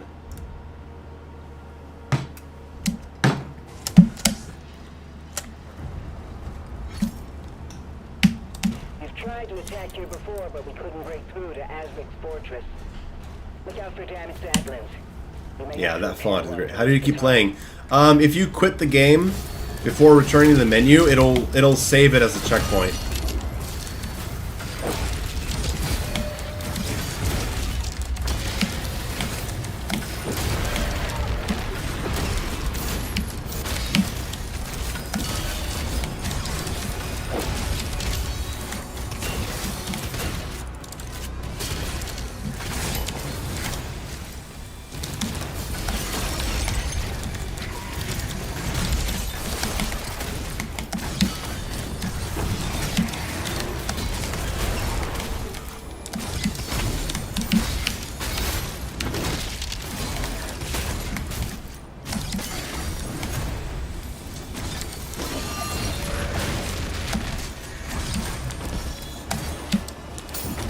Yeah, it really sucks that I really should not have died there. I just suddenly started zoning out.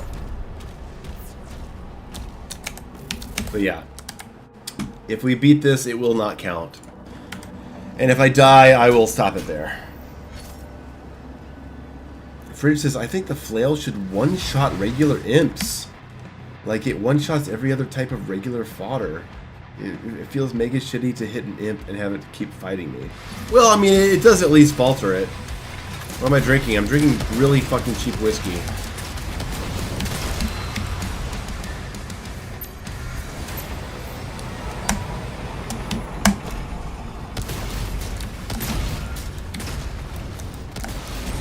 Rocket Man!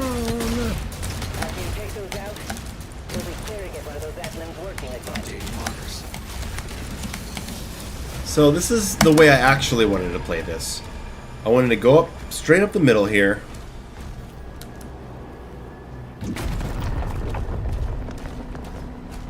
I partially blame my lack of tactics.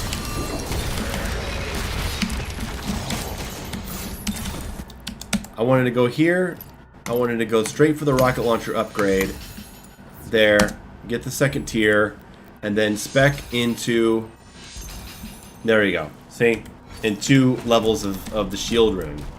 That's how I actually wanted to play this level, but I completely forgot.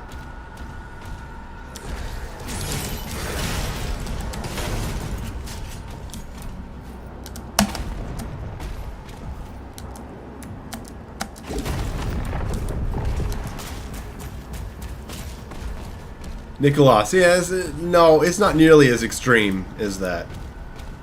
This game rewards a lack of tactics and sheer adrenaline. Nah, I disagree.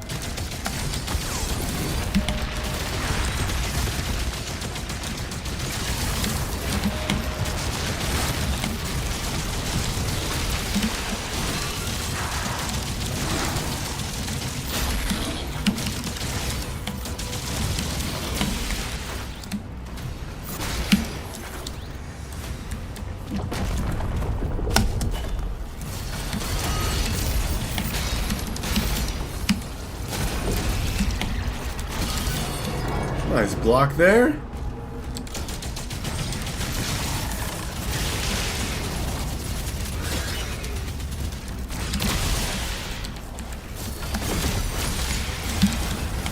Nice, dead.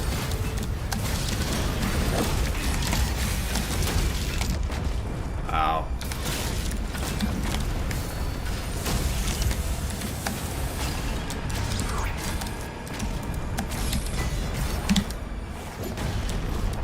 Nope, not gonna work. Okay, fine. We'll go through the whole song and dance here.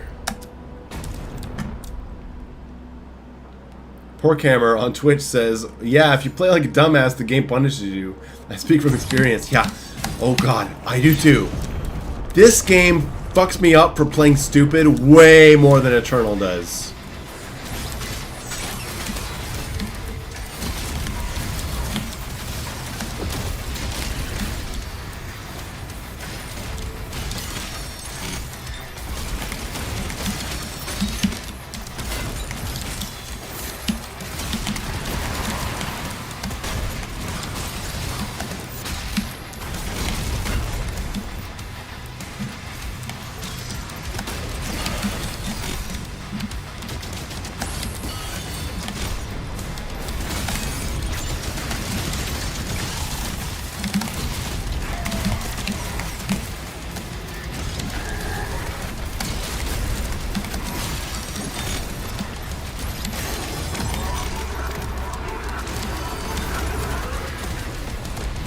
That's not nice.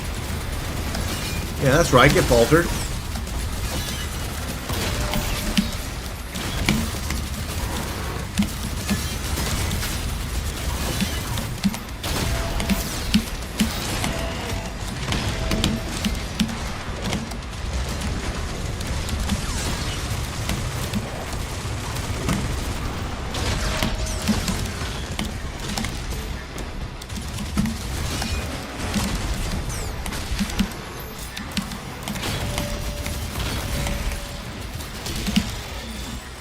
Almost the same fight took me out.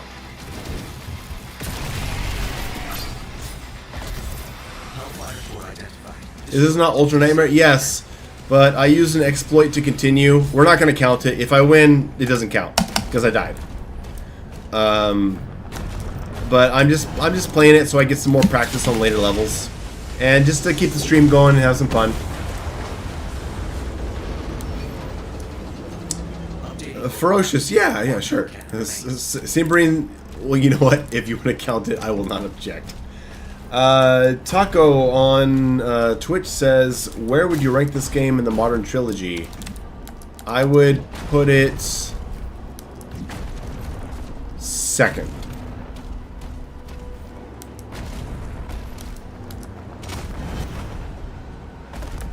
as an overall experience, I would put it second.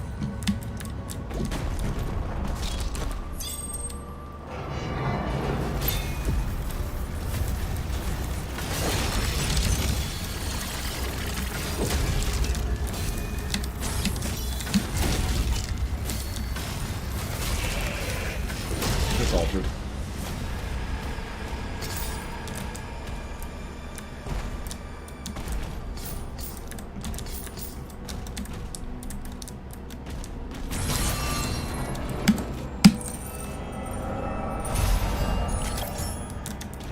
I think a lot of people, when they talk about viability or importance of certain guns or mechanics, they're talking about their own skill levels or their own instincts or their own play styles. I think we need to be a little less strict on that kind of stuff. Whoa, okay.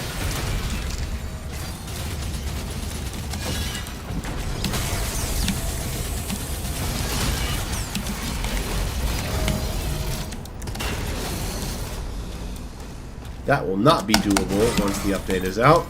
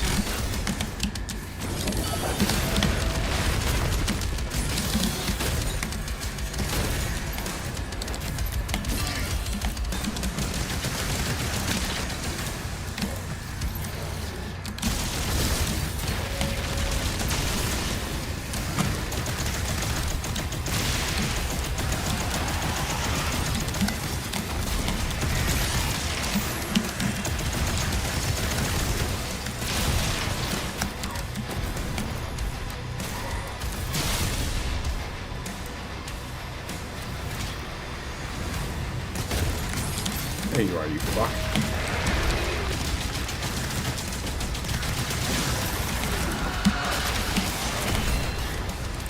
There goes the shield. Switch melee.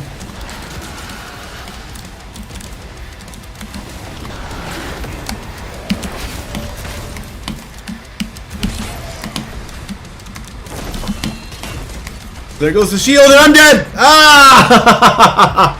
I panic mash parry every fucking time. I don't know if I can continue. I don't know if I can still get the exploit.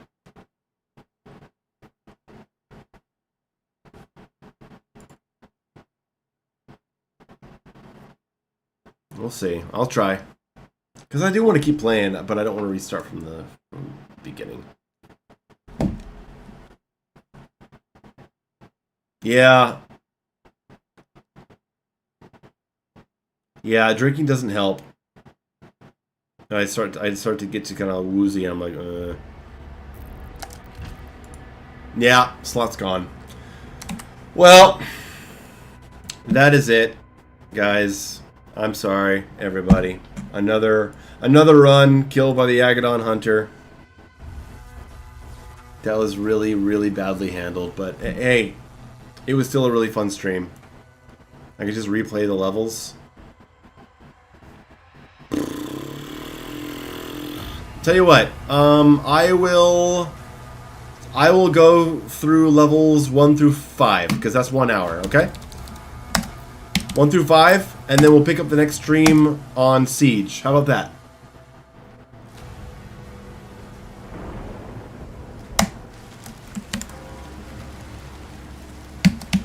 Impact confirmed.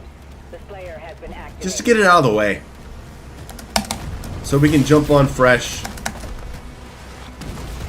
Right at Siege from the next one. Simbrine, I will try to live through these levels.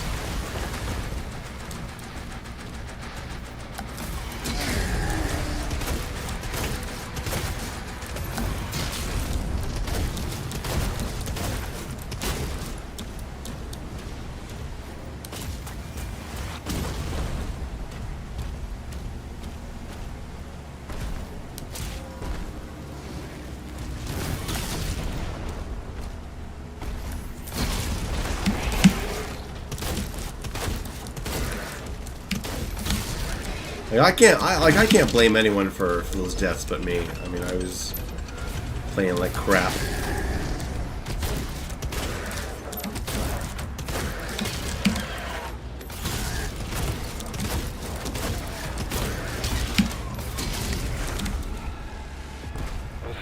What do the life sigils give you on Ultranightmare? They give you full health and armor.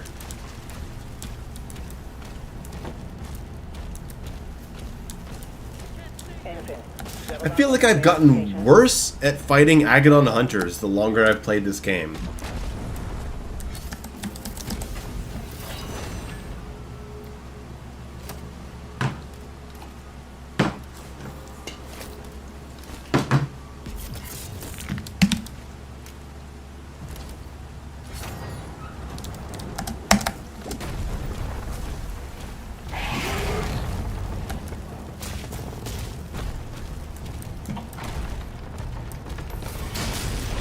It's the parry window. Yeah, it's the low parry window.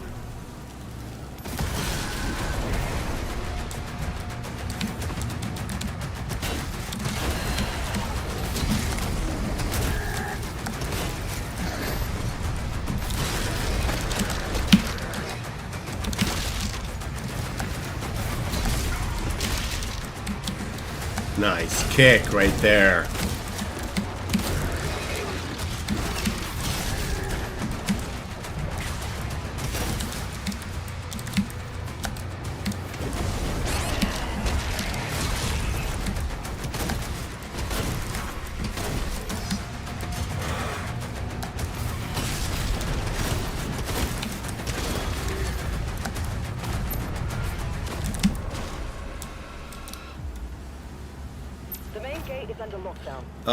No, I'm not changing to 130 speed. 110 feels fine for me. I feel like when you go really high speed, this game starts really, looking really silly.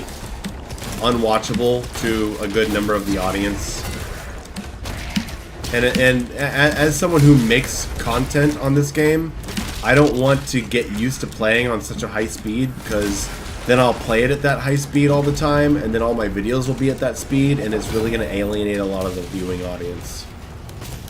Like, I see people post videos of this game at 150 talking about it, and I can't watch their videos. I just can't. It looks awful.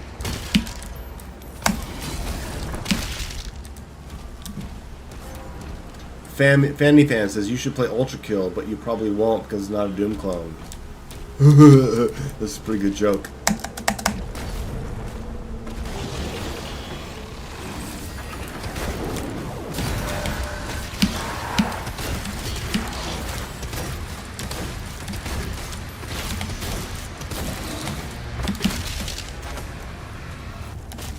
The cultists are traitors. 120 is your personal limit? Yeah. That may not. If I go any further, it won't be further than 120.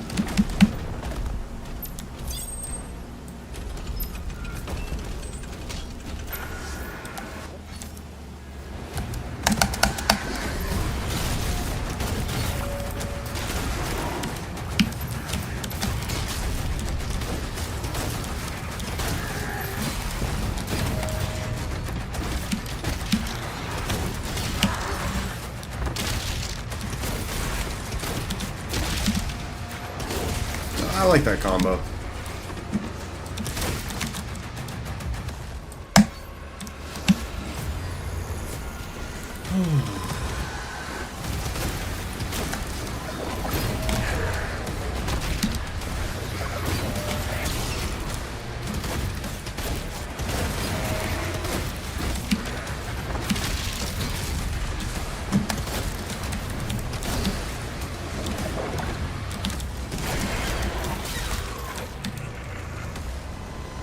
Go.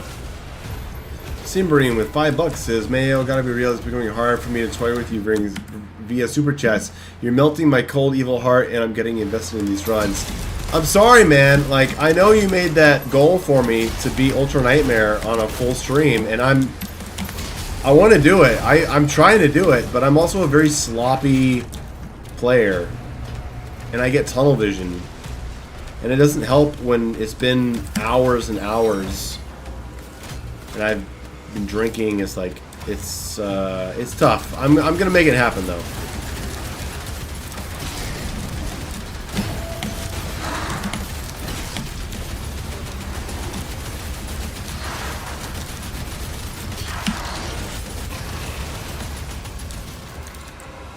Fanny Fan, I think you would enjoy Ultra Kill if you really did play it like Doom. I already enjoy Ultra Kill. That was the conclusion of the big video that everyone hates. The whole last part of it was about how much I had come to enjoy Ultra Kill by Act 2. But no one fucking listened to it because they were so laser focused on the balance stuff I was talking about.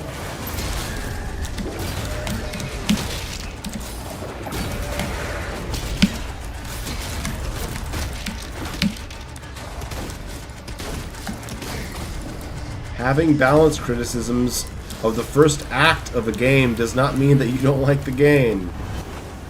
I think you think he's taking the piss. I can't assume that.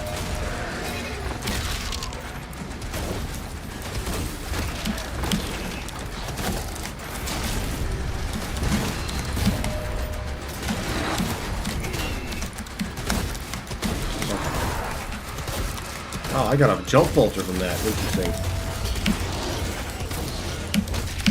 Bolter from the shotgun there. Wow, nice. Got the kick. What do you know? All hell gates closed. Did I play the Prime Sanctums on Ultra Kill? No, the all the optional content is not part of my consideration for the game balance because it's optional. But I will be playing all the optional stuff when I revisit the game after Act 3, and I spend a good 2 weeks playing only Ultra Kill. That's part of my plan. Voxelator. That is unfortunate. A fan base could turn you off of a game because Ultra Kill is a very good game. But yeah, the fan base. Play the game, just don't interact with its fans.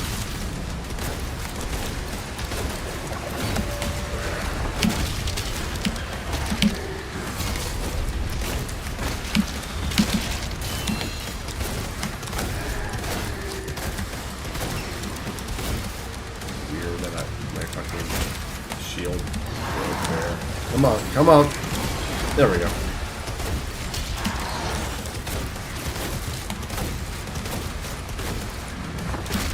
Pinky delimbing is so inconsistent.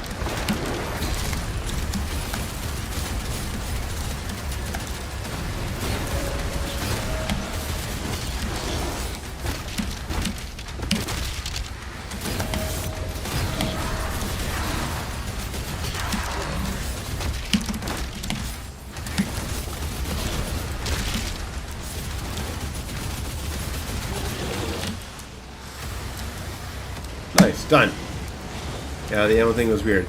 The ammo thing was a knee-jerk reaction, and it's one that in the same video that it is recommended is said that it would just be cool as an option. It is one way to balance things and encourage variety. It is one way to do things. And at the very end of the video, I say, God, we're relitigating stuff from 3 years ago. At the very end of the same video that talks about ammo, I talk about how the balance of Act 2 got me into using a variety of weapons. So the ammo thing isn't even necessary, which is essentially being said in the same exact video. That is more about balance and pacing than it is about strictly having ammo or limited resources.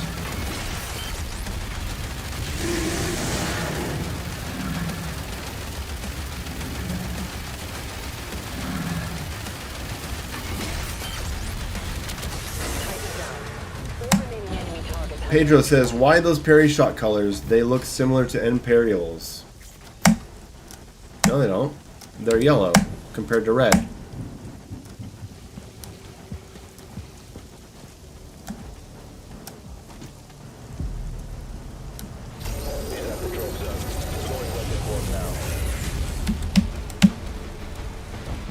Graveloquent says, can you actually sever pinky limbs? Yeah, you can sever their legs and you can sever their tail.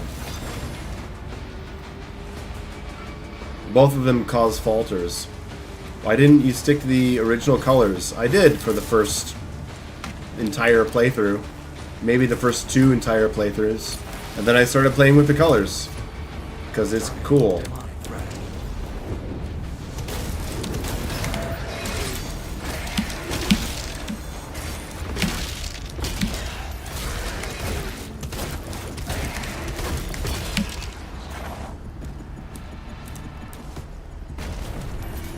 Will green or blue stand out way more compared to red? My parry color is not set to red, it's set to yellow. Reroute all units to the energy relay.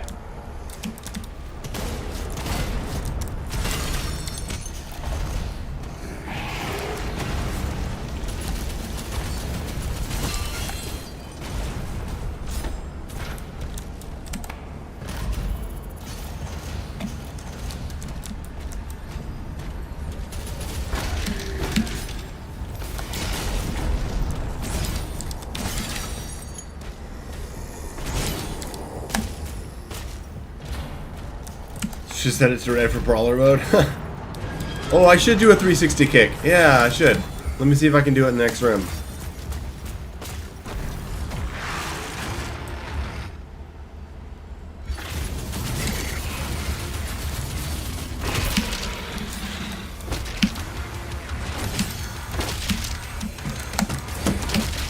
Oh, there you go.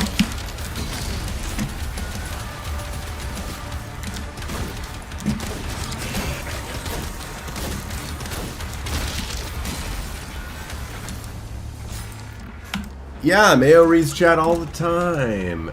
Taco in the chat on Twitch says, are you playing Doom Eternal anytime soon? Not anytime soon, no.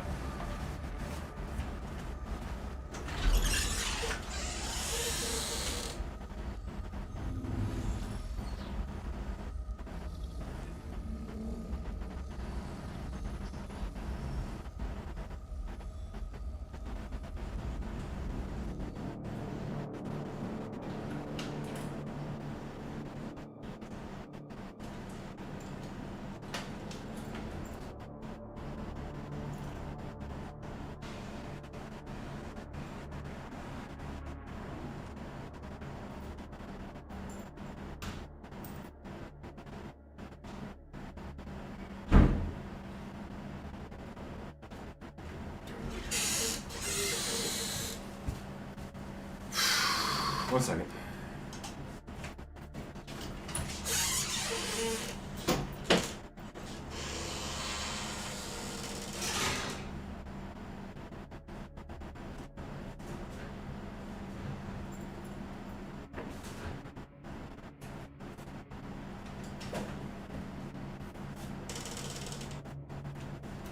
Need something to eat. I got a banana at least.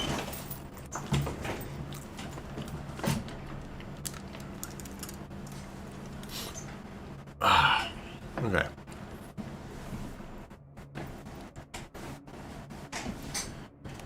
Okay.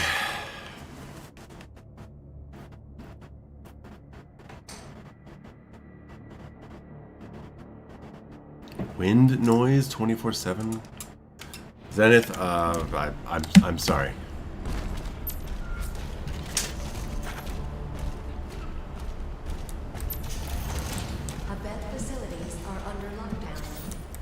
Now you can enjoy cat noise at the same time.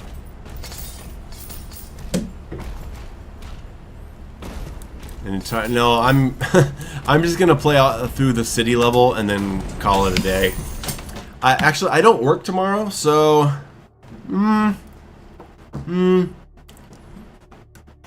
maybe I can get some breakfast and hop back on the stream tomorrow. Taco says, "Are you oh, sorry." Hey, Spud Hunter, what's up? How you doing, Spud?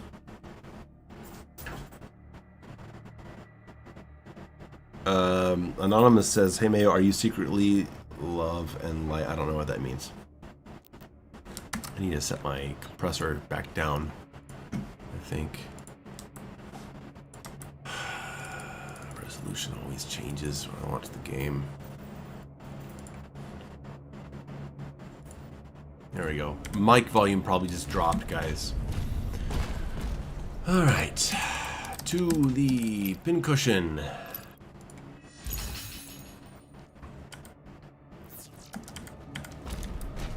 command room has the key. Mark it on the Slayer's map.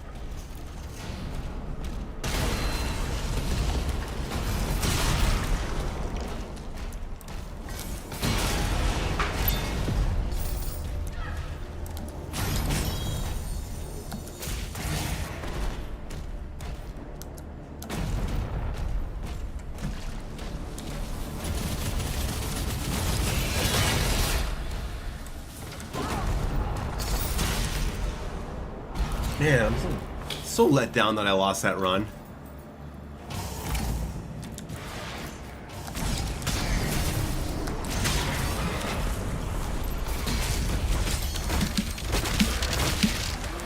Man, I don't know what you're talking about with quick melee.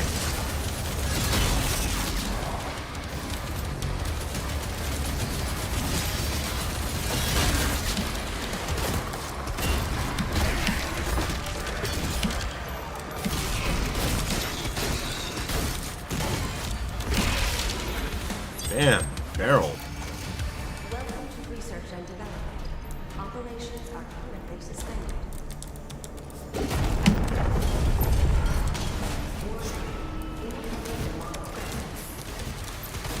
There's a falter right there.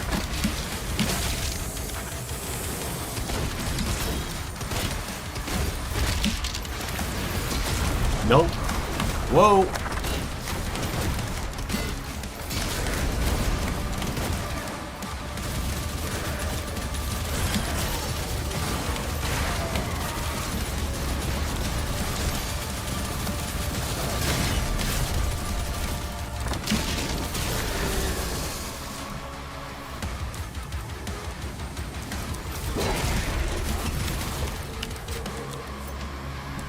Taco, later.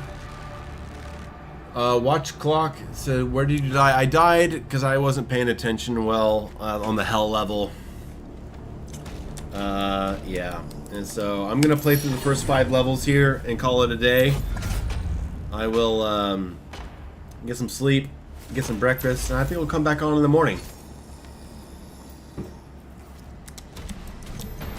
Try to have a more serious run. Because when I take a break from streaming, when I come back, the chat's really active, and I really want to pay attention to all the questions. And then we have people calling in. I'm talking to Hugo called in today, and so if I can come back on Siege 1 and play more focused and quicker, I think I can have a better run, and I won't be drinking in the morning. I'm 85% sure.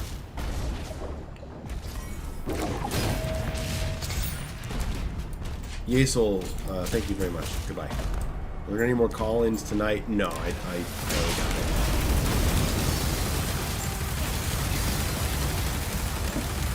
I don't think I'm really in the mood for it at this point.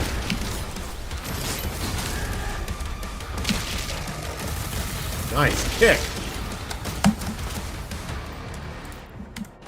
Marcelo says, have you changed the color to make it harder or just because? No, I mean, on my 3rd run, I just started playing with parry colors just because I can. I like white, I like purple, I like blue, and I like yellow. Yeah, I came close to trading Fat Boy Jenkins.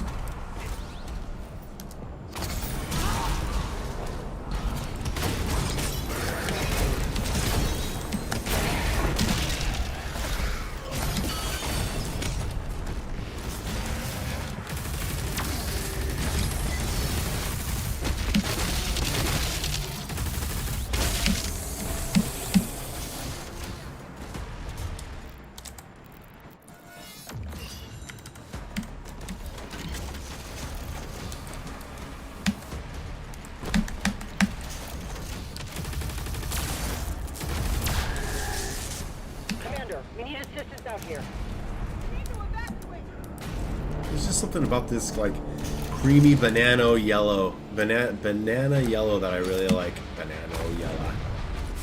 Banana yellow. 1, 2. I don't have enough for the fucking kick. Oh, that sucks.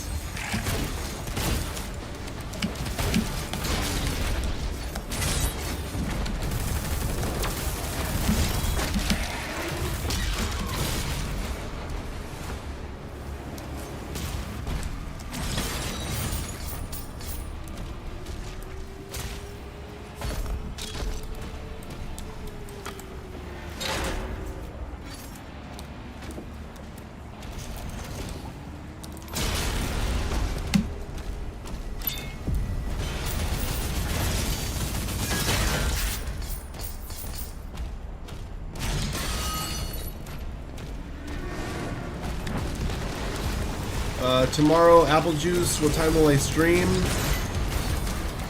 God, I don't know. Let's say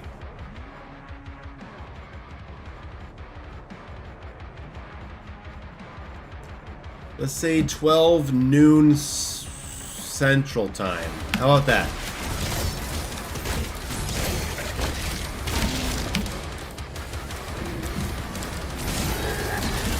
I want to get an Ultranightmare run on stream. I really do. Wow, not going to happen if that's how we play.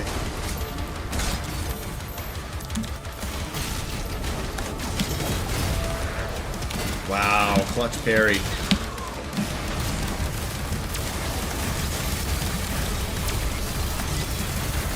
Wow, get faltered! Oh my god. Thanks, apple juice. They're Too Much Dog on Twitch says, what do you think of playing on 50% damage with lowest resources multiplayer? In my opinion, it makes the game way more fun because of how much you're forced to combo enemies for effective damage. Sounds like too much to me. But, you know, like, I'm already having a hell of a lot of fun. I don't really need to make it more fun. But if that's what's fun for you, I'm glad they included the sliders for you. Maybe I'll play that someday. But I can't see it happening anywhere in the near future.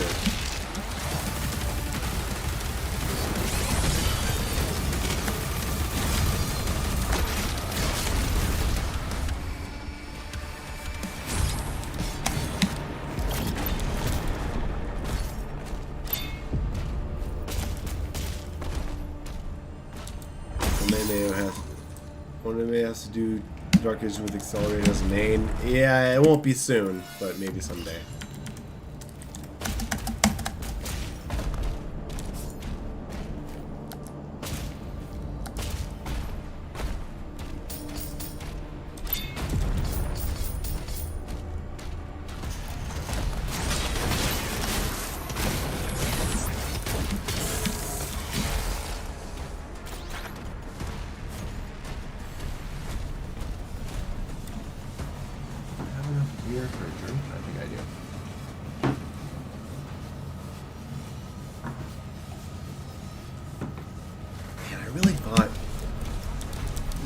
This one was going to be the one.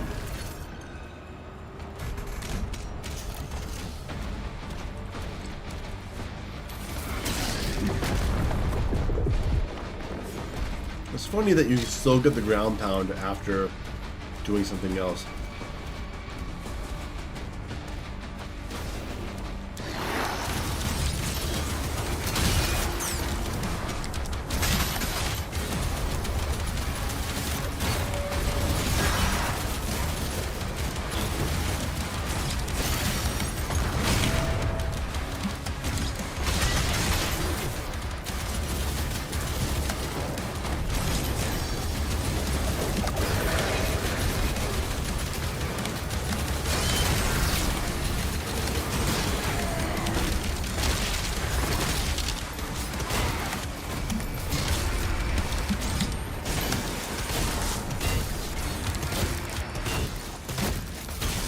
There's that D-limb falter. Gotta love it.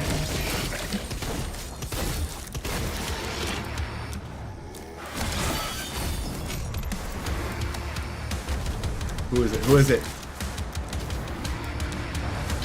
Whoa!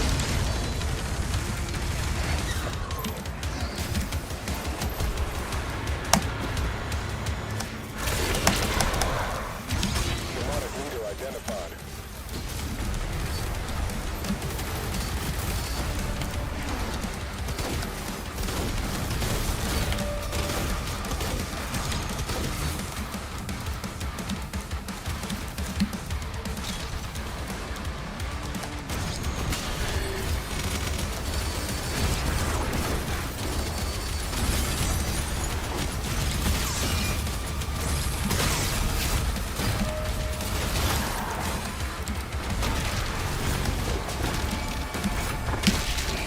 Get fucked.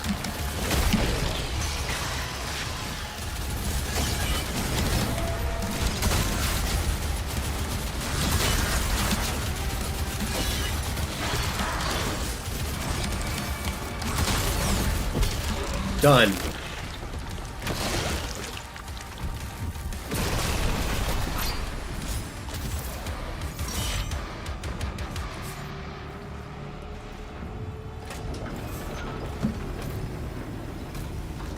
Globule challenge room. Yeah, I'm skipping that for sure.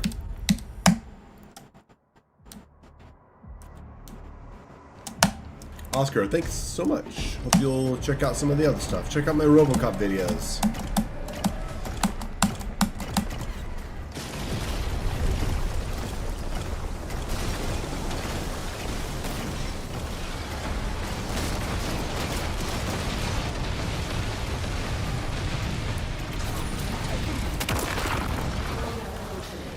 Sir, Titan broke through.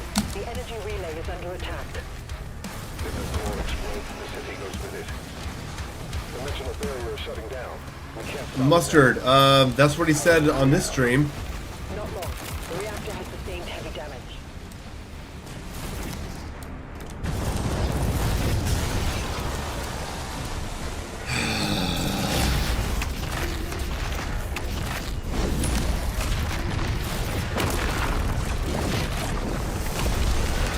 Why? Because he doesn't want people carelessly getting up close to Mancubus.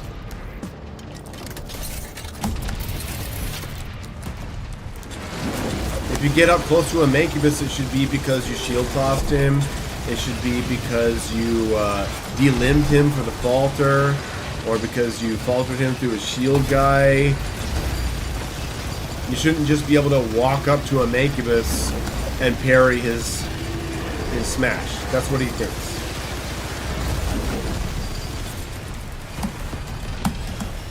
Sire, Slayer is approaching the core. The barrier is critical. Relay overloading. And apparently it was like that before launch. He's trying to save the city. Slayer, there's a strip mine nearby. I'll mark it for you. Ground shipment disappeared from radar.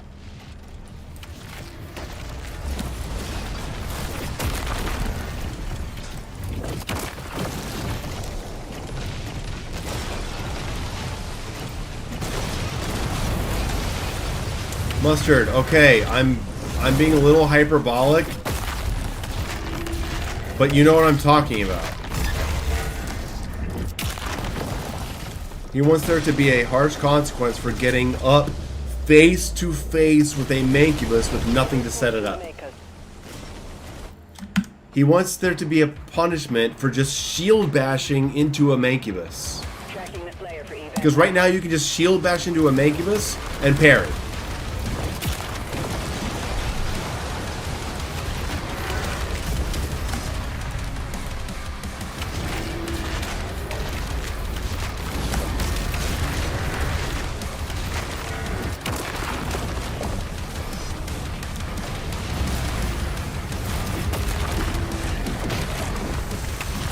But if you miss the parry timing, that's the punishment. What do you want me to say?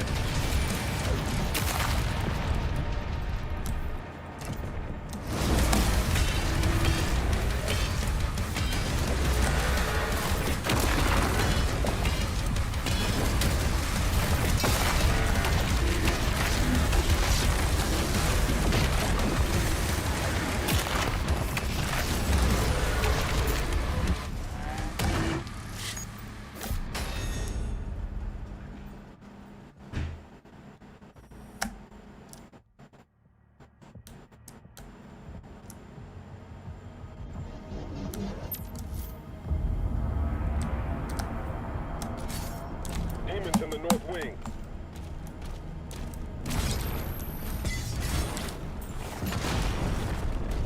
Valen, with the Slayer guarding the barracks, we'll take the airships. Rally at the priest signal. Demons have entered the facility.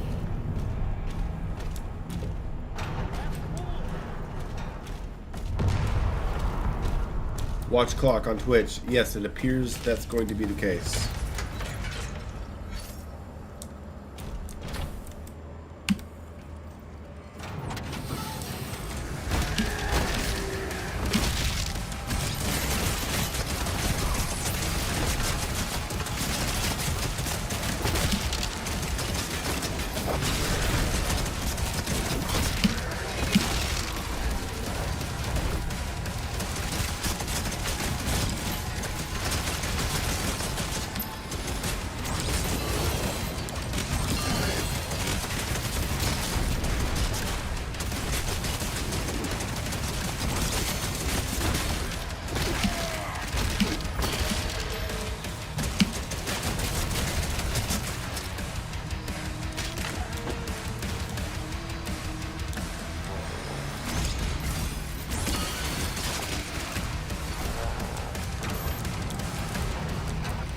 Lester, also going to make Mancubus encounters on melee only runs a lot more headache.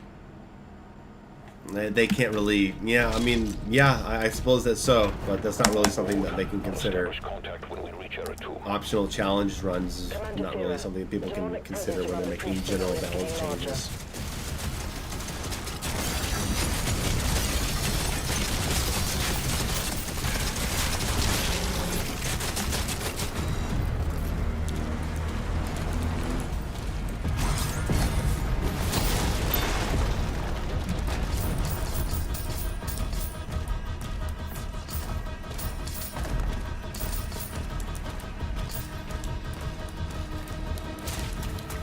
Did they buff this gun? No.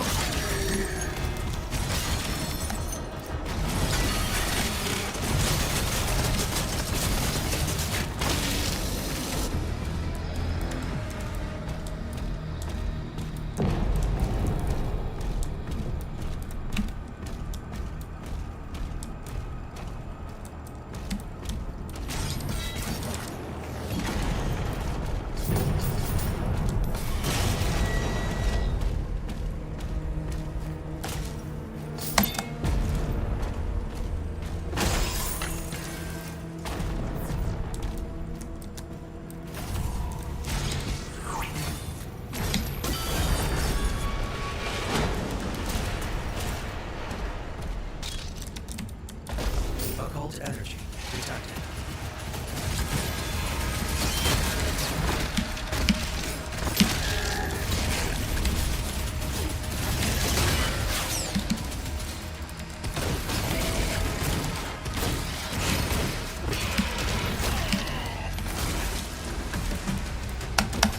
Ouch.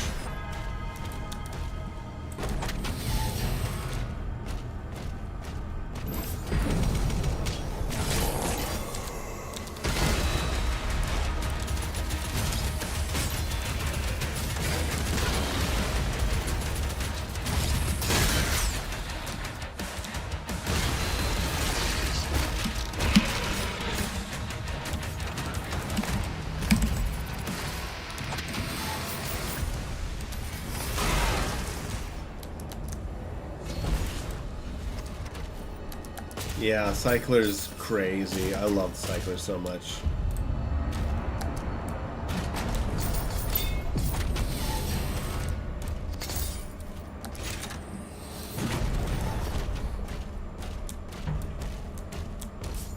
Foxulator, yeah, I really like that combo. I've been using it.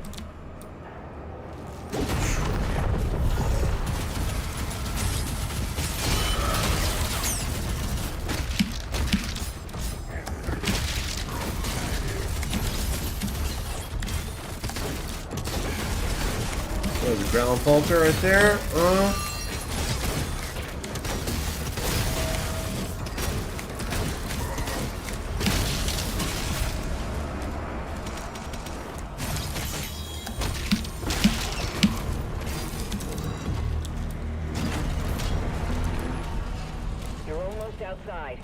There's a path through the tombs nearby.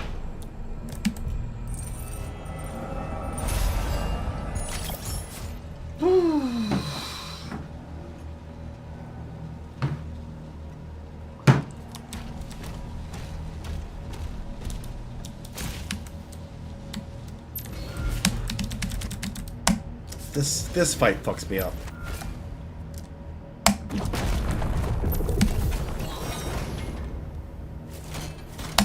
Without Impaler, ugh. Nasty.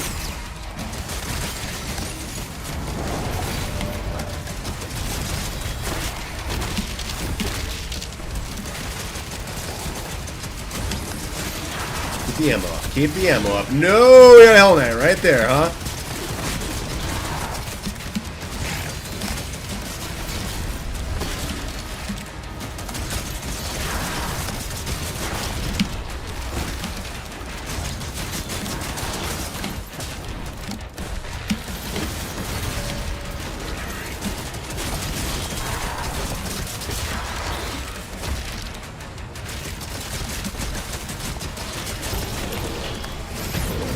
Yeah, get dazed, faltered. Whoa! Ah!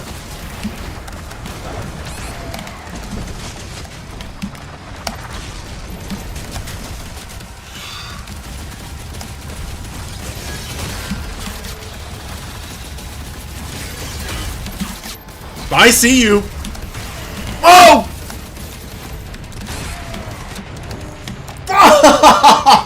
Fuck! Oh man!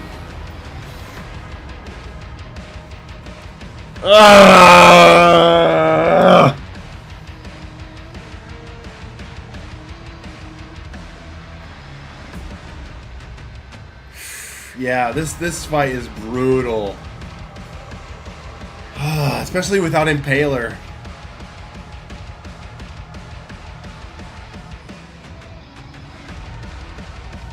Well, I said I would get past these first 5 levels.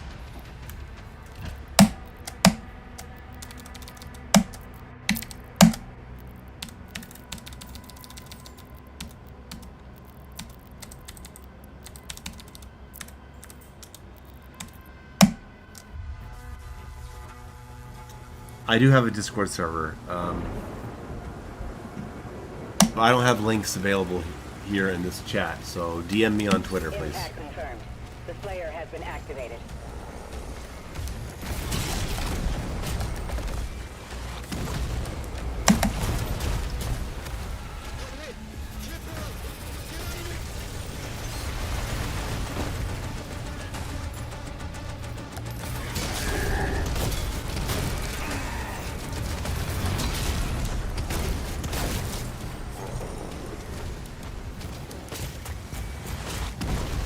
Yeah, doable but sweaty. Yeah, it can easily just... It's because, you know what? A big part of it is that at that point you don't have the fast shield recharge. So your shield breaks and there's just nothing you can do at that point. Dan, thanks. See you later. See you tomorrow if you come by for the afternoon stream.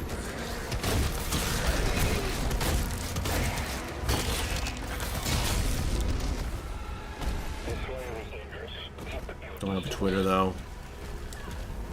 Maybe someone you know on Discord is in my channel. I don't know. Someone else in the Doom community. Have them invite you. Section no. We were talking about the Impaler fight.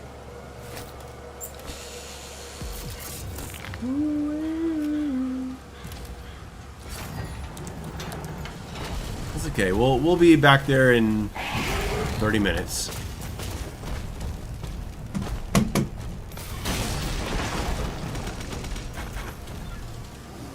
And then tomorrow we will beat this.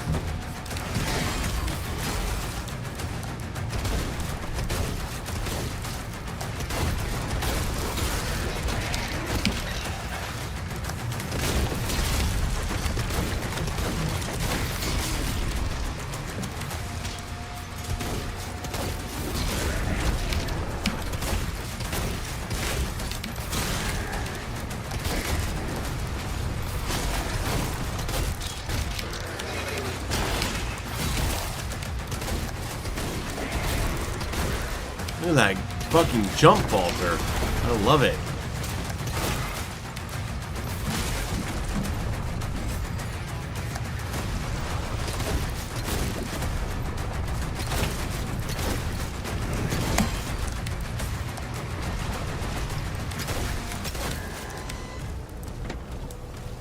The main gate is under lockdown.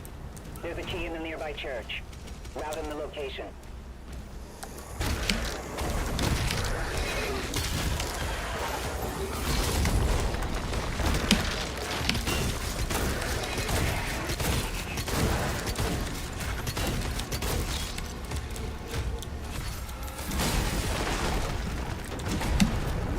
Matthew, thank you. Appreciate that. Wait, what am I doing? I looked at chat. Ah!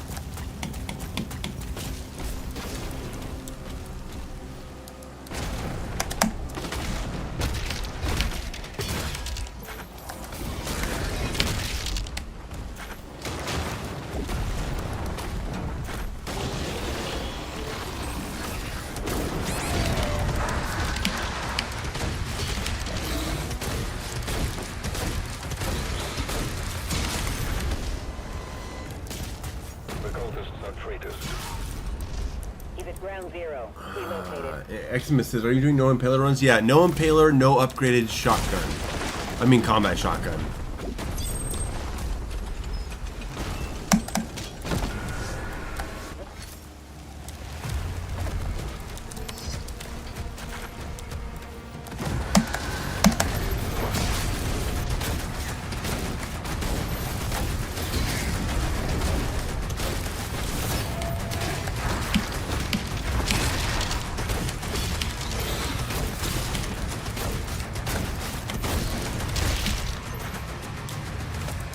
That was fast. What's the build you're planning for? Cycler with SSG and chain shot.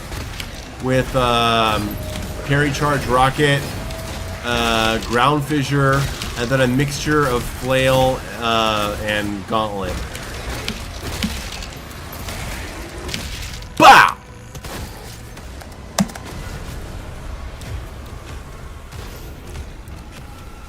Matthew, hey, it was no joke for me either.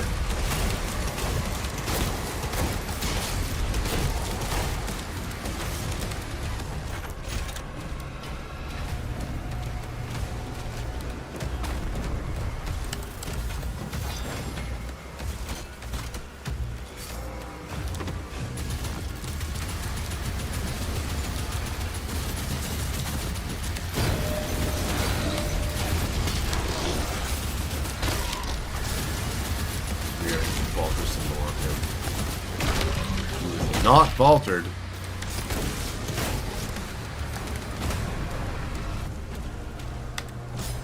Did you remove slow-mo? No, I'm using a mod that cuts it in half.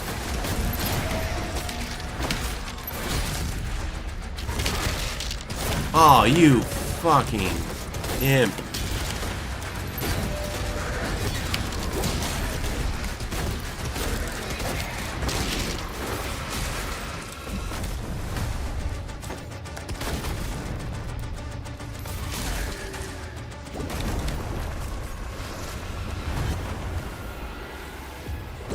Well, Cycler is not really just about killing. It's about applying shock and then transferring that shock through other kills.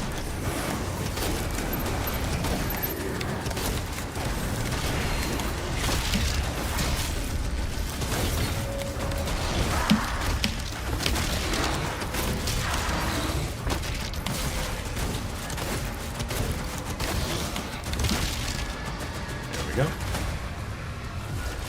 You're not a Dread Mace guy. I never make it far enough to get the Dread Mace. I love the Dread Mace. It's really cool. But I never get that far. Moving to the South Bay. Incoming.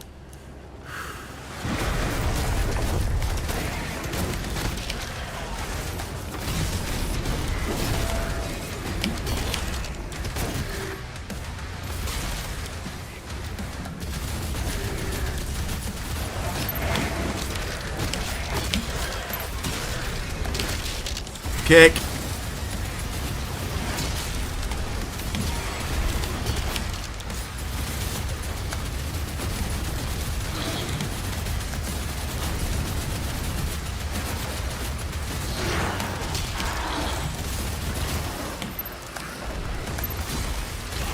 Whoa! He just blocked me. You see that shit?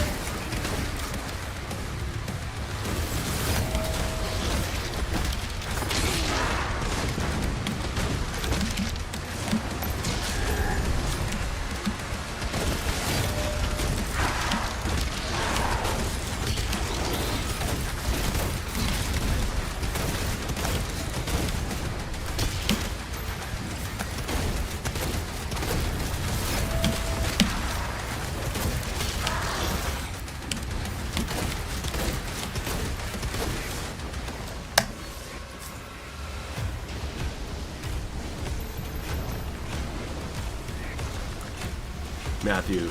Yeah, the mace is awesome. But man, I would love it if I could actually make it to the level where I get it.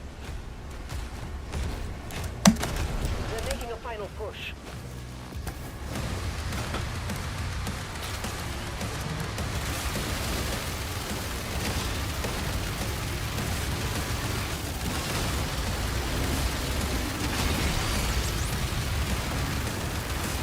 I wish you could actually damage the Titan at this moment.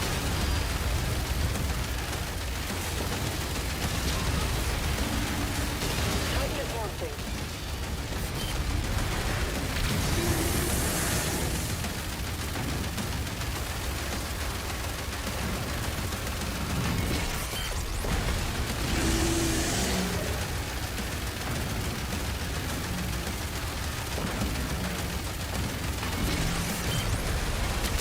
Titan down. All remaining enemy targets have been neutralized.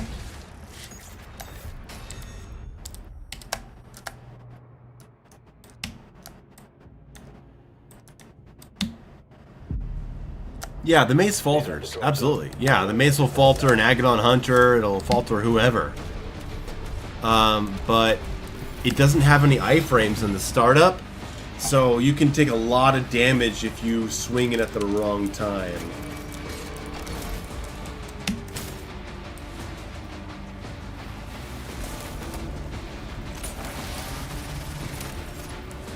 Targeting. Demonic breath.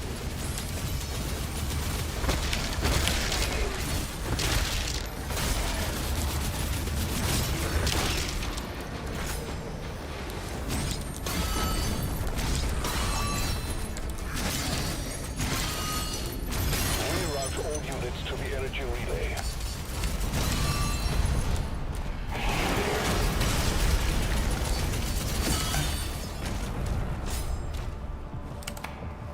What games do you plan to play? I don't have anything planned to play right now, but I'm looking forward to Shinobi and Ninja Gaiden 4 and Echoes of the Living.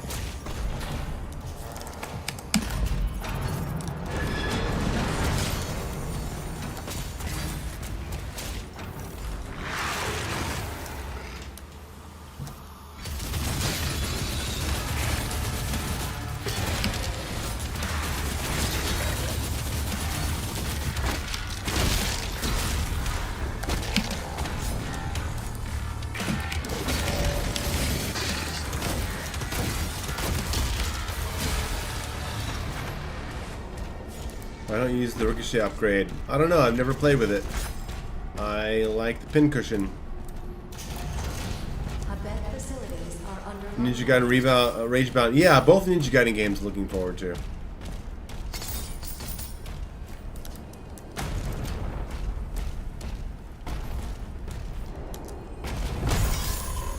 Pincushion is more of a setup weapon, which is more my style. No, it's not so much that it's damage, it's more than it's like a setup tool.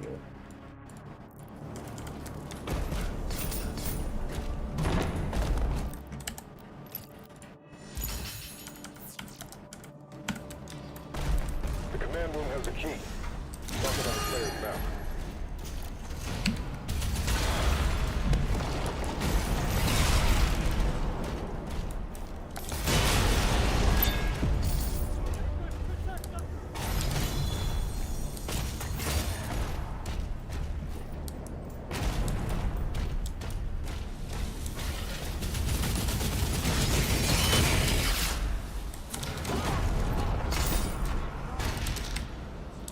Yeah.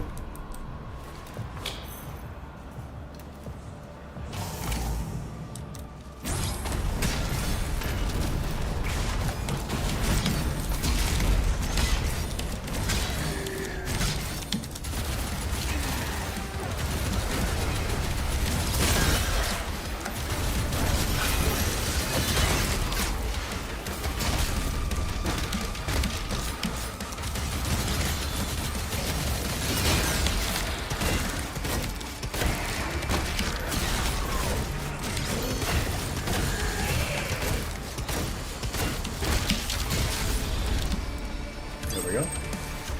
Welcome to research and development. Operations are currently suspended.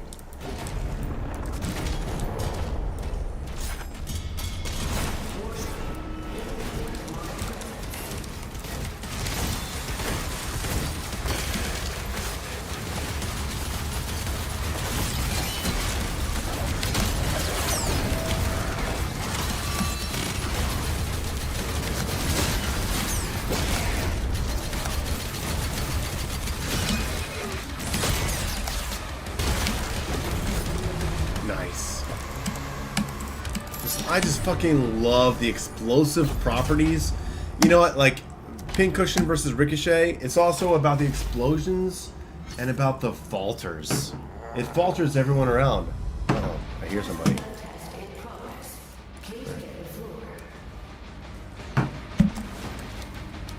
Hey, demons, fucking calm down. I'm drinking over here.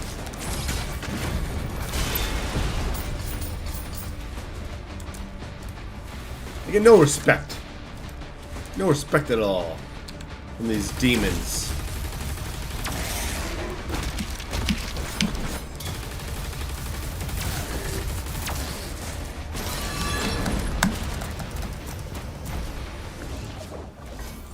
Fox later, yeah, it is. Like I said in my review, like when I said that that was the one gun that just like didn't really appeal to me. But I said, hey, maybe I'm wrong because I, remember what happened with full auto. But I am still of the opinion that it feels like a wimpy weapon. I don't feel that there's much satisfaction in shooting the shredder.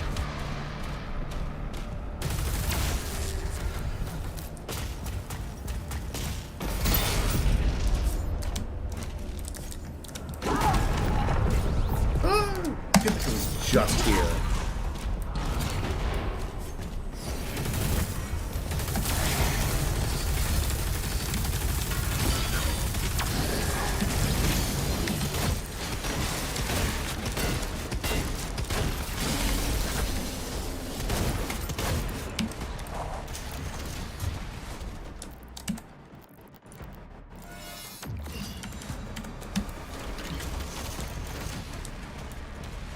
No, it feels just as wimpy as the heavy cannon to me.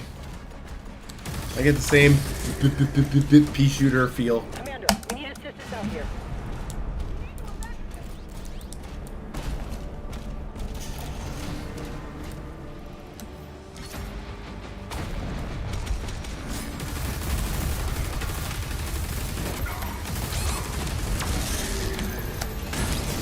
Let's not die right here.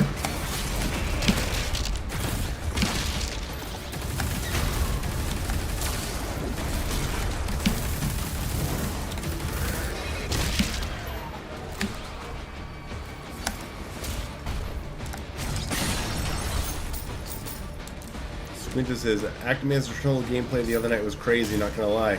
It was fun! That was a fun stream. I very much enjoy watching the casual side of Doom Eternal play. And any game, really. It reminds you a lot of how these games are actually experienced by people. Lambornard in Twitch says, hi Mayo, you probably get this question a lot, but it's my first time checking the stream. Are you ever going to do a face reveal? No. Just think of me as a Mayo with a face on it. Those eyes are actually quite close to my eyes in real life, so let that satisfy you.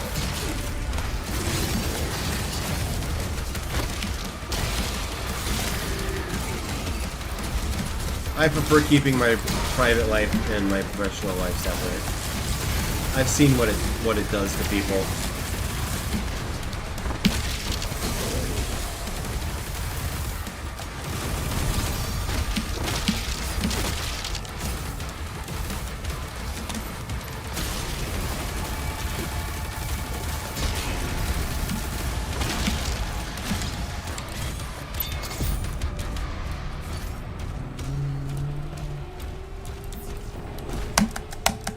Yeah, I'm using the classic Doom guide because someone requested it in chat, so I said, why not? Have you seen the trailer for Painkiller? I think I have. Isn't that the one that everyone's upset is like with bots and not single player?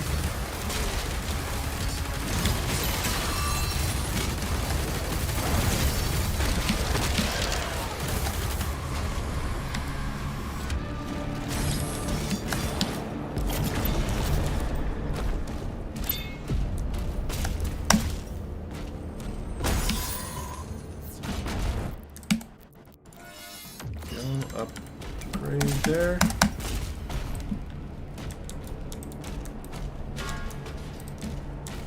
Lambo, you are free to guess.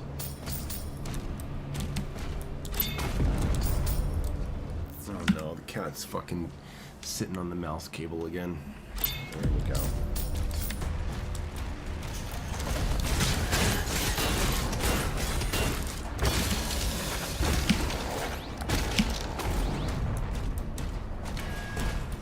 I do implore you, though, swap to Ricochet Chapter 4 Arena. No, I don't want to start messing with stuff outside of the upgrades that I've set for myself for this Ultranightmare run.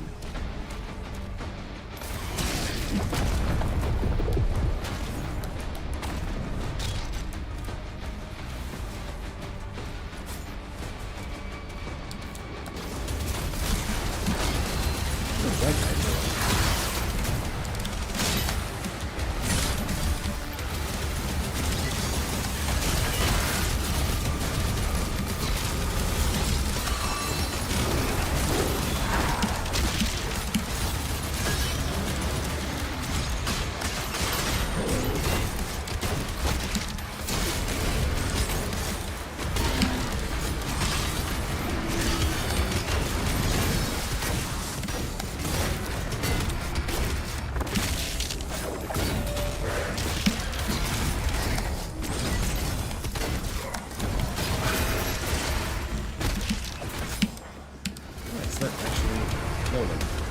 Almost.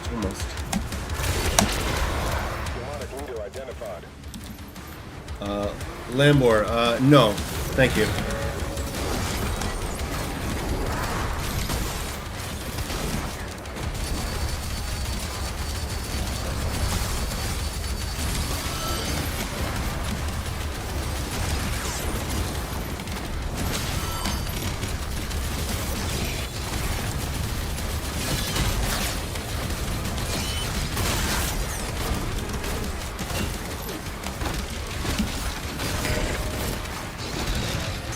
Can I get the kick on him? Can I get the kick? Nope.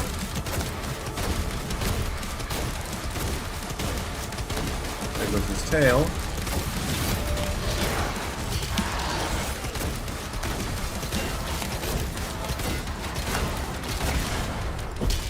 There we go. Not a bad fight. Not bad.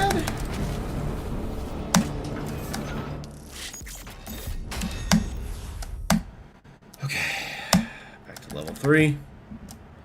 This is actually something I do regularly. When I lose an Ultranightmare run, when I'm playing privately even, before the day is over, I will just get levels 1 through 5 out of the way so that the next day I can jump straight into Siege 1. You think they should add some kind of UI to indicate you have a quick kick? Nah. No, it's just something you figure out. If the core explodes, the city goes with it. The original barrier is shutting down. We can't stop it now. How long do we have? Not long. The reactor has sustained heavy damage.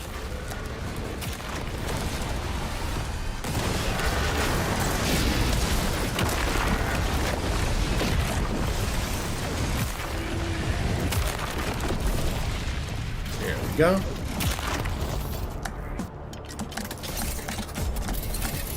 How do you get the minigun skip, man? I don't know how you do it.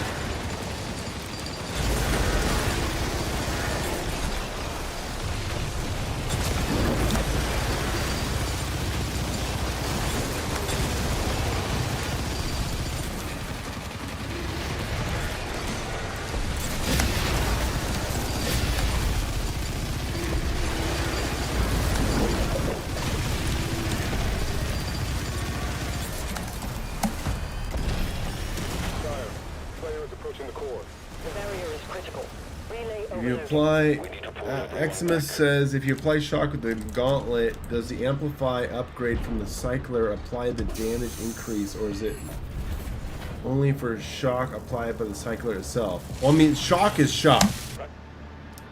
So I think anything with shock takes extra damage. That's how I understand it. See, why do I not get the full charge at this point?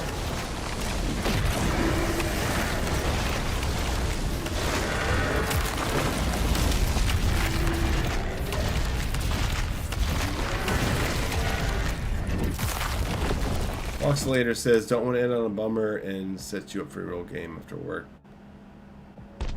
Cool.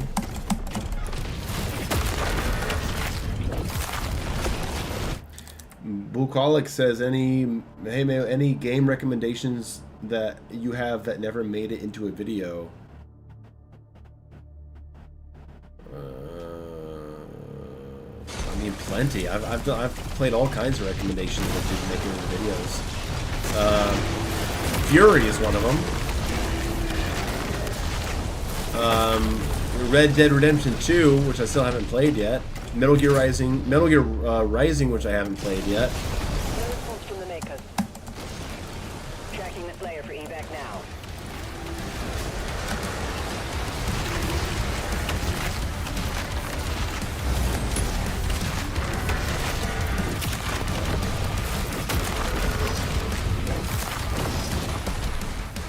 There, you see, look, I just got a full charge right there. Why does that happen? Sea Marine, I would love a quesadilla.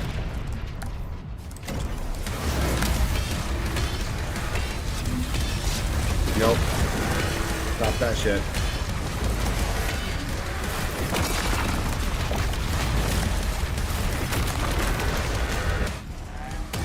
Boom. Okay. Alright, let's load it up, hit the bathroom real quick, and we are going to make it all the way to Siege.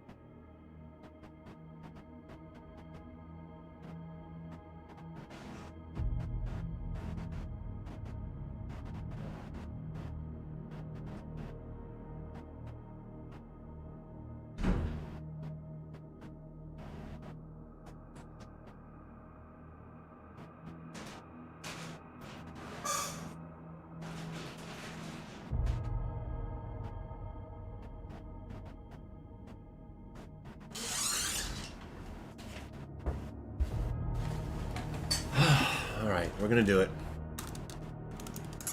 Bucolic says, oh, sorry, I mean games you have played and would recommend to us, but have never had time to do it. Yeah, Fury. Fury is one of them. Project 0X or whatever it's called. It was one of those hack and slash games I thought was really good. Dead Cells. Never did a video on Dead Cells. Love it. Globule says, have you ever tried controller? No, I'm not to that point yet. I will someday. Demons in the north wing.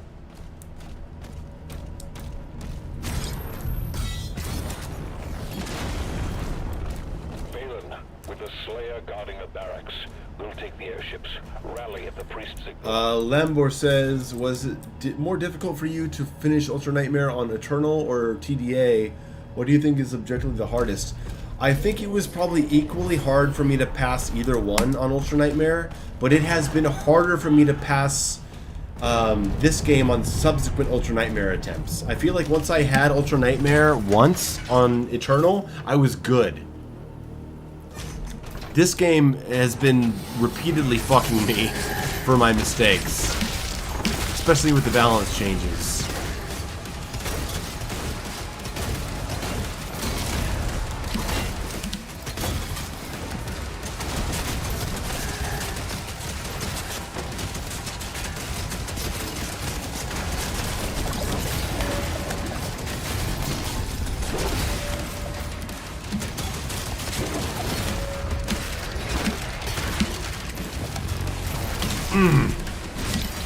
Almost a combo.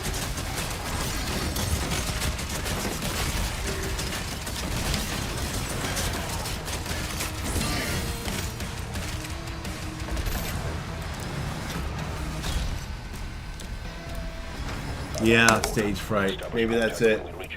Yeah, Bucolic, that's it. Slave 0X. Yeah, that was a cool. It was cool, but not entirely to my liking.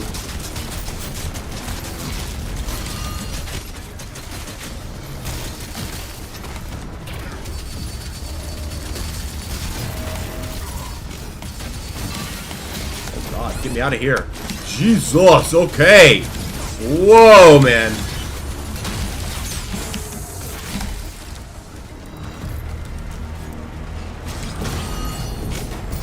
I feel like this game on Ultranightmare, it's a lot easier to lose your health, and it's a lot harder to get it back.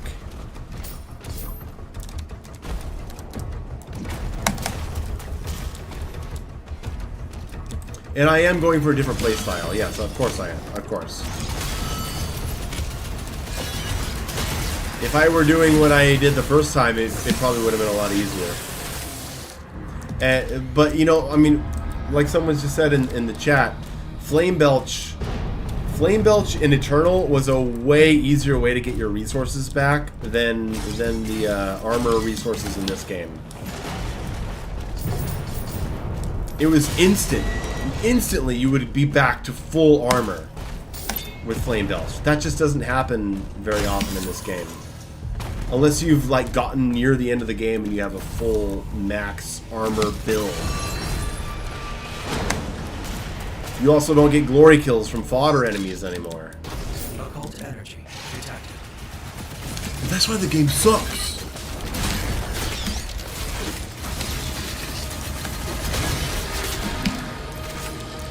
Because you can't survive the exact way that you couldn't do Eternal. That's why it sucks.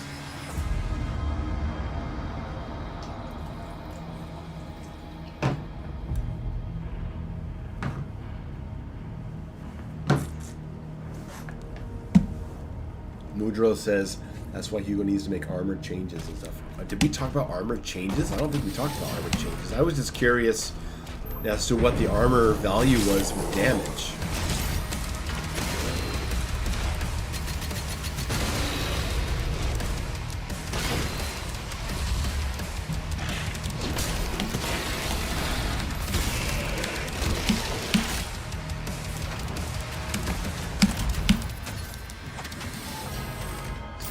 Yeah, this game is more lenient in ammo, but it's far less lenient in health and armor, right? So, guys, remember, don't view everything in a vacuum.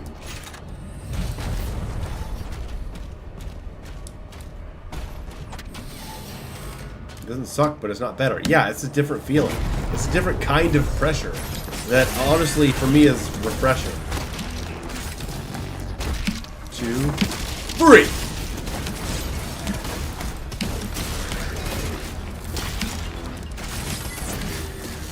In a way, I do in a way want to say it's better because it puts better importance on actual map pickups, where in Eternal I felt like they didn't really mean much. There's our kickboxer. You're only almost outside. There's a path through the dunes nearby.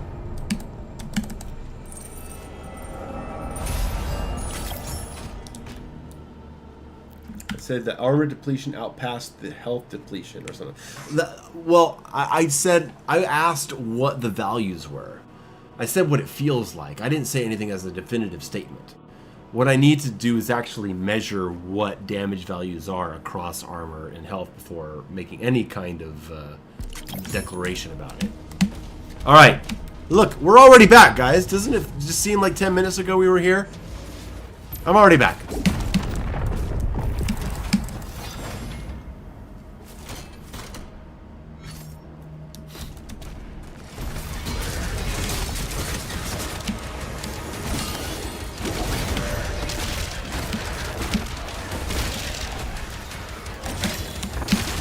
Ooh, look at that kick right there on the Hell Knight. That was nice. No, get me out of here. Woo. Okay, let's go around the corner.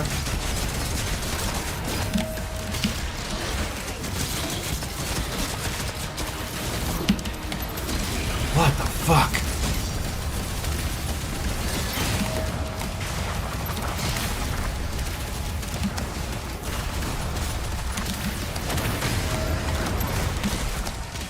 Dude, these guys need to relax. Wow, did you see that fucking Nightmare Imp? Right under me. Jesus. Okay, we're looking okay. We're looking okay.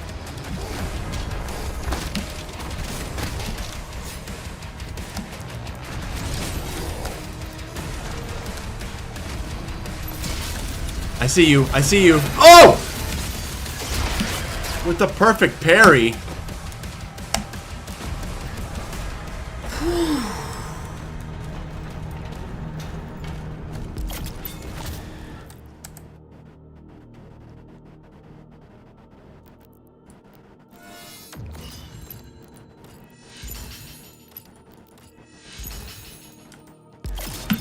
Bucolic says time flies when you're having fun. Yeah.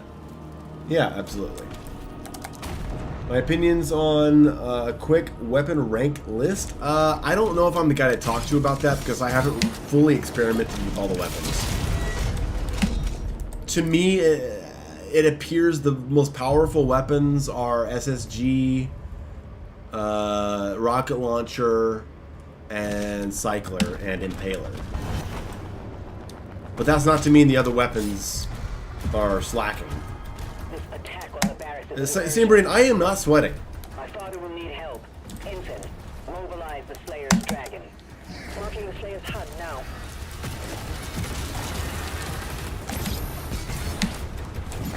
Alright, let's use up some plasma because I'm not really using plasma right now.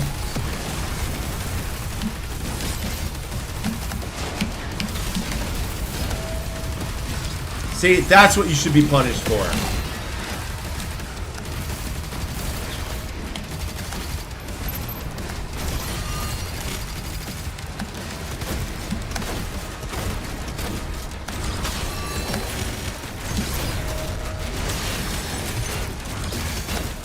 I really could have gone for the plasma shield right there.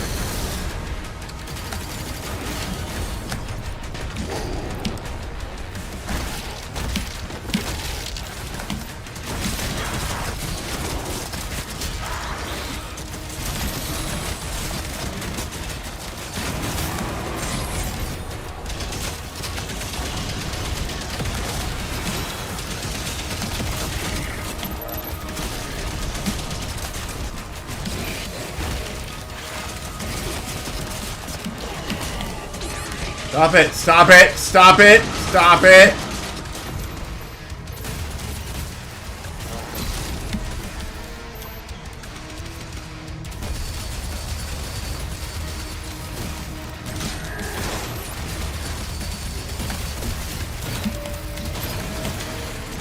That's an overheat right there. Okay, we're gonna have somebody coming in. Not yet. Okay. There we go. 1, 2. Who gets the kick? Whoa!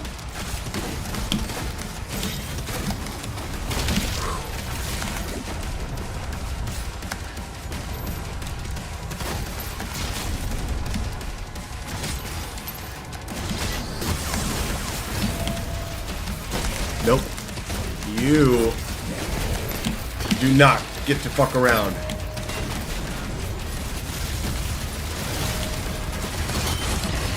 Whoa!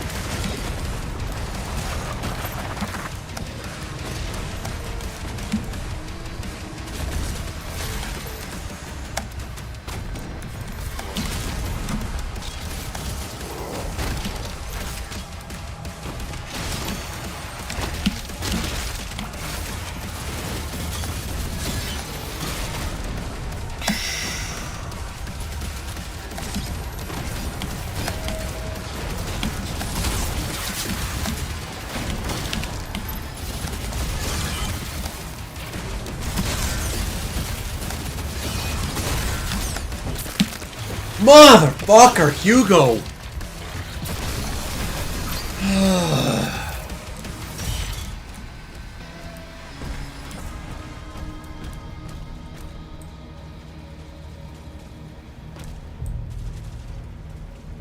Wait, Lamro says, yeah, but SSG you need to be close to the enemy, and also the only thing you can cancel the shooting animation with is the shield bash. Yeah, that doesn't mean the super shotgun isn't insanely powerful. It's like, I mean, no, man, come on.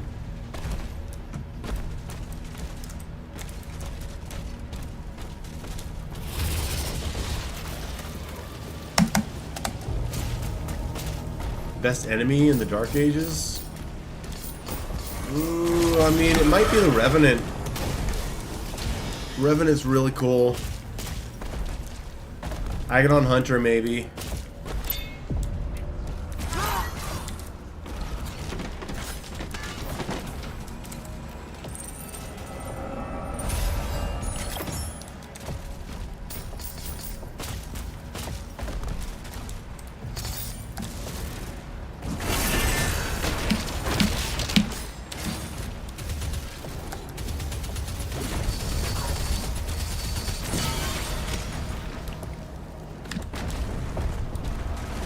Komodo, yeah, Komodo's pretty crazy.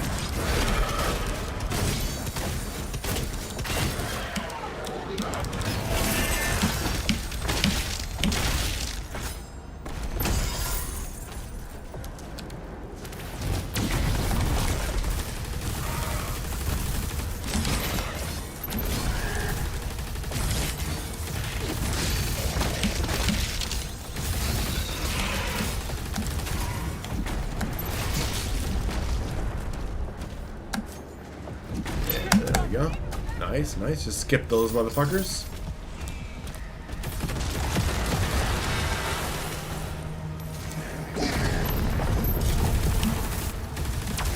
Like, you guys can't tell me SSG isn't great when it is like the go-to weapon for arachnodons.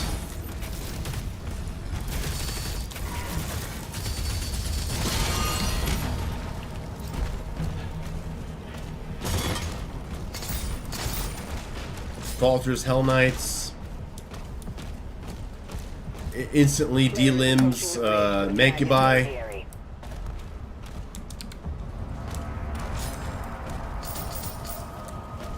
Good amount of ammo. It's got 20 shots at max ammo.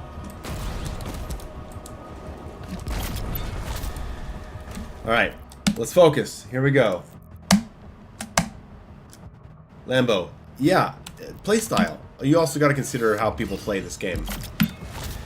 Alright. Now, let's go ahead and go for the shield. Why not? It's higher damage than chain shot.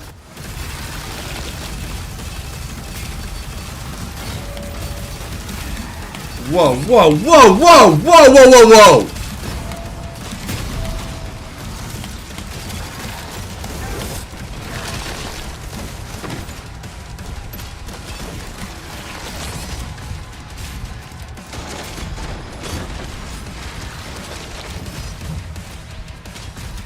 See, when in Doom Eternal did he ever do this? Like, run for your life for a fucking health pickup around the map. That's one thing I missed in Doom Eternal. Imagine if they added random lost souls to this fight. Jesus, dude. What is going on?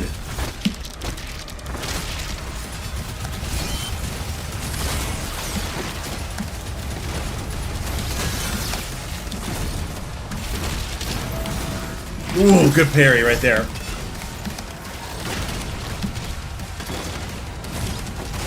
Shut up.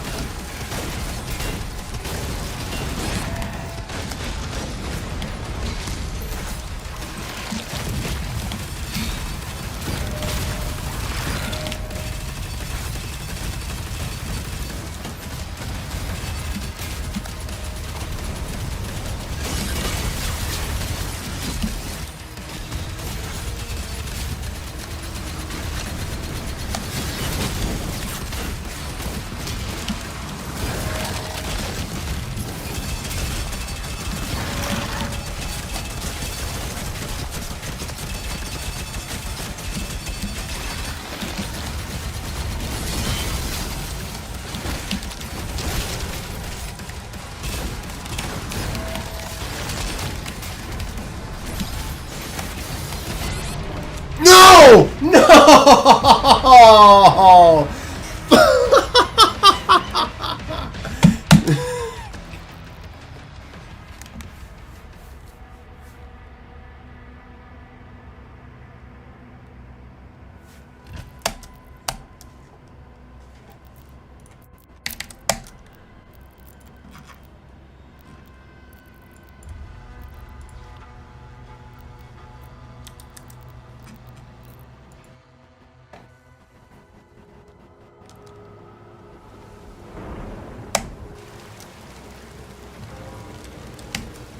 Impact confirmed.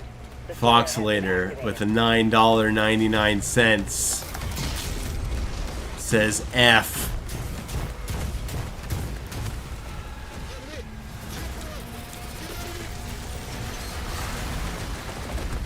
Well, you know, at least I'm getting paid. My God.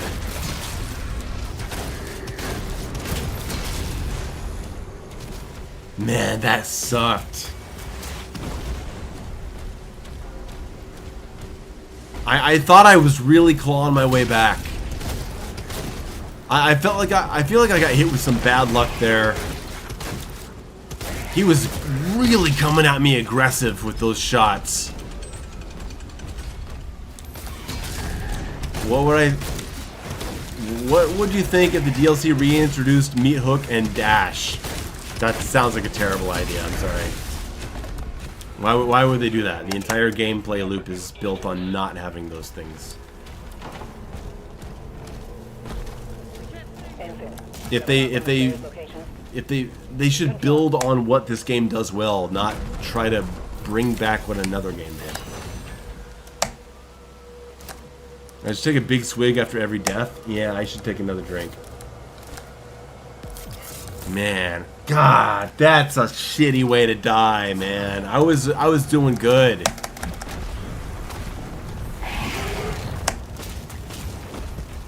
It's okay, we'll be back there. We'll be back there in no time.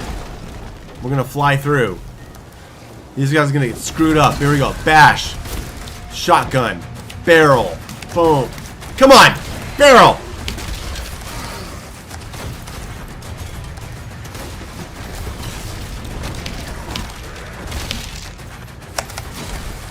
Kick! Ugh!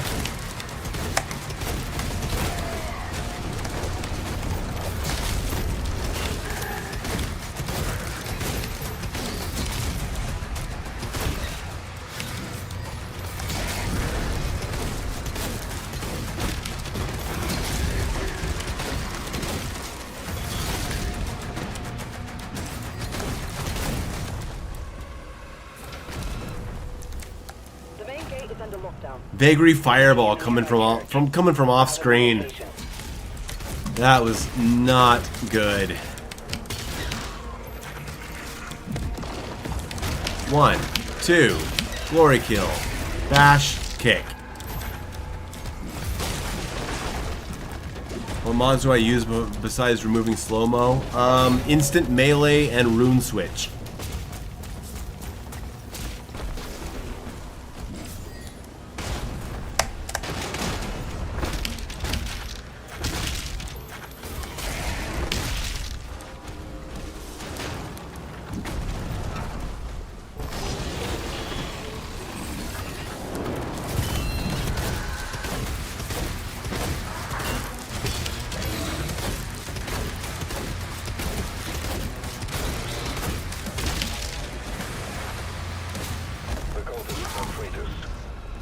He's at ground zero. Instant melee, like I can switch melee and runes during combat instead of having to go to the menu. I have them bound to a button, so I can switch between Gauntlet, Flail, and Dread Maze during combat.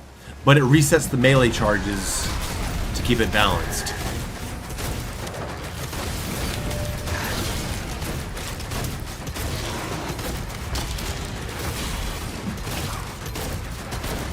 Hey, remember when Ackman said you would never get hit from a zombie from behind you? Well, I just did.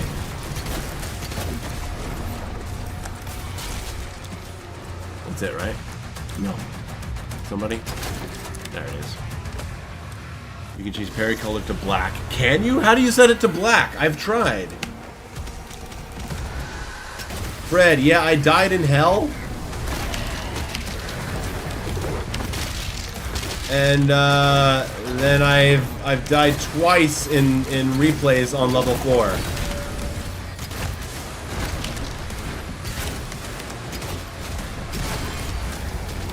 Really?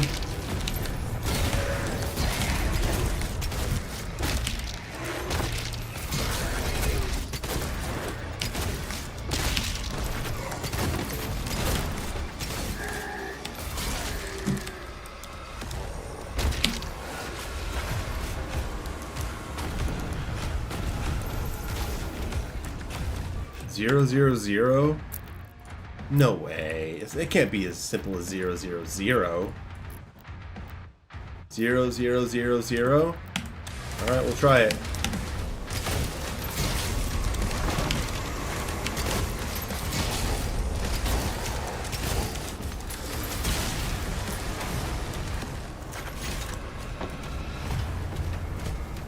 No, 0. Okay, so all zeros is green. Alright. So, all ones? Oh my god. Come on.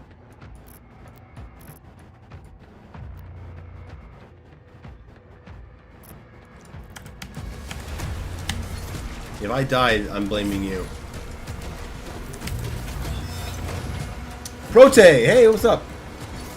Real quick, before Prote, he said, what hardware are you on? I have a 4070 Ti Asus and a 7900 AMD.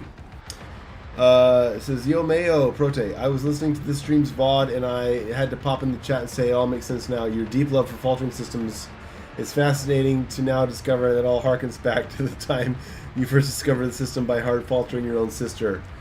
Yeah, by dropping a hammer into her skull. Yup! It all makes sense! I'm quite flattered by the idea that Prote listens to my streams. Like on VODs. Okay, so this is just white.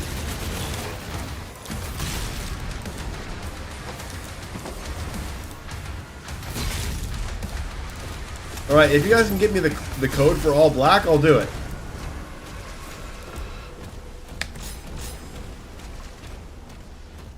Prote, Hugo called in earlier, and he was on for like an hour and a half or something. I do like the white color though. It's really cool. I might stick with that for a while, unless you guys can get me the black.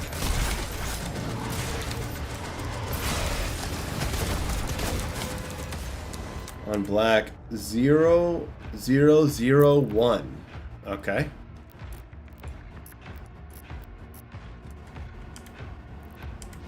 Okay.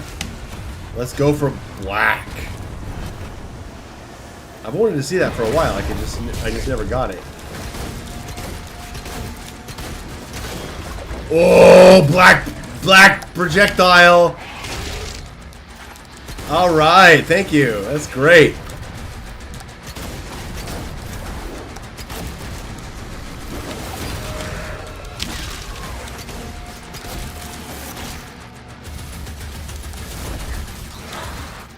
But no, I can't see it coming. I'm sorry.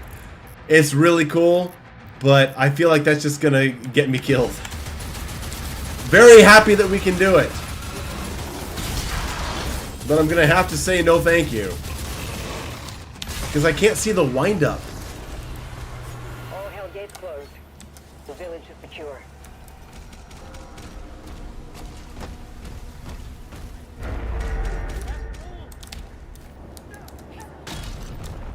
5 readings in Has the anyone south seen bay. this guy shooting? This guy will shoot sometimes, and it can kill you.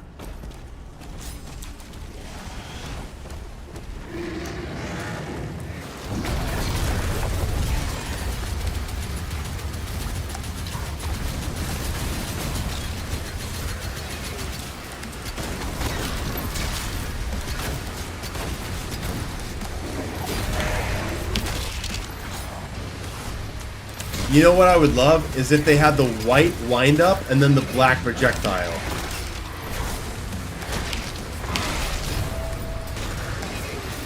That was a nice random parry, wasn't it?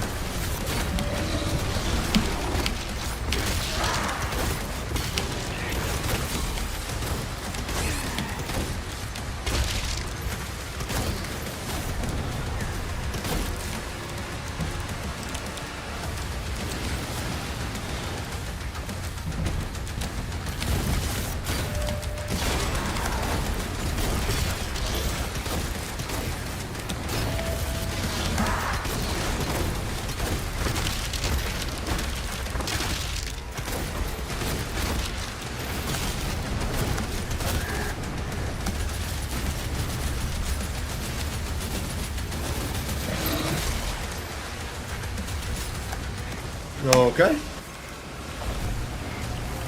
Oh, rainbow color would be cool. A prote. Oh, nice. Yeah, 110 just feels right. And I'm also playing no impaler, no upgraded combat shotgun, which is making things quite difficult. And this is attempt number 3 of just trying to get past level 5.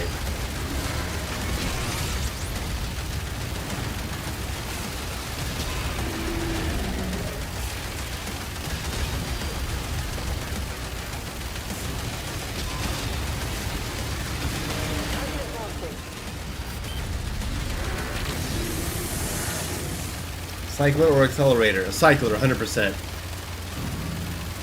It's so dynamic with the shock transference. Love it. Prote is over on the Twitch chat. I'm dual streaming, YouTube and Twitch. All remaining enemy targets have been neutralized. Well, Prote, no upgrades for the combat shotgun. So I'm using it base fire until I get the SSG, and then I'm leaving it behind. He's at the drop zone. Deploying weapon port now.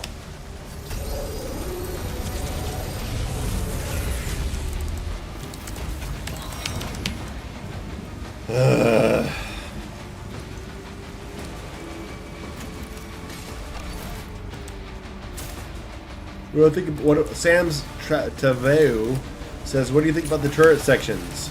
Don't like them at all. Wish they were not here.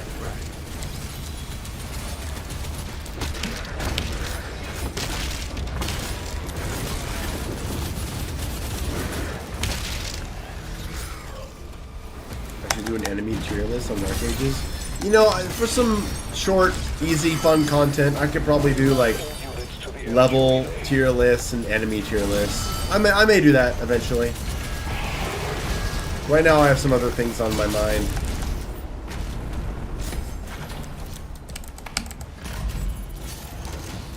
Yeah, Prote is... I mean, because I'm not getting any armor back until I get the flail. And then because of no combat shotgun upgrades, I have to stay on the flail. Have I tried 150? No, I have not, and I will not. I'm not interested in playing the game at that speed. I find it obnoxious. And if I start playing it at that speed and I get used to it, then that's how I'm going to play it all the time. And that means all my videos will be at that speed, which will make my videos unwatchable, because I find videos at that speed unwatchable.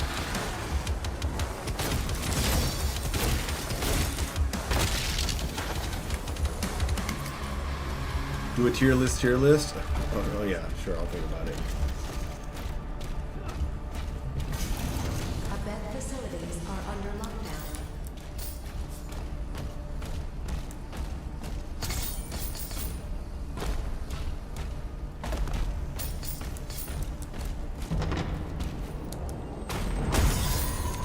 Irish, yeah, totally. Cycler is so cool. I don't know if I can ever say goodbye to the Cycler. What's my favorite OST? Oh, from this game, it would be Into the Void.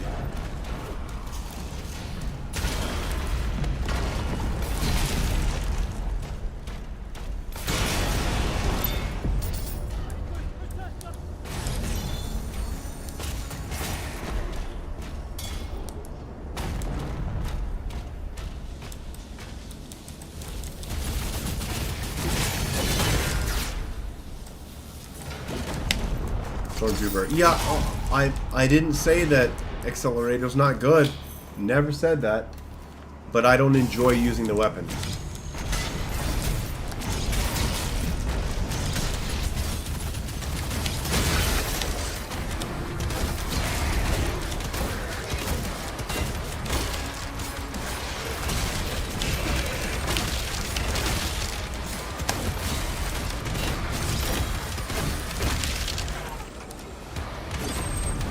Fast room right there. Research and development.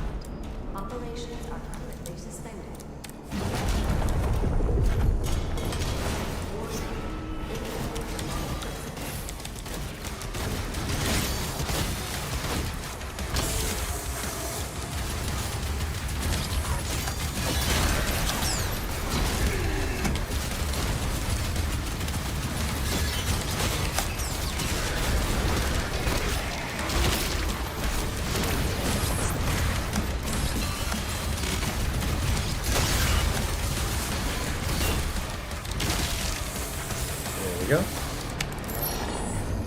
Seamarine, $2 says Doomslayer is cool. I wish hell was real. I mean, I don't, but I understand the sentiment. Sprote, yeah, I know what you mean, man. Like that is weird, but Shield Bash already does very little damage on the base difficulty. I mean, on the base damage setting. So, I mean, I see why it's not doing the damage you want it to. I don't know how they can make it better for you on that damage setting without messing how it works on default. And I sincerely do not believe that they should balance things on default for how things could be with sliders. I imagine you feel the same way.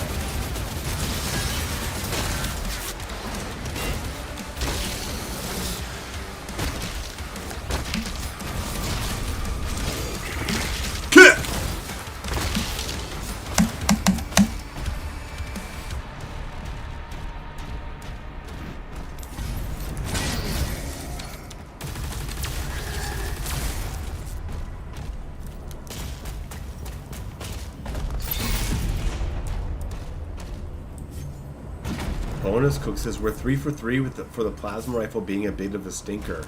What are you talking about? Heat Blast and Microwave Beam are very good in Doom Eternal. Heat Blast and the Stun Bomb are very good in Doom 2016. Accelerators, Heat Blast, and Cycler's arcing ability are very good in the Dark Ages. I'm not really sure where you're coming from, man.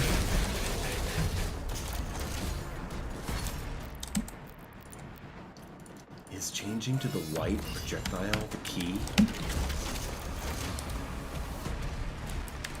What would it take for me to marathon 2016 Eternal via stream? I mean, it would take a lot if it were to be Ultranightmare, because that would take me days. But if it was just playing all the way through Nightmare, I mean that's workable. Benji says, answer me, boy. 2016 or Doom or the Dark Ages in your opinion? I would pick Dark Ages over 2016.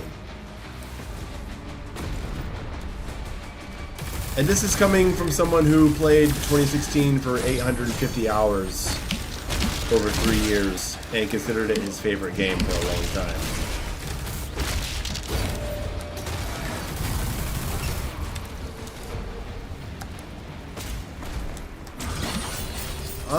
Yeah, I suppose I could do a 2016 and Eternal stream straight all the way through on Nightmare. Yeah, that could be arranged. If you guys are interested in me streaming more, I could work that out.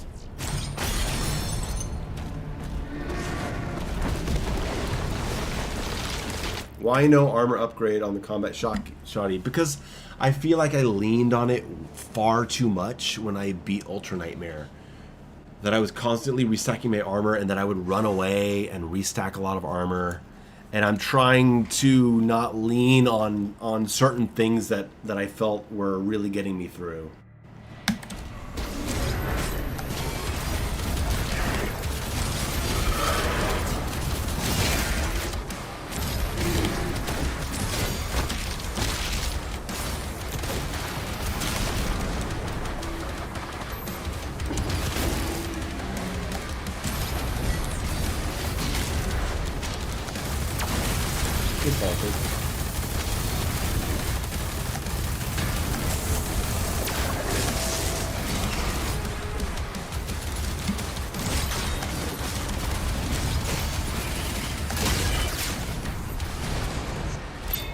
Nice, that killed the stone end.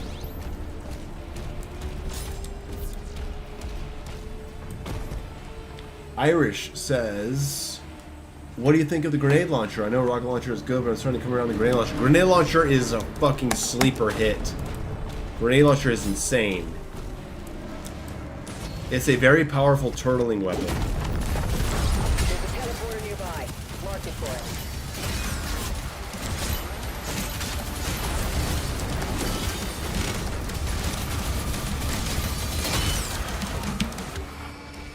Favorite gun? My favorite gun is probably the cycler.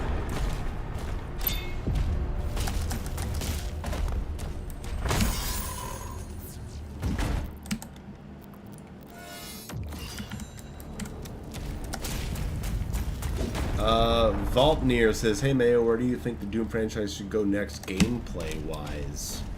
God, I mean, it's hard to say. Like, I think that it doesn't necessarily have to be Doom, but I think if it does another first-person shooter after this, I think it would be really cool to take what this game made and expand on it. In the way that 2016 The Doom Eternal did.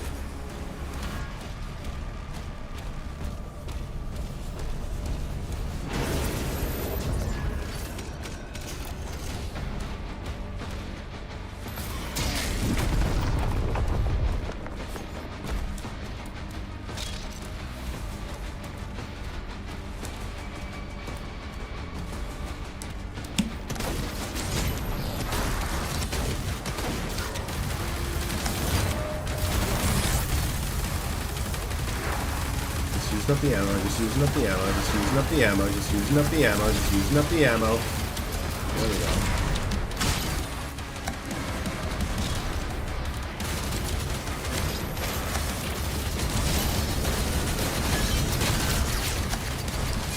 Nope, I saw you.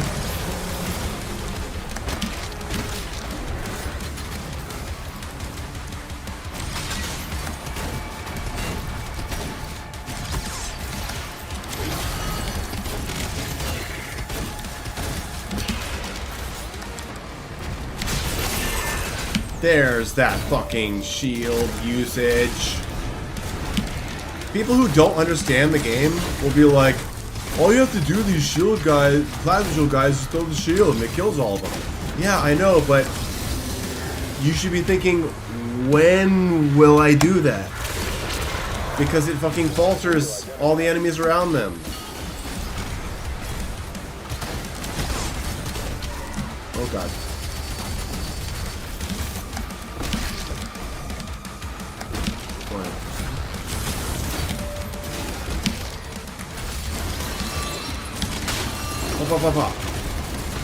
Get fucking faltered. Fucking shithead.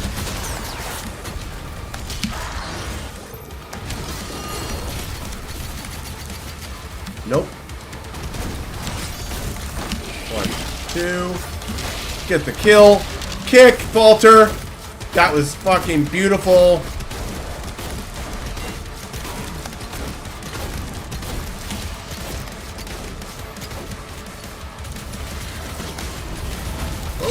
The barrel kill! Bonus cook. Yeah, I have seen that. I don't need it, but it's cool.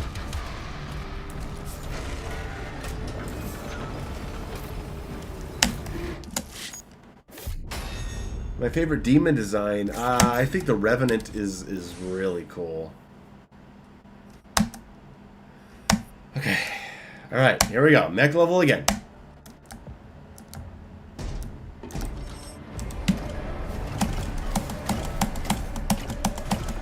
Is Falter as important as it is in Doom Eternal? I think it's more important than it was in Doom Eternal.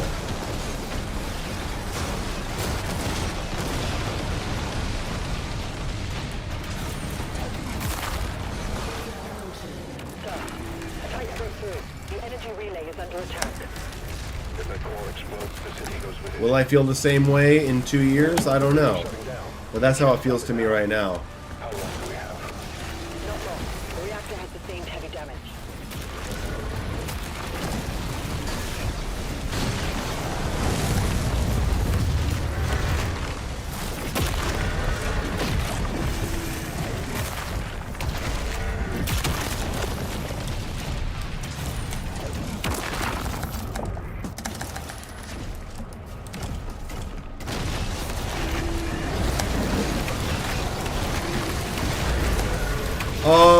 Did I just skip the minigun? Okay, whoa! Whoa! Okay, so I did that by mashing spacebar.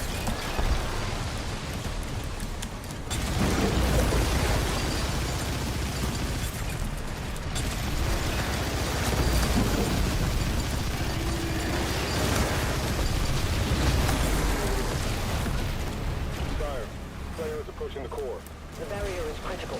Relay overloading. We need to pull everyone back. Voxelator, man, I can't agree, man. I'm all about the super shotgun. Keep trying to save the city. Slayer, there's a strip mine nearby. I'll mark it for you. Something to prepare for later.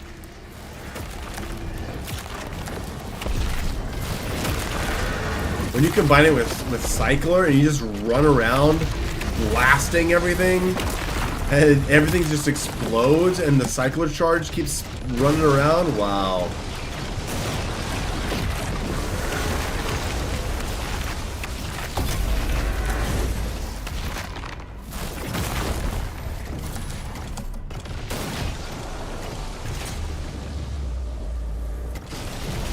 No response from the makers. Tracking the Slayer for evac now.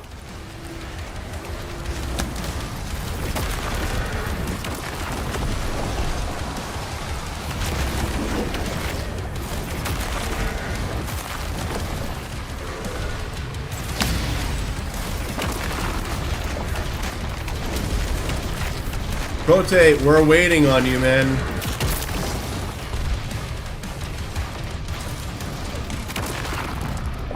Oh, they're working on... Yeah, they are. They're working on some stuff. QuakeCon will have a lot announced, I'm sure.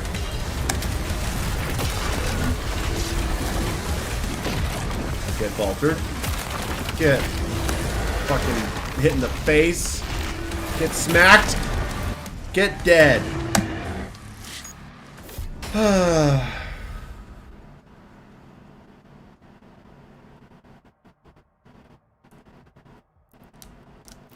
No, I haven't used the ricochet yet.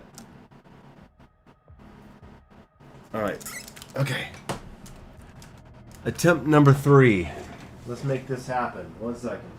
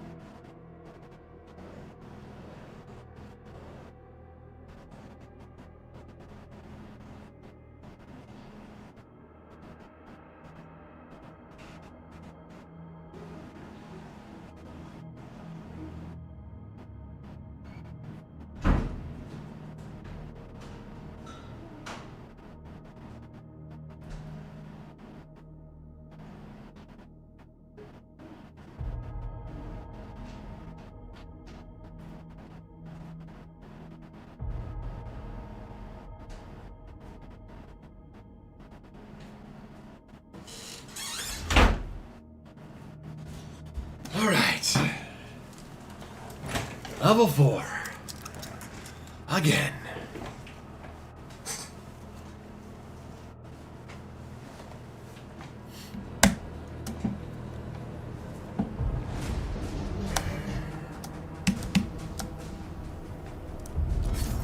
Demons in the north wing.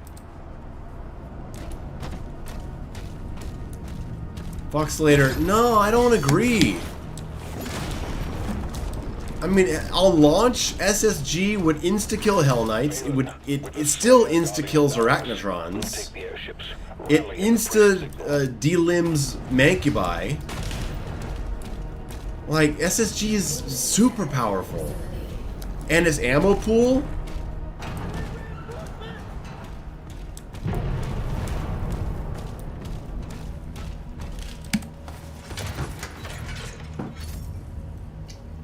I just don't agree.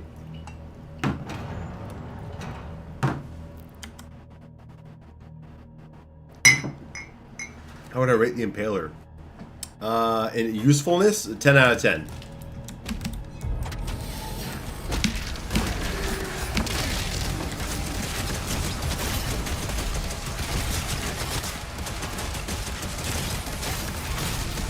I think there's nothing that gun doesn't do well, which is why it'll probably get nerfed.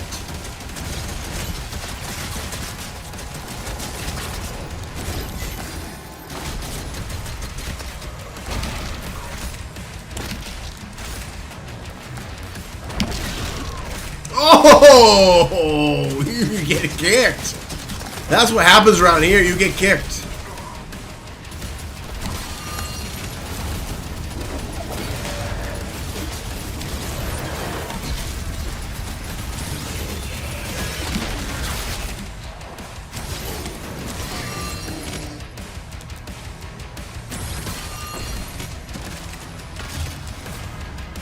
Do I find the pulverizer useful after you fully upgrade the shield? I think the pulverizer is a niche weapon that beyond level 5 doesn't have a lot of great application outside of, you know, its moments. But that's just my opinion now. That could easily change.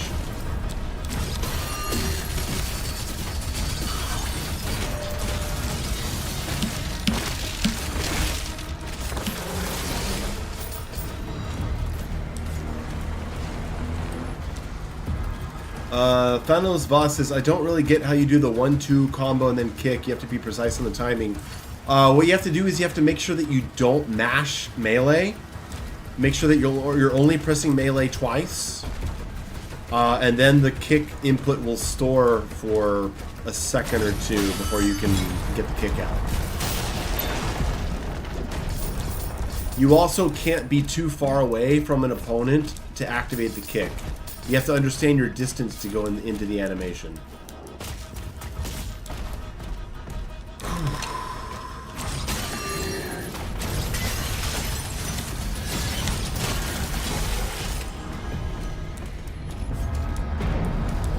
Particularly how closing in with the SSG is lower risk than missing mid-range. Yeah.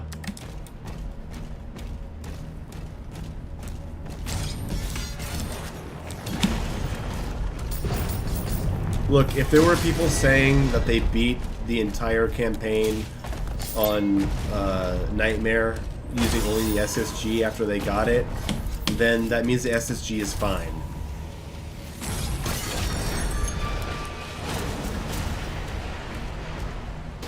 Occult energy detected.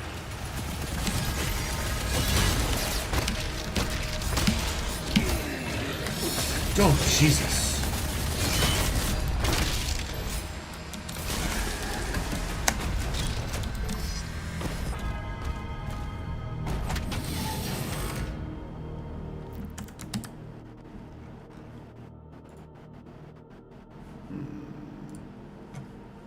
Sorry, just checking my messages.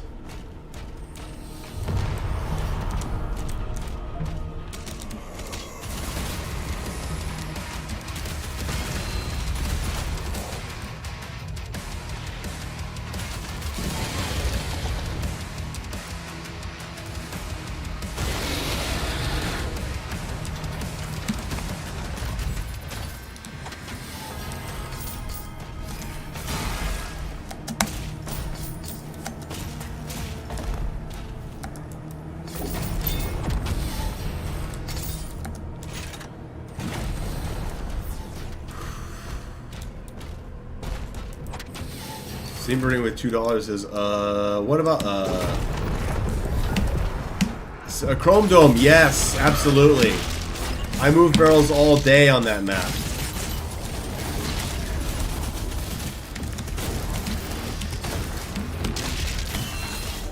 Whoa, whoa.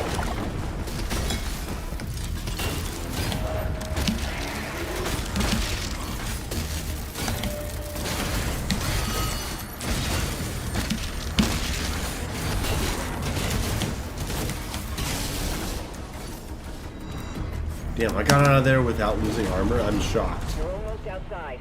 There's a path through the tombs nearby. Alright, here we go. Yeah, use the SSG against Revenants. Have the SSG do a shield bash and the SSG Revenant. Done. You just gotta know when your moments are.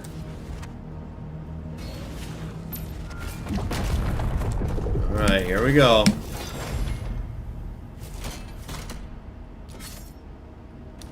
Thanos, well, you know what? I just lost my last run to him. So we'll see how much you learn from me.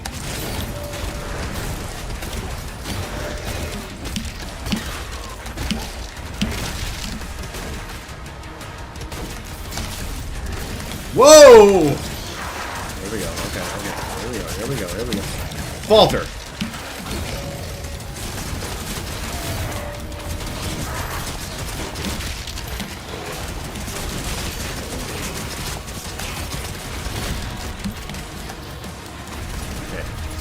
Shredder. Alright. There we go. Glory kill. Shock! Done. Okay. Whoa! Wow, actually got that block. I cannot believe it. Fucking die already!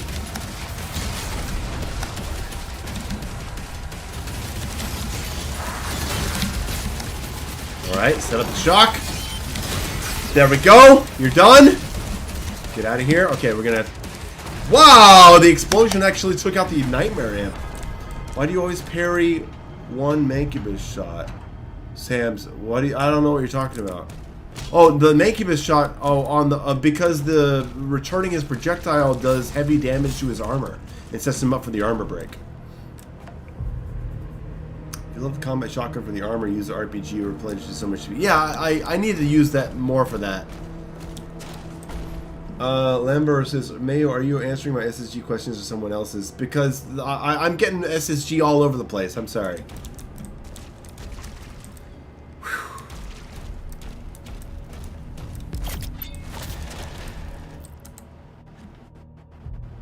Same brain, yeah. No, I have seen this game in my dreams. No, I'm not even kidding. Alright, let's go for Pulverizer upgrade. Let's go for Shredder upgrade. Alright.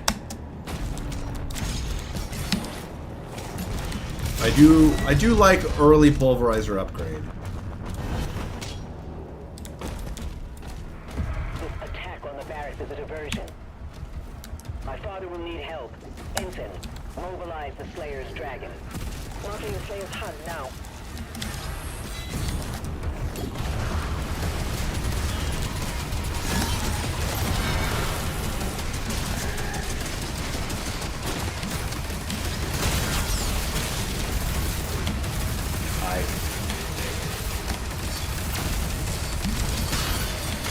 There you go. There's that cook right there, right over there. Kill that lost soul. Fucking die. There we go. Shock him. There we go. Okay. There we go. We got our overcharge going. Kill the lost souls. Get the falter. Boom. Okay, we get out of here.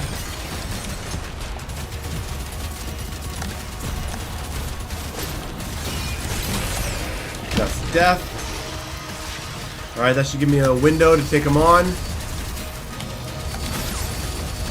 See, if I had hit the parry, I would have broken the shield right away. Okay, no, 1, 2, 3.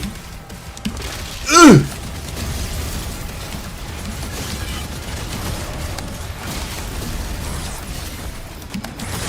There we... Come on! No, this is not going to happen again.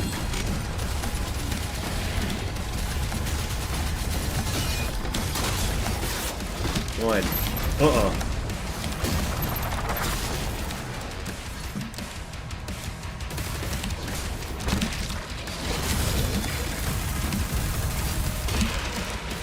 Okay, that should be enough ammo for the pulverizer.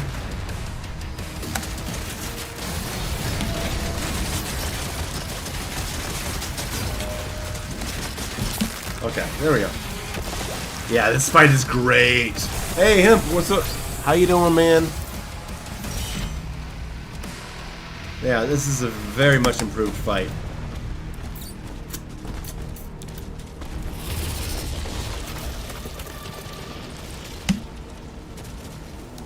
Yeah, Ultranightmare, seeing how that they've improved the placements of the Lost Souls in certain fights in the update, it'll be interesting to see if they do more with them as they do more passes on the game. Because the surprise Lost Souls are pretty cool.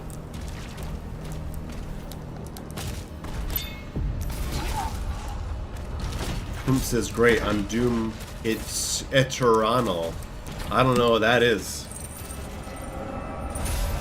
Labo, hey, thanks. My next upload will be a big review of Predator Killer of Killers.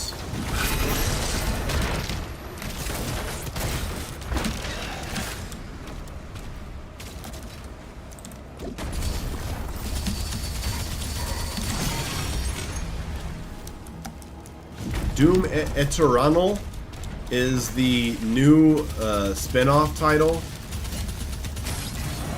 where it's a Doom game and the entire game just defaults to 160 FOV and you can't change it. Hard-coded. What am I going to do? My honest take on Mario Kart World? I'm not going to play Mario Kart World. That's my take on it. I don't give a fuck. Mario Kart was really fun on the Super Nintendo. That's my review.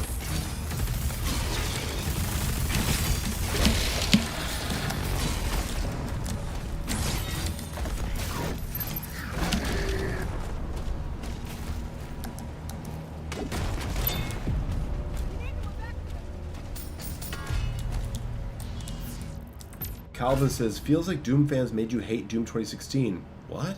When have I ever said I hate Doom 2016? Doom 2016 is one of my favorite games of all time. Whoa!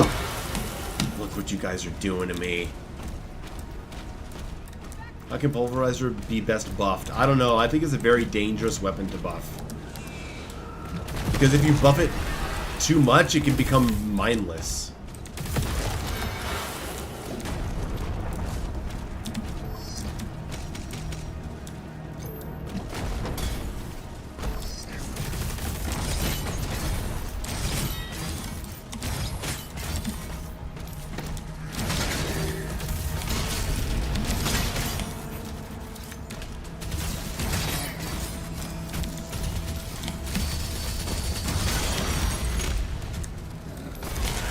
Oh great, I'm going into the Vagary fight with no health.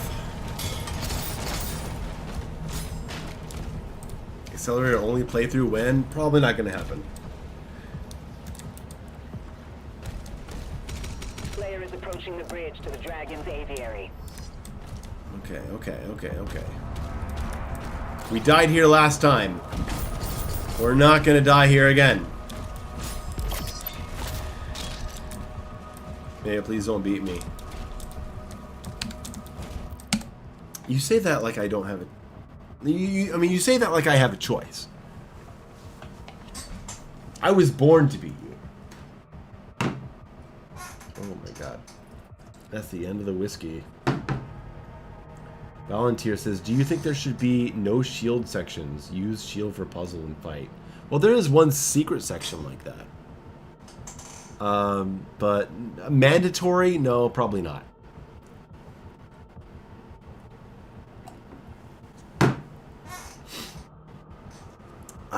Okay. Here we go. Steadfast. Absolutely necessary for this fight. Kill one Mancubus, ignore the other. I don't know, man. I don't know.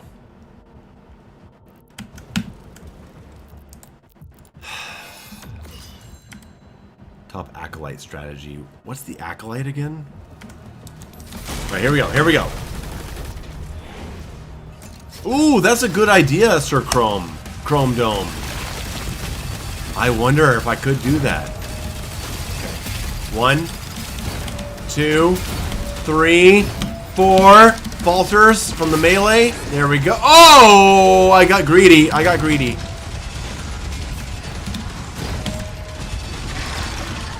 Okay, let's go for the pulverizer. Up close, up close. Okay, we're gonna go for the glory kill on the Mancubus.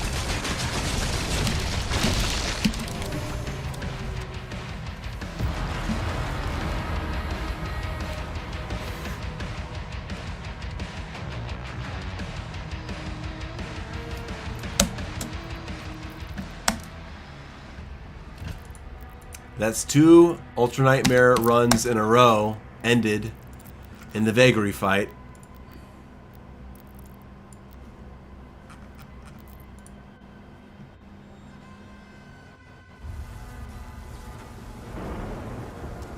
Thank you, Hump. I appreciate you. Guest Cheap on Twitch says, was your first Ultranightmare clear on default sliders? Yes, it was.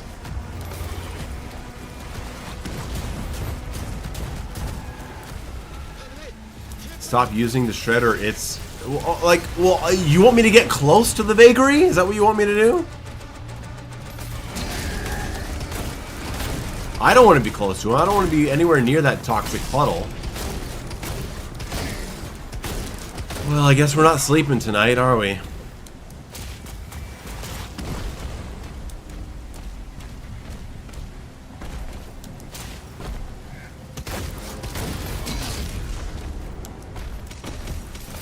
Okay, we'll be back there in no time. Try more whiskey. The whiskey's gone. I got no more left. That was a third of a bottle, and that's all I got. You can oh my god, you can expect me to start playing just absolutely terribly now. No, use the impaler. No, I am using. There's no impaler, no upgraded shotgun. That's the rules. That sucked, man. Surely I have cleaning alcohol. I actually do.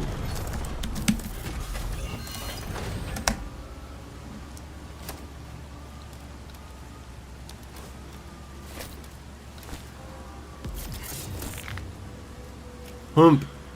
I need you, man. Do you want to call in? I need you to keep me focused. This is my 4th attempt on levels 1 through 5 since losing on the hell level earlier. I'm in a bad place, man. I'm in a bad place.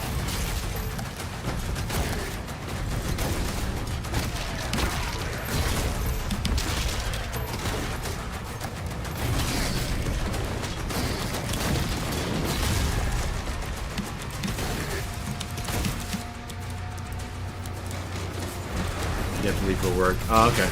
That's fine.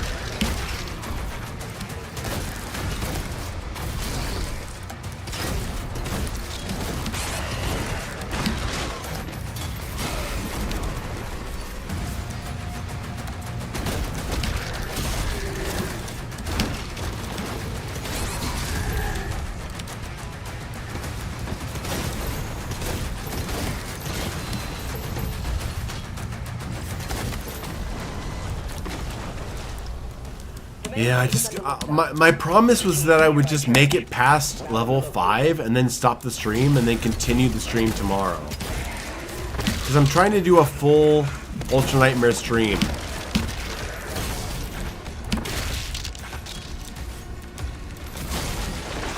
And I got annihilated in the hell level. Just for playing like a moron.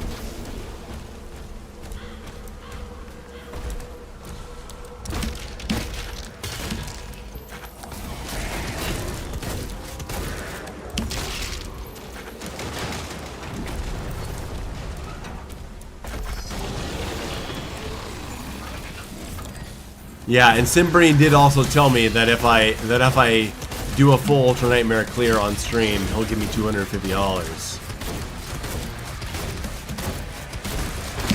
And that's how the economy is now. The cultists are traitors. But the idea is fun. I am enjoying doing this. So like this video, what do you think is the most broken weapon? The most broken weapon? Ooh.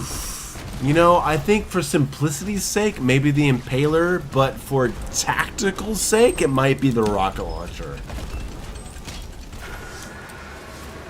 I think maybe you could argue the SSG before the most recent Hell Knight change. I don't think you can argue that now.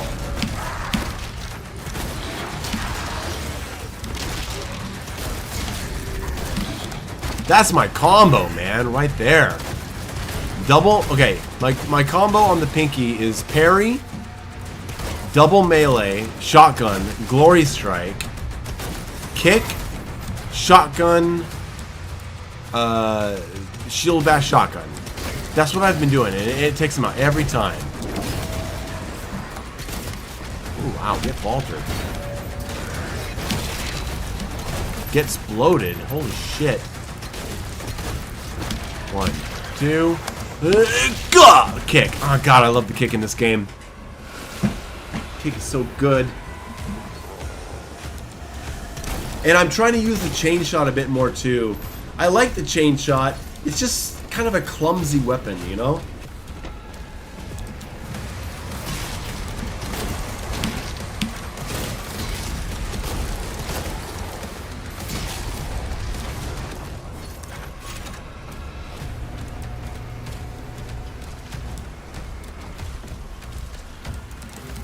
Fred, SSG easily broke the Hell Knight resistance as a buff, man.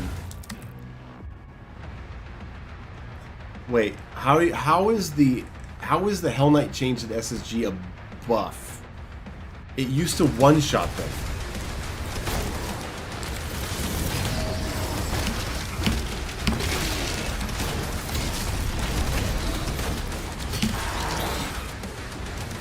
Yeah, chain shot is amazing for as an armor break weapon. I can see why Hugo wants to lower the ammo for it.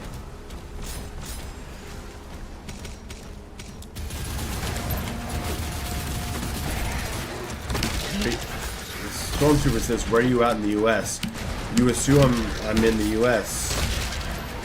I mean, maybe I'm in a different part of the world, you know? I could be anywhere.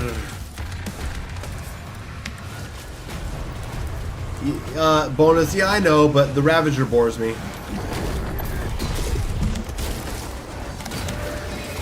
That was a nice parry, wasn't it?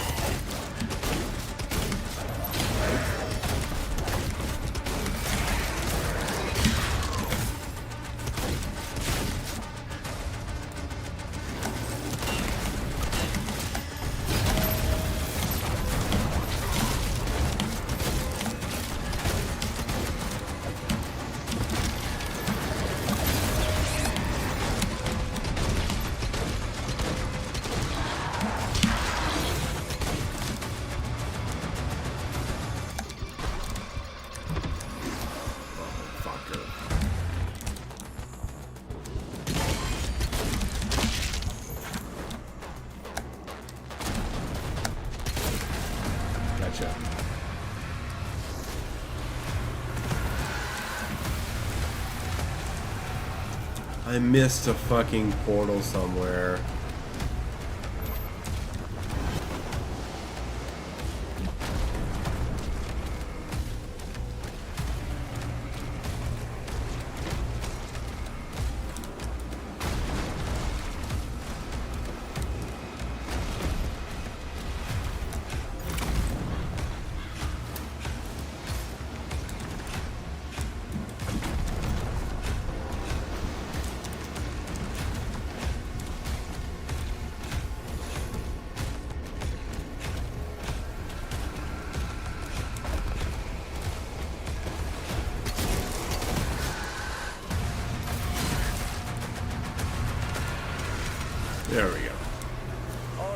close. The village This is Ultranightmare.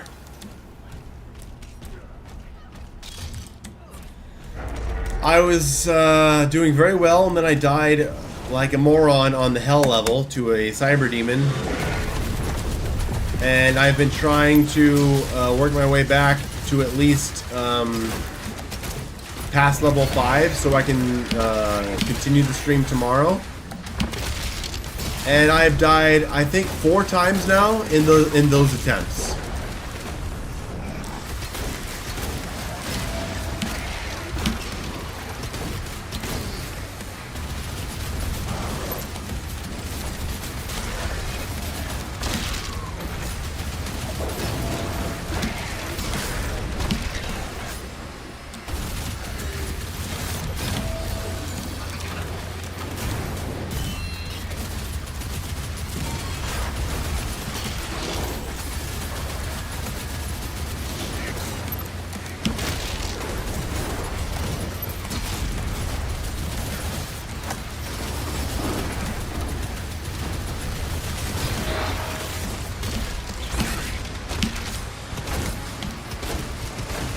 Well, I got the delimb.